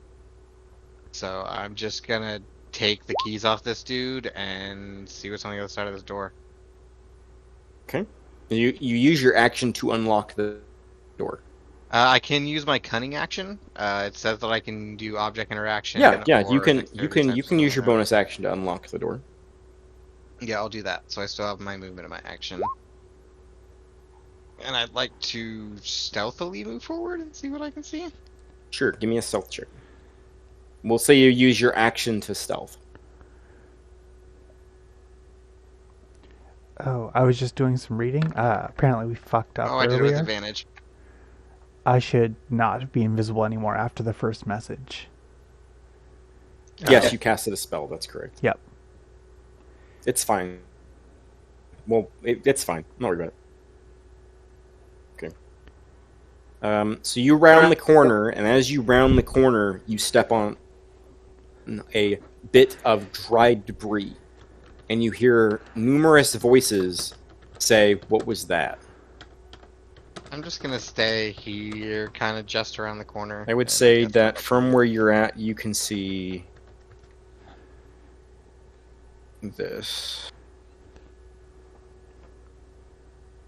And you see a soft glow, an imp sitting on someone's shoulder, their backs to you. But 2 of the robed figures turn in your direction.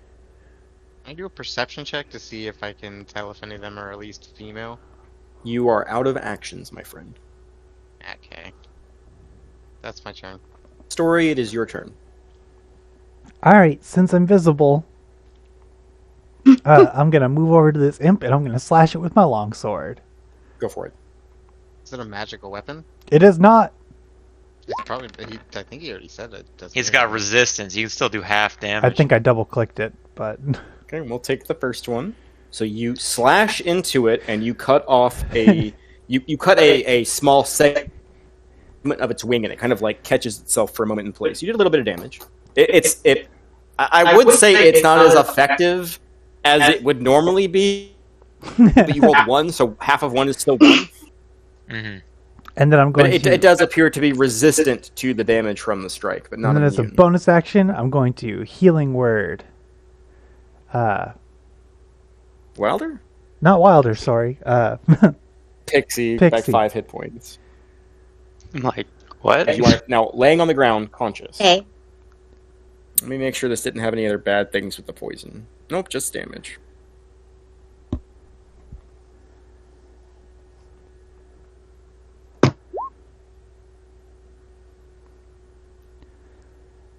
Okay, And so that will bring that us. will be my turn. Okay, that'll Oh bring wait, us to Pixie. I'll actually move it right over here so I have space to let someone come in on the imp if need be. Okay, all right. So that'll be Pixie's turn. You are prone. You are conscious. You hurt a lot. What would you like to do?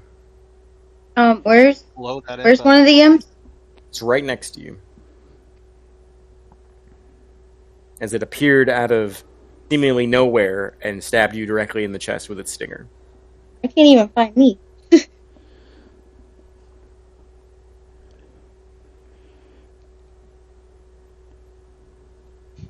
Oh no, she's blind. No. It's I have my 2 pages up, so I'm just like, eh. Okay. Mm-hmm.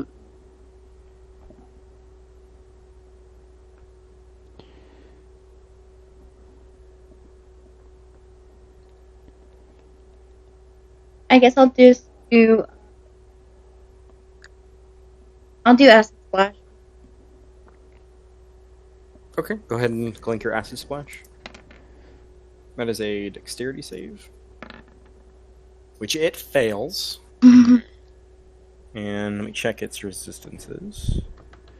It is not resistant to the acid, so you watch as Pixie, laying on the ground, swims her hands in a circular motion, and this like green orb appears in the air, and it floats there for a few seconds until it suddenly like pops like a bubble. And you watch as some of the greenish liquid strikes the imp, and it begins to sizzle and hiss, and it looks pissed. It's still up, but it looks very hurt now, as it can barely keep itself aloft.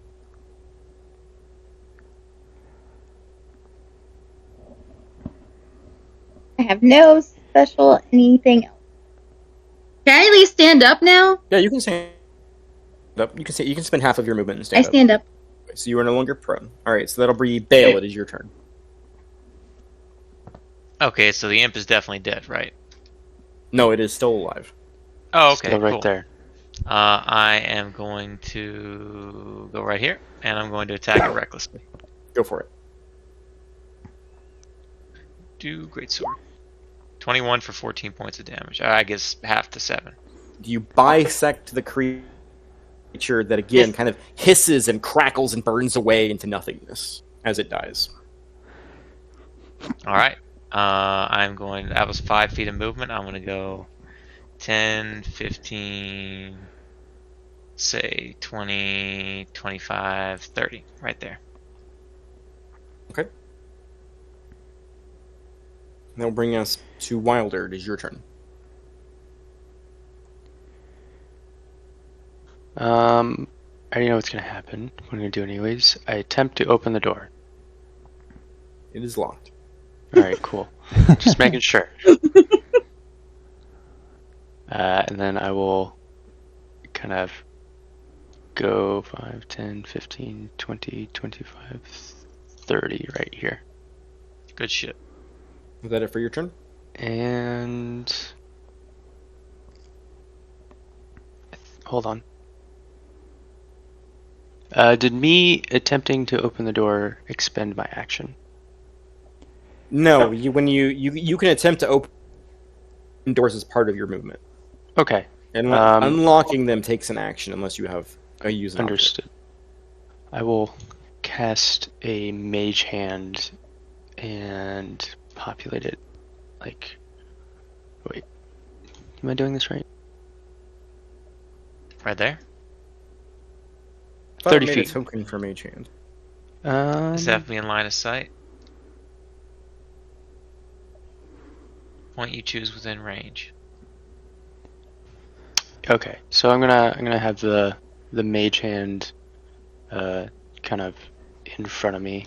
I don't know where to populate the token, or is that on your end? It's on my end.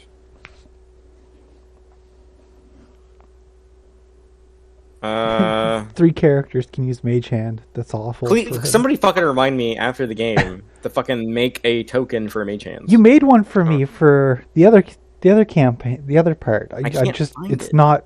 I don't know if it's all in your Roll20 or not. It should be. I can't. Give him the luchador squirrel. It's actually a legendary item. It's the scroll of the luchador. All right, your mage hand is gonna be a spider. That's perfectly fine. I gotta make it where anybody can control Oh it. god. There you go. You should be able to move it as you wish. I can. Thank you very much. And that will be my turn. Okay. So Elrond, Bale, and Wilder, because you all are close enough, you hear a feminine voice say, "Find out what happened to the guards at the front."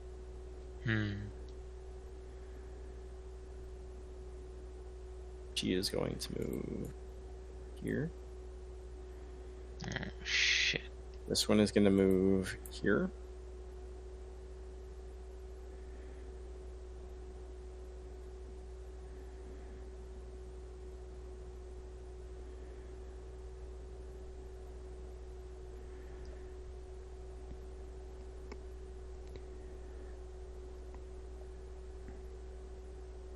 That imp is going to disappear.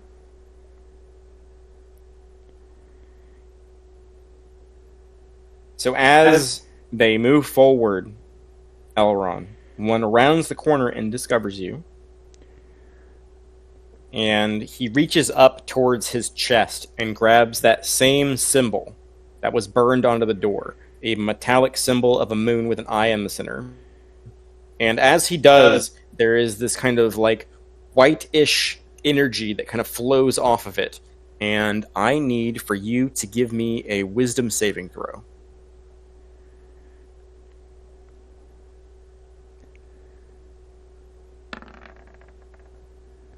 You feel your joints begin to lock up, and you resist whatever magic was trying to affect you there. But he says, "Intruder! Intruder! Sound the alarm!"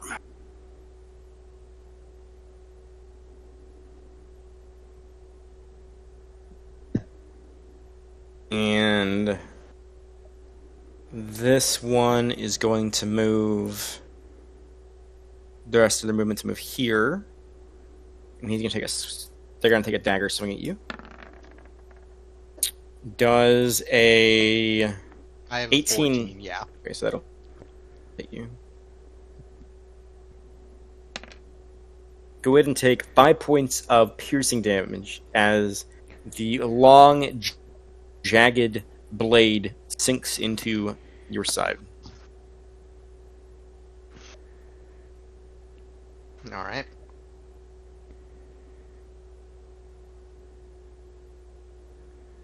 And the other spellcaster, seeing what's going on, is going to... You see them... the guy in the back, this guy here, reaches up and again grabs one of those symbols and points their hand at you and says, "Disarm!" Give me another wisdom saving throw. Christ.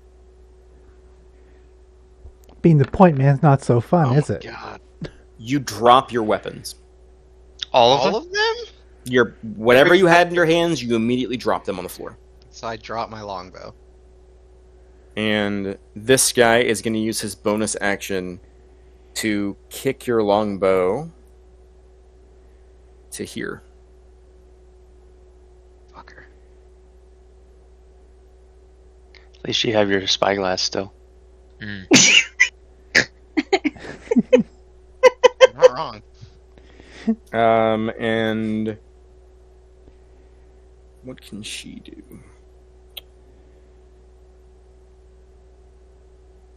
She is going to do that. I am so sorry, guys. All right, that'll bring us to Elrond. It is your turn. All right. Um, Well, do I? I Can might be able to recognize pick if- up your shit with my mage arm. Can I recognize like are these male or female? Because they've like come and attack me and shit without perception checks. The one in front of you is a female. The one that kicked your longbow. This That one one. is a female with brown hair. And this one is a male. All right. Well, just to be safe, I'm gonna draw my rapier and my short sword. And I'm going to attack him with both action and bonus action. Which one? The male. The The spellcaster? one.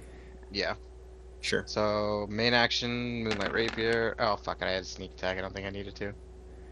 You do not. So that'll be 8 points of piercing damage from the rapier. And then bonus action, I can hit him with my short sword. Hey. I think that's just 1 point, right? Yeah, it's just 1 point of damage. Because And... you don't get to add your modifier with the offhand. So 2 quick slices into the guy. He did not appreciate that very much. I will let you know.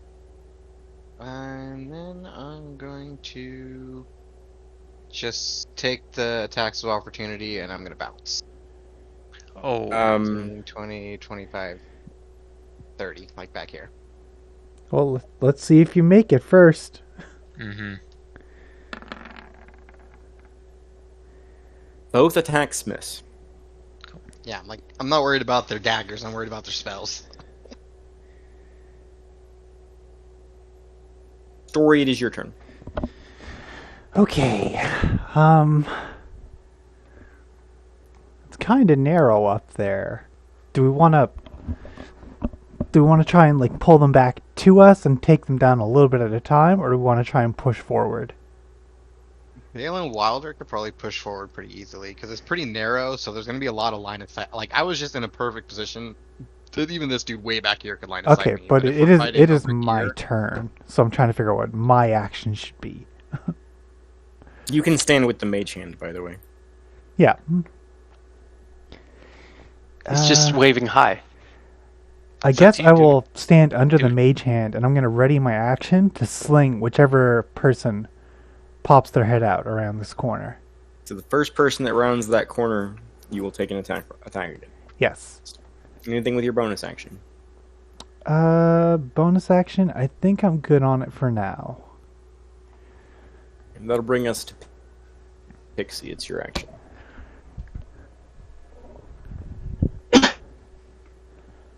So this is the guy that everybody's. No, that's failed. The Where's the guy dark. that everybody attacked? all these cultists over here. All these are bad Sorry, let guys. me mark this guy. He took a hit. You just hear fighting coming from past the corridor your friends are lined up against. So, like, the bad guys are this way.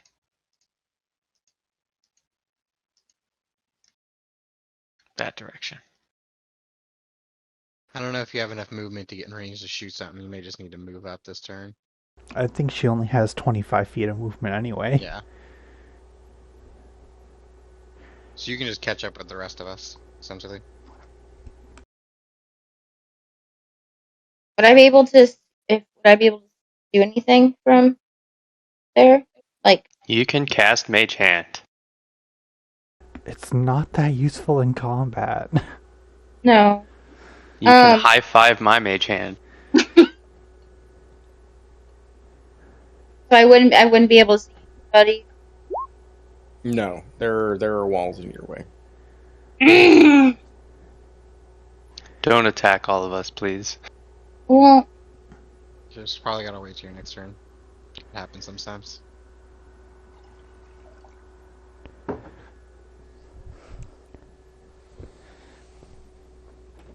I don't. I wouldn't dash and just run all the way up there and get nuked. You're fine where you're at. You don't have to necessarily take an action if you So want what to. you could do is you could declare if you see an enemy, you will cast Firebolt on them. Careful. No, I mean you just cast. You could just cast. You can hold your action if you can't get to any enemies. Yep, and that's what I'd do put with it my on a turn. trigger. That's what Kaiser or that's what Story did. But she said if I see an enemy, I want to attack them, which you can do. Yeah, I guess I'll do that. So what spell are you holding? Acid. Okay. So if your trigger is if you see an enemy, you are going to cast Acid Splash. Okay. Noted. Bale, it is your turn. Alrighty. I am going to move 1, 2, 3. Can I move here? Yes. 4. It's 20 feet of movement. I'm gonna recklessly attack the wounded guy right here with my greatsword. Go for it. That 20 for 2 plus 23, 25 points of damage. Jesus Christ. That was more than It's me. the underwater adventure all over again. Oh god, please don't let me bleed on anything. So you spin around the first cultist, keeping them engaged, and you slam your greatsword into his shoulder, sinking it about 3 or 4 inches down into his body as he crumples to a heap on the floor. And as you turn, out of the corner of your eye, you see a woman, scantily dressed, big demonic wings coming off of her back, and this kind of aura of beauty coming from her. Give me a wisdom saving throw. Oh, great. Oh, this is awful. 6. Oh no, Vale! Well, guys, have fun killing me, because you're probably gonna have to.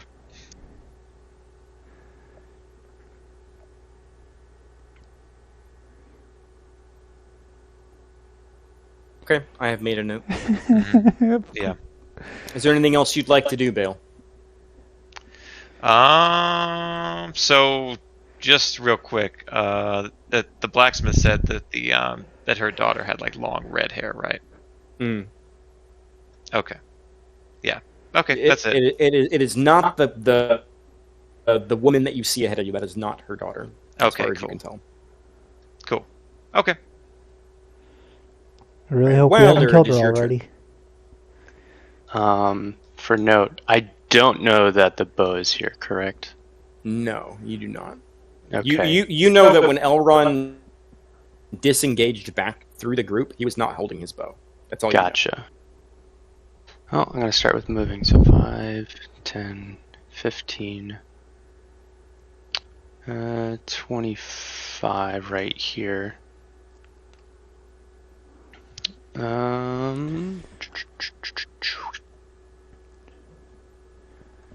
What I wouldn't give for counter charm.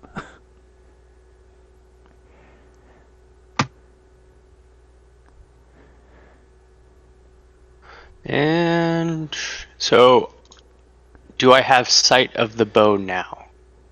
Yes, you do. You do see it. Okay. So The candles in the room illuminate enough that you can see it. So I have to expend an action to move the mage hand. Do I also have to spend an additional action to pick up something with the mage hand? The mage hand moves. You can move the mage hand, but the mage hand moves autonomously.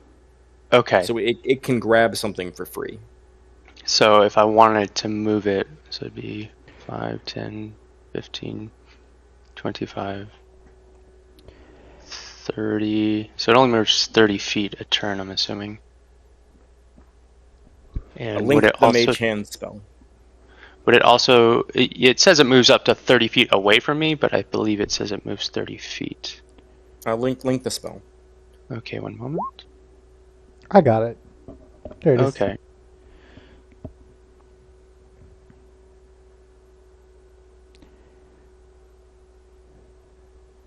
Can move the hand up to 30 feet each time you use it. It says you can use your action to control the hand. Yeah. So when you use your action to control the hand, you can move it up to 30 feet. would take you like Okay. 3 full actions to get my bow. That's super not worth it. I can just get it when I get up there. Okay. I was just trying to see if I could get it for you. I will just attack the cultist in front of me then. Go for it.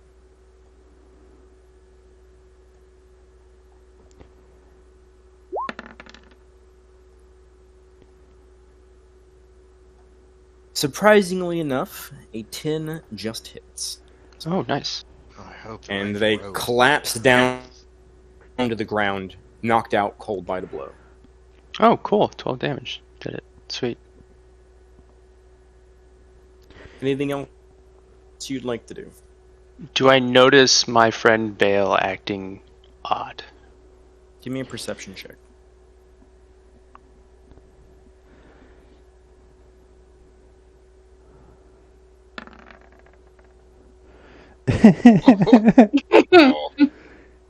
I will say, in the rage you normally see him in, he seems to be in that mode right now.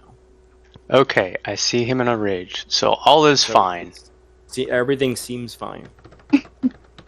So I was 5, 10, 15, 20. So I'm at 20 right now. So I can go 25. And then 30 right here? That'll work. Okay. I'm assuming this space here is the occupation. Yeah, you can move diagonally there, but not Okay, up cool. one. That makes sense. All right, cool. That will. I have a bonus action. I can't do anything with it, and that'll be my turn. Okay. Bale, you hear a voice into your ear, a sweet voice that there is this immediate tug on your heart and this demand to do anything that it says for you to do. And it floods Eat into the your mind like a donuts. wellspring. And it says, "Defend me, my champion." Okay.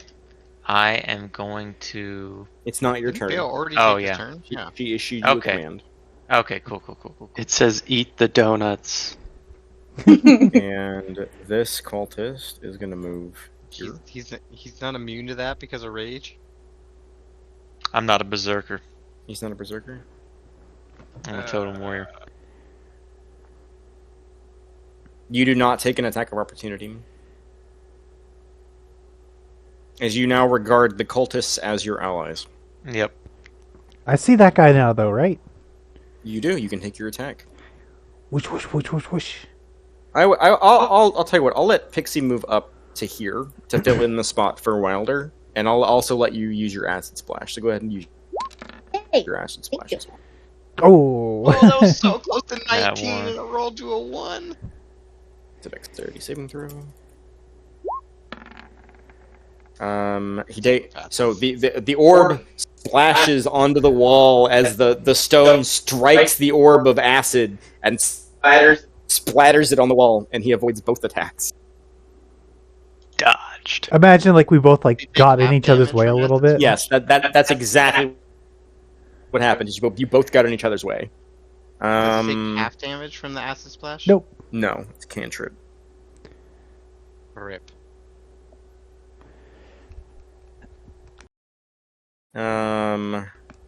It is going to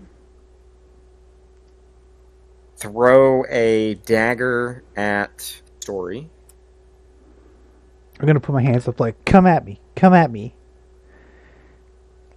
And I'm going to cutting words. Okay. Go ahead and roll your d6.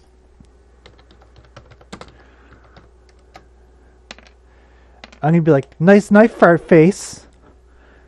Okay, so modified, that is a 13. Oh, that still hits. What's your AC? 12. That's a hit for sure. Fart face hits you. 5 points of piercing damage. Ow. But I've got this cool dagger sticking out of my chest. And I got a sick burn. And as you look up from the dagger sticking out of your chest, another dagger ethereally appears in the air and strikes at you.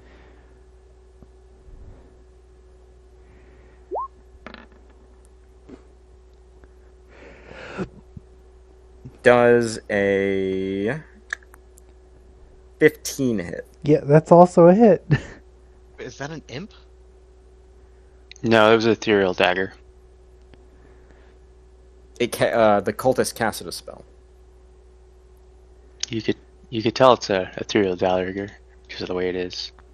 It's a circle floating in the air. Take 5 points of slashing damage. I think it's slashing. Okay. Force damage. Take 5 points of force damage. Okay, I don't have resistance to any of that, so it doesn't matter. It was for my own edification. He is dead. He is dead. I'm just checking. Did I attack Wilder yet? I'm just checking if Bardic Inspiration. You have not attacked me, no. Does Bardic Inspiration uses my or Cutting Words uses my reaction, right? It doesn't say on my card. Cutting words. You can use your reaction to expend Up there it one of is. your Yep. uses of Bardic Inspiration. Okay. Actually, you can't Cutting Words. You couldn't Cutting Words the first one, so take your inspiration back. Cool. Oh, You used your reaction to use your readied action. you are correct. Just making just sloppy plays today. Wilder, does an 18 hit your armor class? My armor class is 18. So the dagger shirks against your armor, missing you. And the imp is going to fly off of this one's shoulder. And a 21. It will hit. Okay.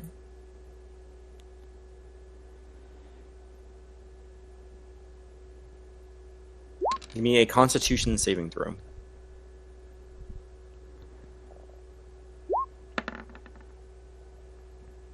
Okay, so take 4 points of piercing damage. And 5 points of poison damage as you resist the venom being pumped into your veins by the imp. Haha! Blow Give that thing up with your mace. me a perception check. Okay.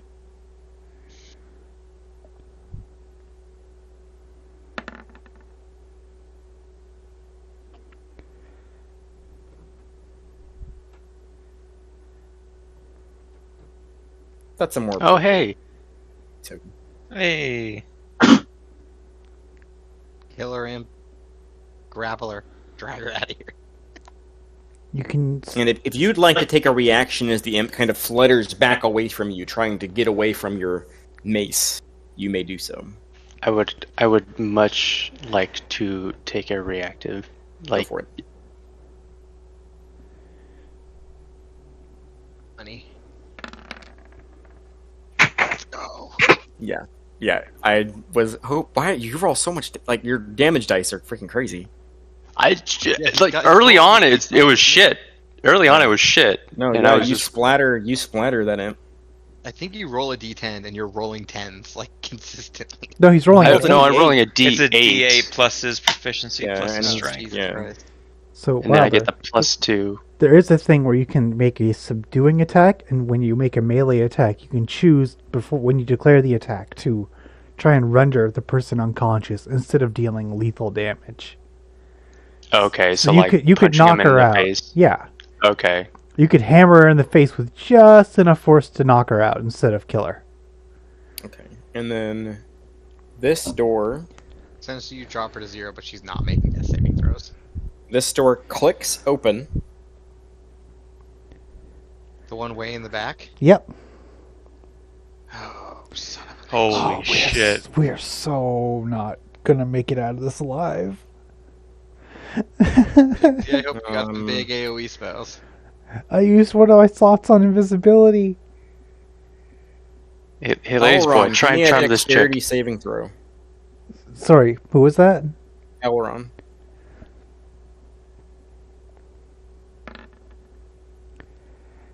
10.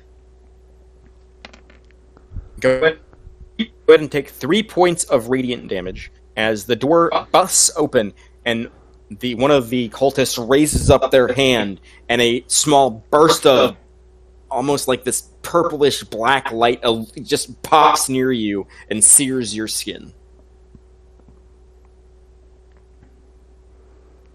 And he opened the door, and so this imp is going to move.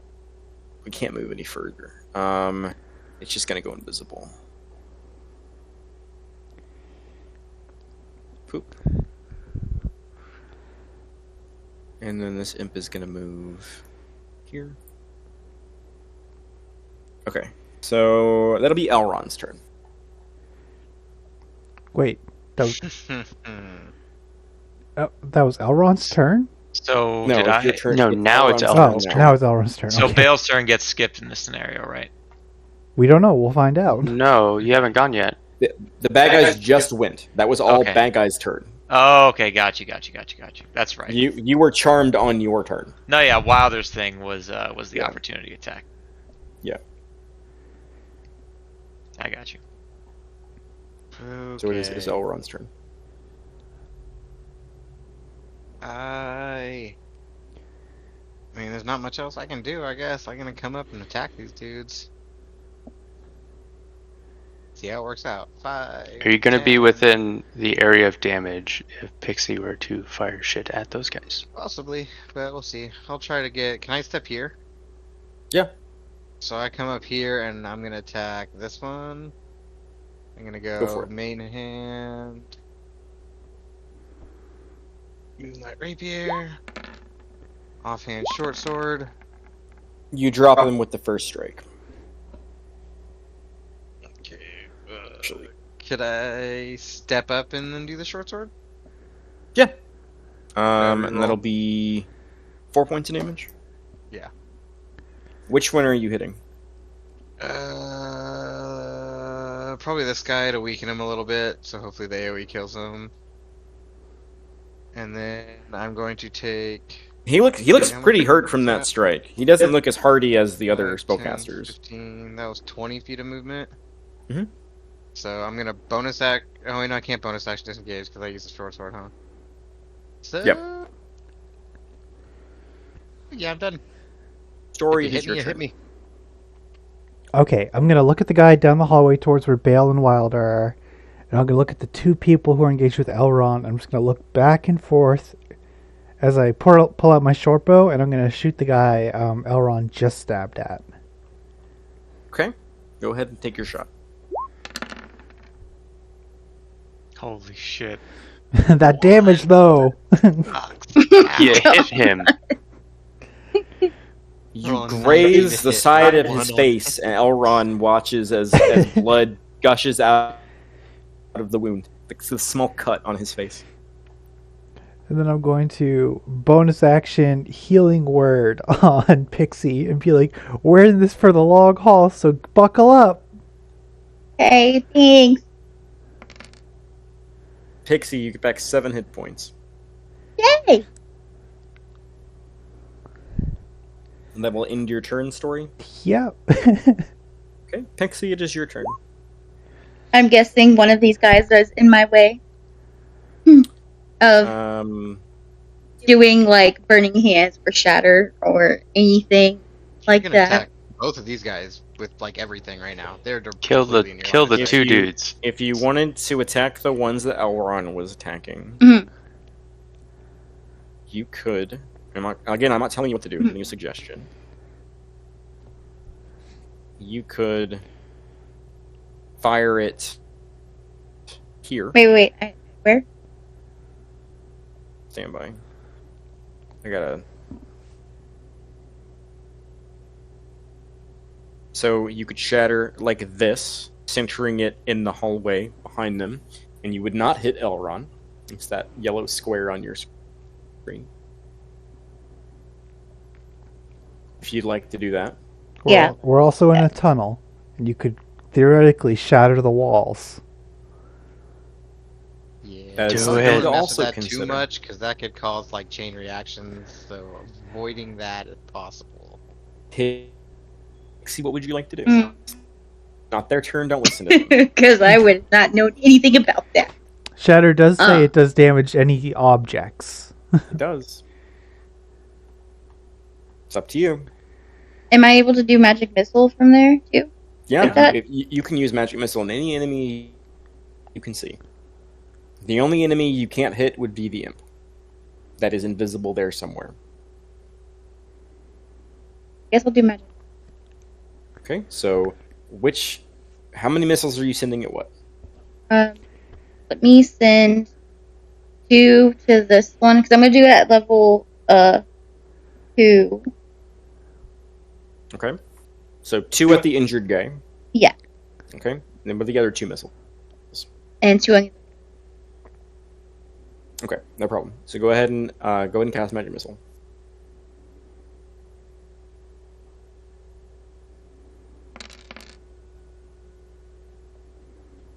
Let's go. Jesus Christ. God damn, dude. So Is 6, that 7, doubled 8. because it's 2 per person? No, that's all of the damage together. I have to separate it almost. Okay. Yeah, it's So that's 8 3d4. and 8, I think. So it's like 3, 5, 5, and No, 8 and 9. 5. There's so many 4s there. 4, 4, 4, 4, All right, 4, he's 4, down, 2, 1. and he's Holy going to shit. take 9. So this guy collapses onto the ground, completely just blood everywhere. And this guy is going to take 2 missiles to his chest and be barely injured by that. God damn. Well done. Actually, hold on. Were those 2 4s? No, he took 10, not 9. He's still up, but let me make sure I got the damage right. Go ahead and roll wild magic for me, please. Yes. I go back.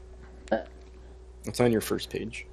Yeah, I know, but because it doesn't like pop, like it doesn't. You say. can just in your chat box just type /roll 1d20. I thought wild magic was 100. It's a That's d20 to see if it happens. Ah, If she okay, rolls okay, a 20, okay. then it happens. Ooh. No wild magic surge. So close. Oh, Grease. Mm-hmm.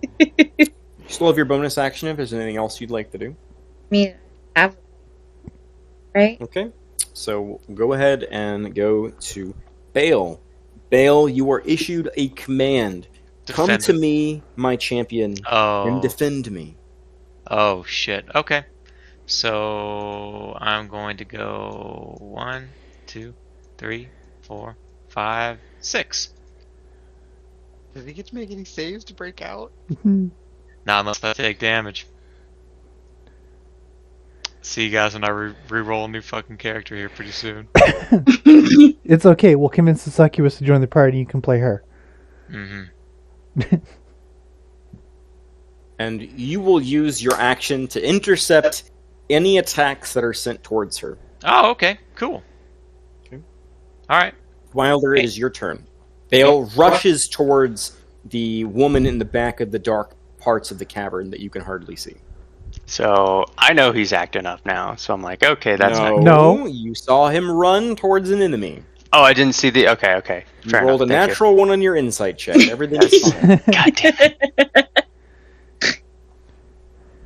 Okay, so I can do a non-lethal attack on this chick if I want to knock her out. Yeah, you before you roll the dice, you can only do it with melee attacks, and you must Okay. declare it. So I can be like, I would like to knock this chick out in front of me because she was attacking me, and So I you're want it gonna to be do non-lethal. Okay, so go ahead and make your attack roll.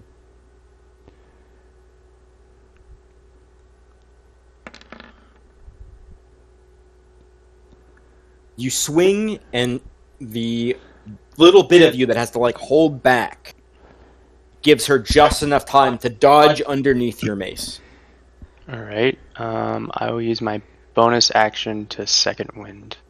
Okay, easy enough to do. Go ahead and roll your second wind. So 1d10 plus fighter level.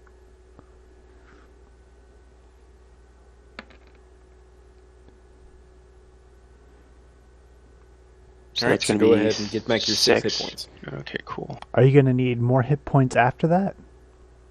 No, I should be good. I'm relatively close. Okay. Then I'm going to action surge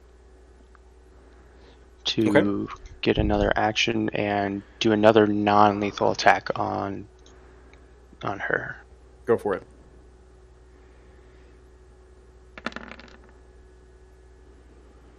You take a deep breath as you regain your composure and tighten your wounds up so they stop gushing blood out from the stinger mark. And you swing and she dodges, and then with the back of your hand, you feign a swing and then elbow her in the head, and she just sits against the wall, unconscious. Okay, cool. A rope? Can you tie her up as bonus action? I already used my bonus action.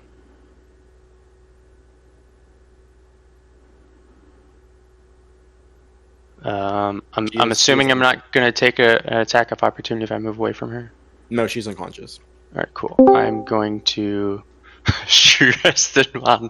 I'm going to move up to this cultist right here and mark him, and that will be my turn. Okay. That will bring us to their turn. Oh, this is going great. I don't know what's with my dice today, but I keep rolling 8s. Dale, give me a Constitution saving throw. All right. Dale. Oh, Oh, wow. no. It's happening, huh? Here we go. 21.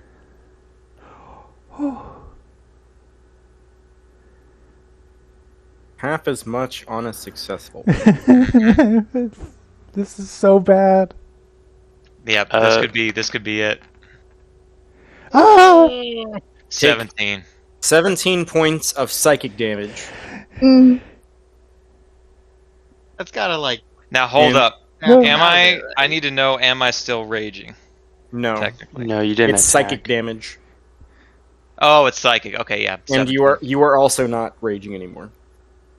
Yep. Your hit points maximum is reduced by the amount of damage you took, Even on a save? Yeah.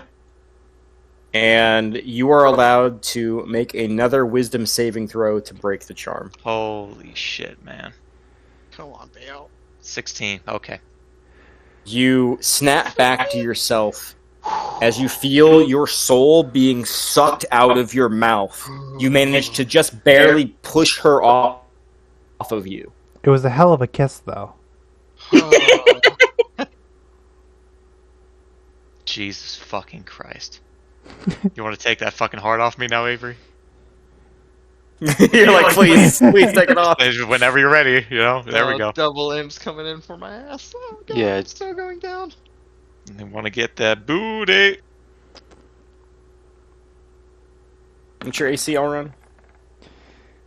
Oh, Oh, not goodness. That high. 14. Well, you're Oh, lucky God, a nat that 20. poison can't crit. Alright, But is he, though? that's 2 hits. Yep. I do not have very much health. I'm probably going down right here. 12 points of piercing damage. Yep, I'm down. You were at 0 hit points, and you fail a death saving throw. Oh. As the first strike knocked you unconscious, which was the critical, and the poison from that is what knocked you to 0, and the second one hit you, and you lose a death save. Sorry, you lose 2 death saving throws because it was a melee hit. Oh, shit. And I'm gonna death save again before anybody else goes. Yeah.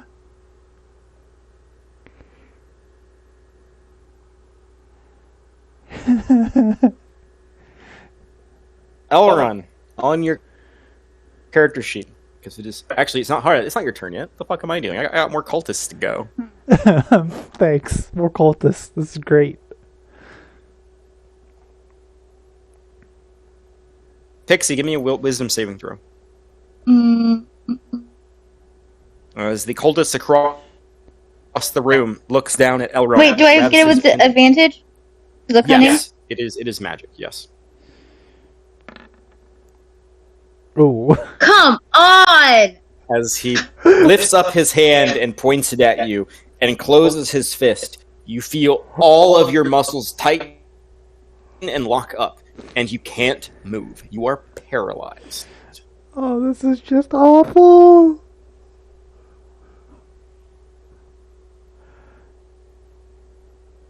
He is concentrating on that. Wait. Wait.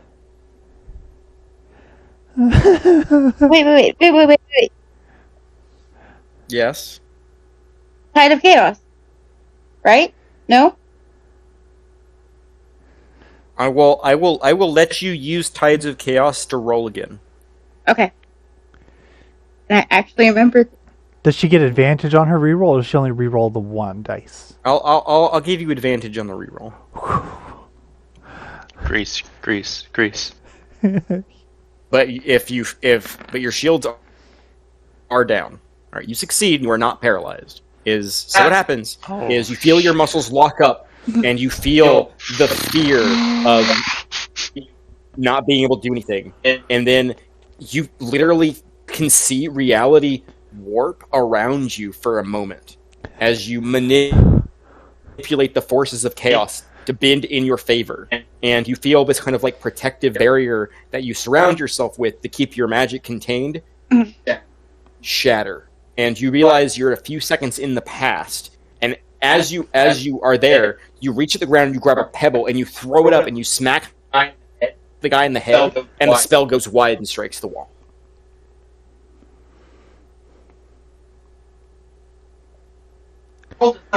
Cultist number 2, attack with spiritual weapon. Oh, he's attacking me, isn't he? Take 3 points of force damage there, Story. I'm gonna hellish rebuke him. Wait, would you help rebuke The spiritual him? weapon hit you. Are you sure you want to use... Really? Oh, it is a creature, isn't it? Damn it. No, it's not. No, spirit hellish rebuke is a spiritual. It hits a creature, not a Link hellish rebuke. It's the creature that damaged you. Yeah, you were dealt damage, but not by a creature. Okay. So you cannot use your reaction to hellish rebuke. Dang. And he is gonna spend a spell slot and go after Wilder. Wilder does a 19 hit your armor class. Jeez. It does. Does anyone have anything else to say here? I want to cut in Stand by. words. Stand by. Go ahead and roll your cutting words. You just gotta roll a 2. Roll a fucking 2. As Just do his it. hand ignites with black energy, and he reaches forward towards Wilder. What do you say? Neener, you didn't kill me.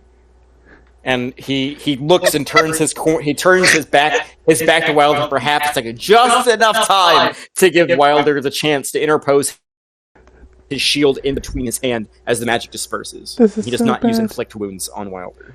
This is so bad. All right. Elron, on your character sheet, there is a place that says 2DM. Do you see that? Yep.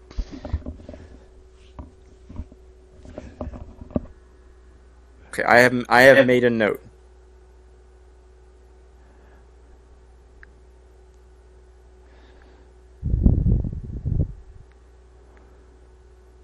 Okay, that'll bring us a story. Okay. This is really bad. I'm getting tired of being punched in the face by this spiritual weapon. But the first thing I want to do is cast Healing Word. Actually, let me double check it. He's in range. I think he should be. You get my message there, Elron? Yeah, 60 feet. Alright, so I'm casting Healing Word at first level on Elron. Okay. And we'll see if he wakes up. You grab your loot, and you spin your loot around in your hands, and you thrum the spell, and the waves of healing energy flow out, and don't seem to have an effect. Oh god!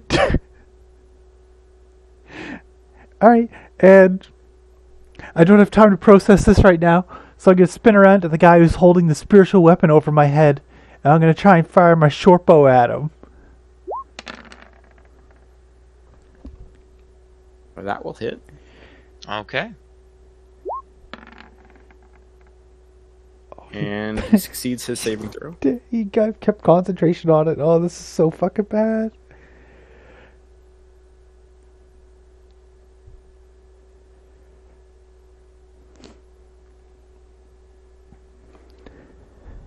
Elrond, did you get my message on Discord? Yeah, I did. Okay.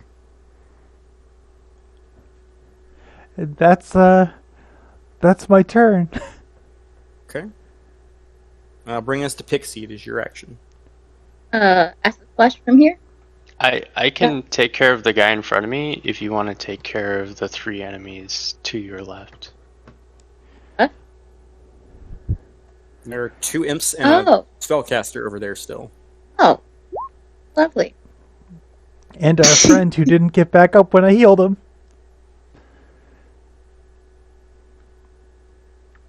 So would I have to use my careful spell to he doesn't die further? Would you like to avoid Elrond? Yeah. Then yes. Okay. Careful. Or a sorcery point. Kill the imps over the sorcerer. They do way more damage. She's gonna hit all of them.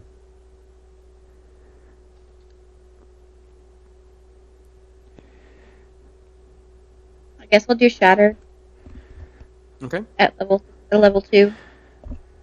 It is a level 2. Yeah, that's right. What kind of damage does Shatter do? Thunder? Yeah. Yep. Wow, those saving throws. This one dies. This one is now injured. And this guy is down. All right. Yo! That's something.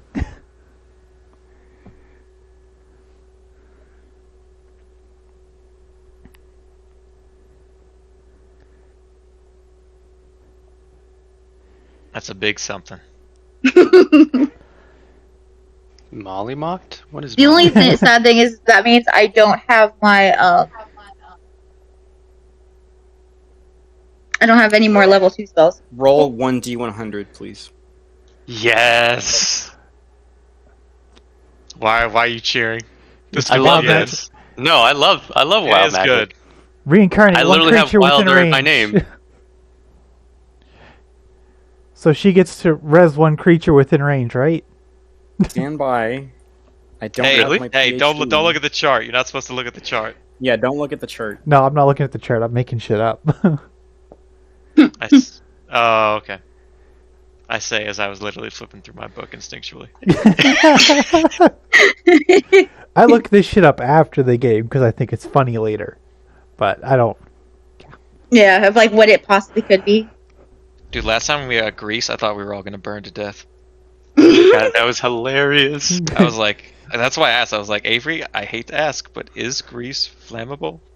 It's like, good question. Just all fucking die in napalm. Bless Jeremy Crawford for saying Grease is not flammable in a tweet. Right. Although he's clearly Well, never. you would never you would coached. just essentially put grease on the ground and then drop a torch and then it'd just be like, okay, you just did a fuck ton of damage to all those people.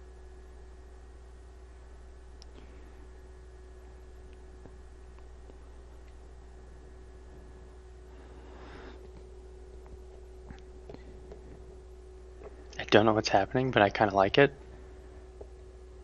Oh my god. The silence could mean any one of several things. I have a feeling I know what just happened, and it's hilarious. A likely. Oh. Are you all invisible? So you cast the Shatter spell, Mhm. and as you do, that kind of warped aura around you connects back together, but not without a chaotic influx. So in other words, you go ahead and get back your Tides of Chaos. You regain the ability and suddenly everyone around you vanishes. And you look down, and you're invisible as well. Everyone with the invisibility icon is now invisible. For how long? Who knows? Bail, fucking run. Yeah, that's certainly an option.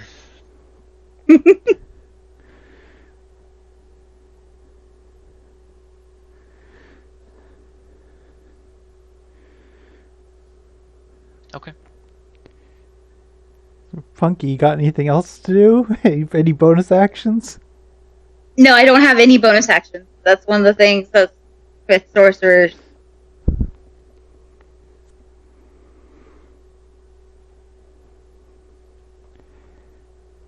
Alright, so that'll be... Bale, your turn. You are invisible. Yep.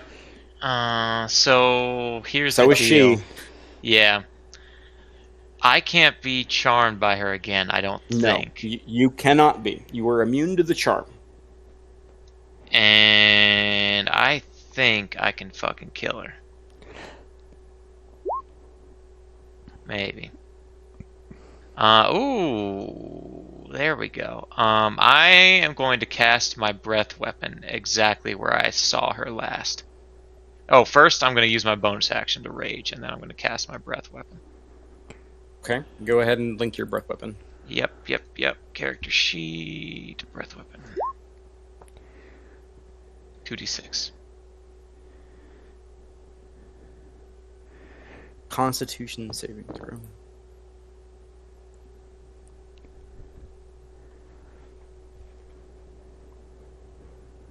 Should I roll damage? Yeah, you roll half. You still do half even if she saves. 8. That is a 15 to save. 8 plus my Constitution modifier plus proficiency. My proficiency is 2. Constitution modifier is 2. Yeah, no, that saves. It's a 12 DC. Okay, so 4 she damage. saves. She'll take half. So she'll take 4, and so let's do that. And you made an attack, so you were no longer invisible. Mm-hmm. And she took a hit, so she is no longer invisible. All right. So as you exhale forward this blast of icy, frigid breath, she pulls a wing forward and shields herself, and the ice kind of flakes and shatters off. It looks like she took a little bit of damage, but it looks like even though she saved, she still took less damage than you were expecting. Okay. Shit. Okay. Anything else you'd like to do? Nope. I think I'll stay right here for now. So that will be Wilder's turn. Cool. So I see nobody? The guy that you were right in front of is invisible. You are invisible. Can I shoot magic missiles at the area that he was at? You have to see the target. You cannot. You must be able to see the target to magic missile. Okay, and then if I try and move through him, obviously that wouldn't work You either. know that he's still where he was. If you want to attack him with your weapon, it's a neutral swing because you are both invisible. Ah, okay. Oh. Yes, I would attack him. Go for it. Well, because he would have advantage on the dot, or I would have disadvantage, and then he would have advantage, or You would have advantage, but he would impose disadvantage, and they cancel each other out. understood. But only because you know where he is can you even try to attack, because he has not had the opportunity to move. Gotcha. I will swing at him with my mace.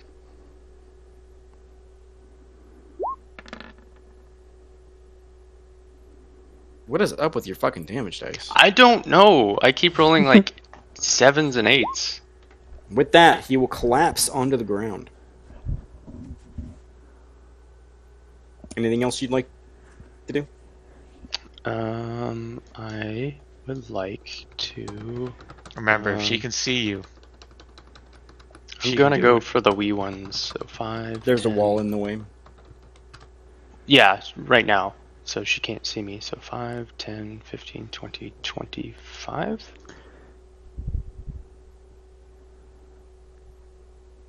And I have nothing I can do with my bonus actions, and I will end my turn here. And I'm assuming I'm no longer invisible. Yeah, because you made an attack, so you are Okay. visible. You do kind of fumble into your allies as you walk past their invisible bodies. You Just can trip even over see them. the form of Elrond's body in the water. And you notice that you see his hand twitching, as if he is in a lot of pain. Oh, thank God. No! Twitching Just kinda means he's not dead. You can see the kind of lump in the water where he is, even though he is like the invisible. displaced water. Yes. Elrond, no! And that's all I can do for my turn. So it'll be their turn. The imp cannot see Elrond. It is hurt. You can see Wilder. The imp is going to go invisible. God damn it. And the succubus is the only person still up.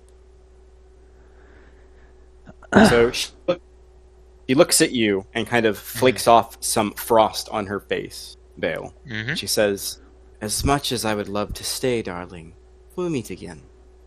And you watch as her form turns into a mist. And she Opportunity vanishes. attack? Oh, No. Let her go! Let her go! Take your swing. all right. Reckless. Go for it. 23 for 6 points of damage with the resistance. Your greatsword swings through and strikes at her form and swings through it as the etherealness spell takes hold. And she vanishes through a nearby wall. Fucking bitch.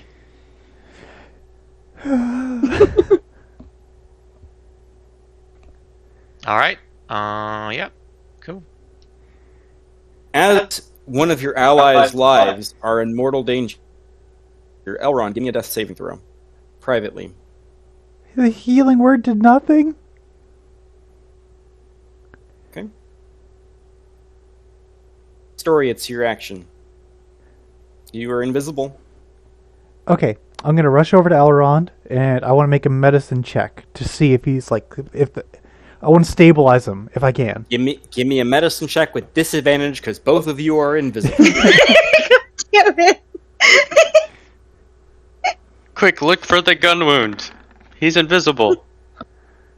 It's an 8. Oh my fuck. You try to find the wound proper, and as you're going through his stuff, you notice that the moonlight rapier that was at his side is broken, as its parts of it are floating in the water. And as you mess with him and jostle him, eventually both of you break the invisibility. He is not stable.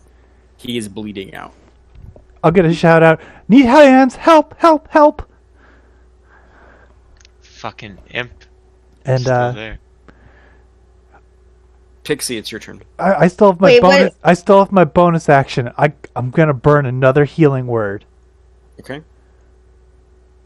I don't know if this is gonna work, but feel better. Do it.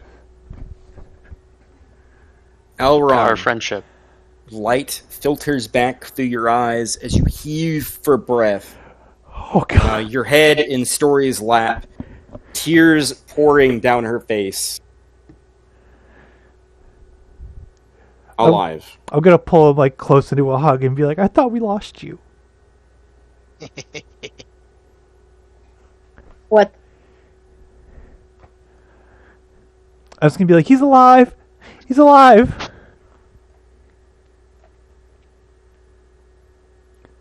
That's my turn. We are out of initiative. The imp fled. Okay.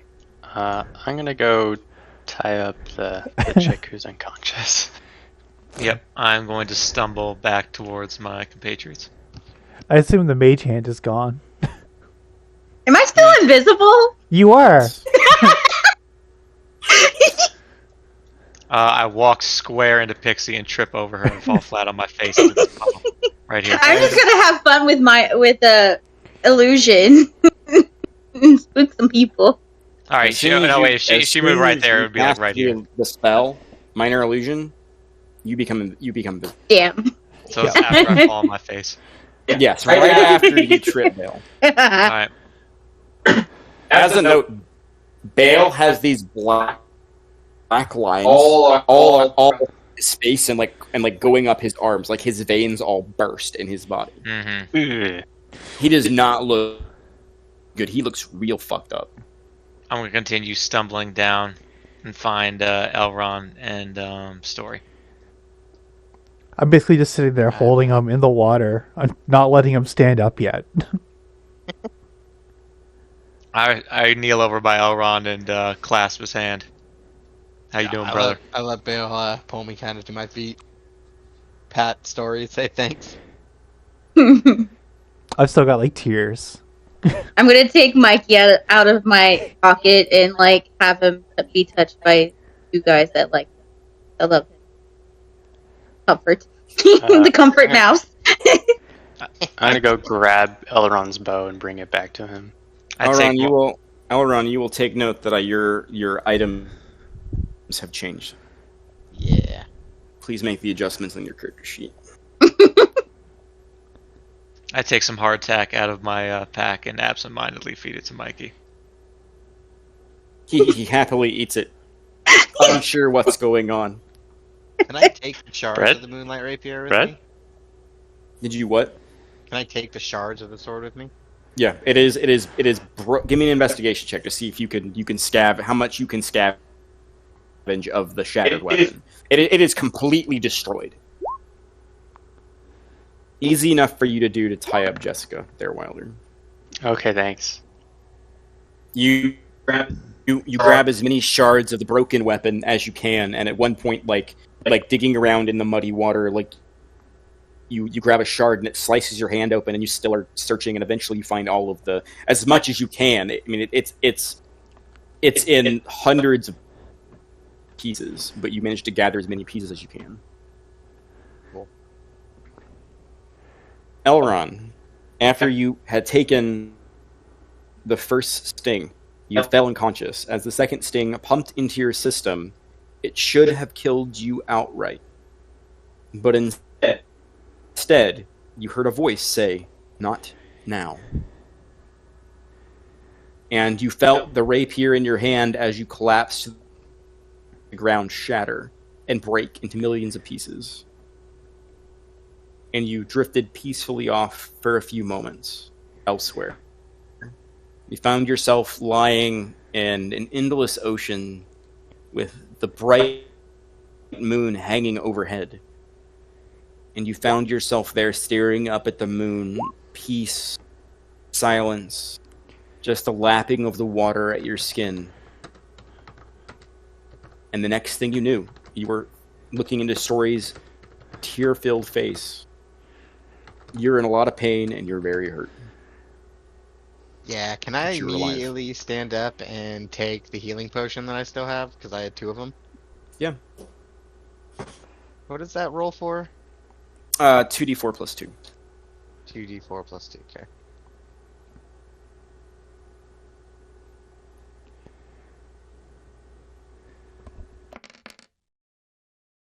Go ahead and get back 7 hit points.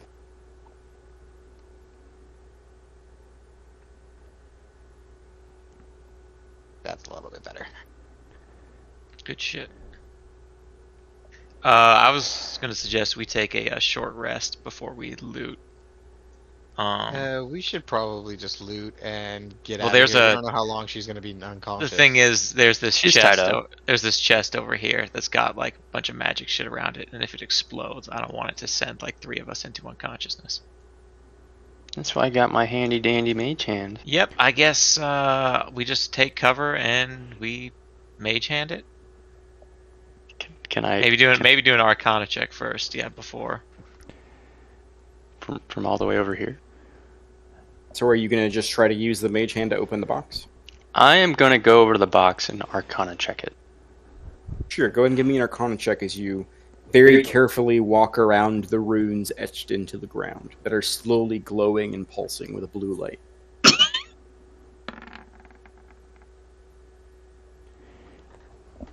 With a 14, you think this is a glyph of warding. You feel like if you were to touch the box in any way, shape, or form, whatever spell stored within the runes would go off. Cool, not gonna touch the box.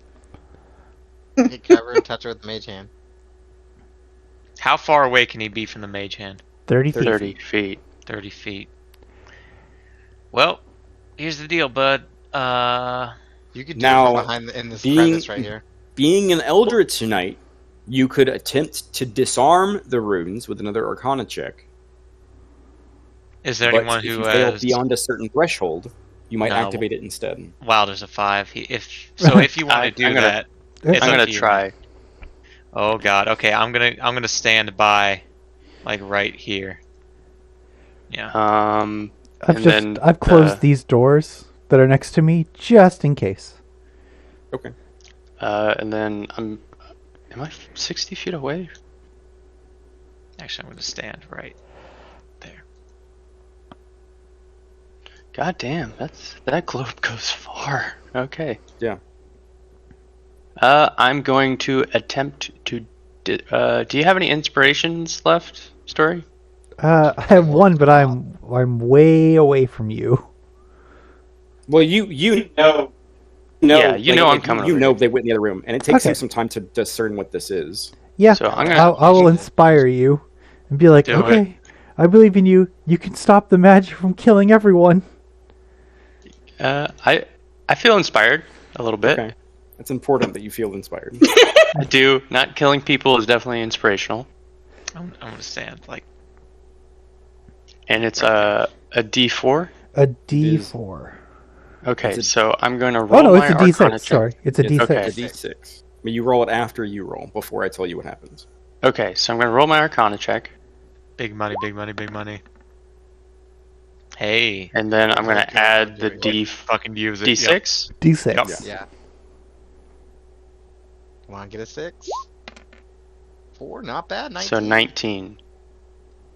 With a 19, you take some time, being very, very, very careful, and using your mage hand in tandem, and you very gingerly and carefully trace your hand around a rune to shatter the inscription.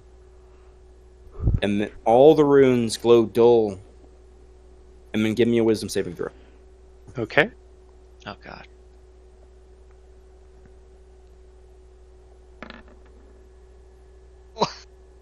Bale, Mm-hmm. you see a flash of light from the next room. I just wanted to take a short rest before we open the box, but no, Story's got bad ideas. Hey, don't get like that. Come on now. What do you do, Bale? PTSD. I wait. Oh fuck, nope. I'm gonna walk in. As Right you to here. step into the room, Wilder is locked in place as though he is frozen in time, with his face in the dirt and his hand outstretched as if he was in the middle of doing something. And you see his eyes kind of dart to you as he is paralyzed. Okay. How are the runes on the chest? Are they still there? They're still there. Of course they are. All right. I don't assume anyone has lesser restoration, do they? Most certainly not. Okay. Oil can. Yeah. So I'm not trying to metagame, but look at our magical items. Go ahead and make another wisdom saving throw, Wilder. Okay. I'm not trying to metagame, but it's just paralysis. It'll wear off.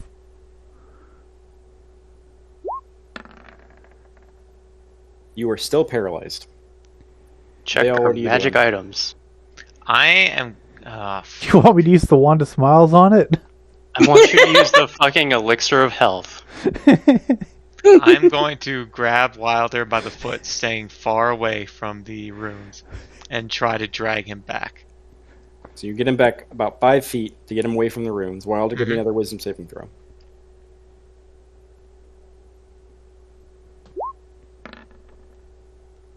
Oh, Still God. paralyzed. Somebody, So wait. please take the potion of health and just use it. Well, who has the elixir of right health? I here. don't have it. I do. Well, you, Here, I dragged you him can't back talk. like here though, didn't Yeah. I know Yeah, I can't talk, but we've can't had it talk. this whole fucking campaign. After 1 minute, the paralysis ends, and you suddenly can move again. I'm gonna use the Well, here's- pearl of power to give myself a spell slot back. Sure. Hold on. You guys just get out of this room.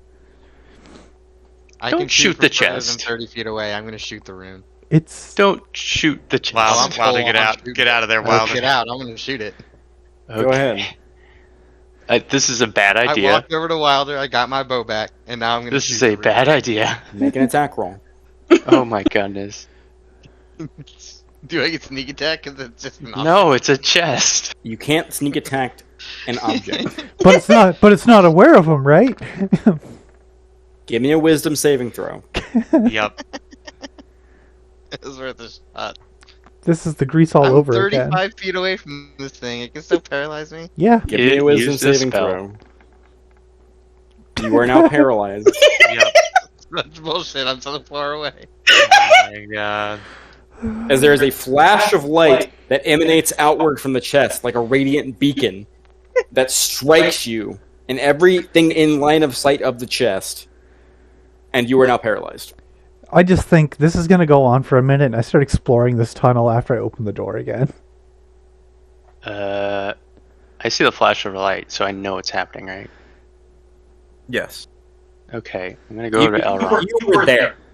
So Okay. what you can determine with your +5 to Don't Arcana waste the potion. It goes away in like a minute. is that it is a hold person. It's a mass hold person spell that is continuously refreshed. And if you can make the saving throw and open up the box, you think you will be able to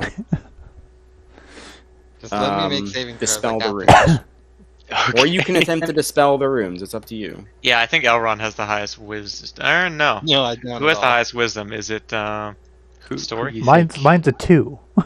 Oh, Mine's Wilder. +2. Wilder's probably pretty decent. You were still paralyzed. Did I get one more try before it wears off? Yeah. Alright. You can just technically you just save every 6 seconds. So if they're taking they're I'm sitting on their fucking hands. I'm looking around for shit in this back cavern. Looking around, you see a couple of stools and appears to be what appears to be mining equipment. Mining equipment. That's You're still weird. paralyzed. I'm gonna start looting the cultist in the main room where we first came in to the cavern. These fucking rolls. Make an investigation check. You're still paralyzed. Of course. I'm working my I'm up just doing around. it every 6 seconds until I. Are you sure you don't want to use the potion? 5. Fuck! What's all these weapons? Bill, you find 4 daggers, 2 arcane orbs, which are arcane implements. Finally. Elrond, you're no longer paralyzed. You also find Let me go open 3 this of fucking those chest. necklaces of the crescent moon with the eye in the center. Don't touch the chest, god damn it. I saved the wisdom. He said that means you could open it. No, it's means- recharged. Give me a wisdom saving throw. I don't know. Well, then I'm just gonna try to break the runes then. Don't Give me a try and fucking do that. wisdom saving throw. You just went up to the box. You can't take it back. Give me your wisdom saving throw. Oh my god. You're paralyzed. This is payback for the grease. Mm-hmm. As Elrond falls face first into the box. I'm not paralyzed. Pixie, what are you Funky's doing? fucking dying over Stop. Pixie, what are you doing? I don't know. I'm giggling, first of all. Near death is like that. You what? What'd you say? Near death experiences will do that to you. Yeah. Can I give Wilder the help action to do an Arcana check to break the runes? Yes. I'm gonna wait for Wilder and do that because he's probably the only one that's got a chance to beat a 20. You win the paralysis. So after my initial search of the cultists, can I take that that knife I bought in the first session and start like cutting open the seams of their clothes, looking for hidden coins and gems, any kind of hidden wealth they may have squirreled away, like hidden within their clothing? Go ahead and give me another investigation check with Yeah, advantage. hopefully this. Oh, okay. Hopefully this one doesn't blow. Cause I blow at investigation 17. Let's go. On the one with the silver hair that came out of the room that Story is exploring, Yes. you find a small pouch of 5 platinum and 7 gold pieces. Lovely. There we go. The rest of them do not have any wealth on them. Do I find anything Okay. else in my thorough explanation? Or Can you disarm Jessica? When you knocked her out, her dagger dropped to the ground. All right, cool. I wasn't sure if it was in like a scabbard or something. Elron and Wilder. What do you guys Okay, so both of us have been paralyzed. We've discussed it that we don't want to get paralyzed again. So I'm gonna help him, and he's gonna help me, and we're gonna dispel these runes. Okay, make an Arcana check with advantage if Elron is helping you. Maybe No. some. Yeah, no, Story's not there. Are you helping me? I'm out of I'm inspiration. helping you. Yeah, I'm helping you. Okay, Arcana. advantage Arcana. 22. Okay. Let's go. Okay. You realize your error from earlier, and you trace your hand around the correct sigil, and you break it. And the ring of sigils on the ground disappears. Just kind of like, I flinch for a second. I'm like, oh, thank God. So I didn't find anything else in my thorough investigation of the room. I opened No, the that chest to look for loot. passageway ends in rubble. Okay. Jeez, I thought they would connect up. Well, I work my way back.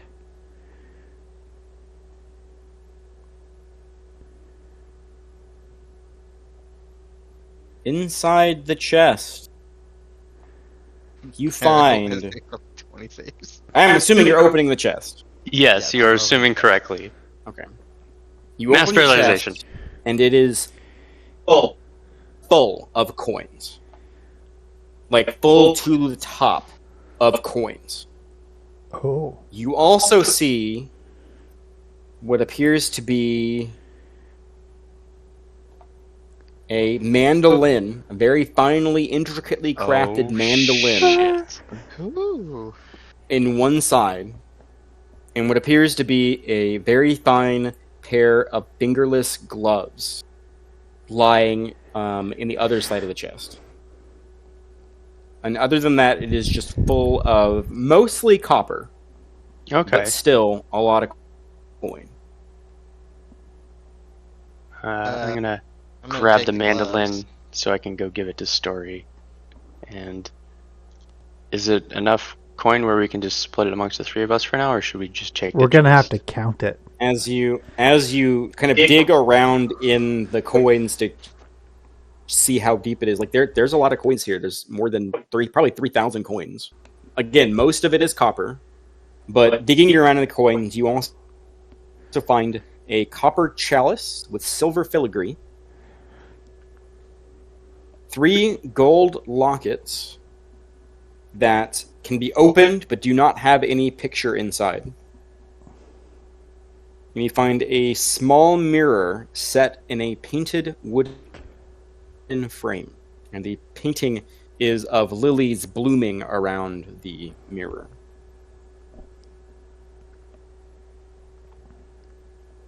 I say we just take the whole chest back and try to find somewhere that we can, like, basically exchange it for just raw platinum, gold, and silver. You said the chalice was bronze or brass? Copper. Copper with Okay, silver I'm sorry. filigree. And about how many coins in there? A lot. And A lot. all right. Is there anything else you guys would like to do? Can I investigate what I'm assuming is this pedestal or altar? Or is that just give me a math? religion check?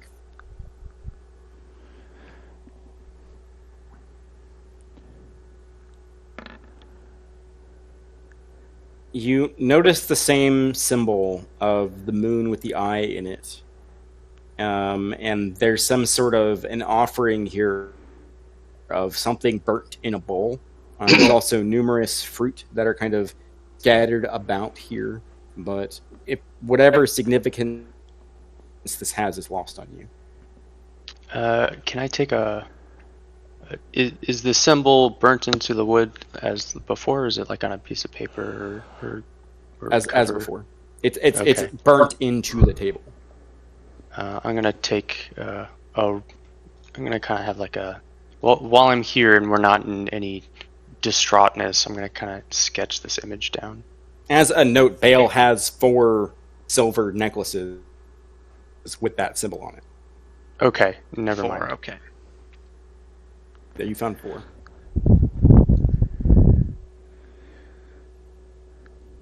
As long as we have something with that image on it.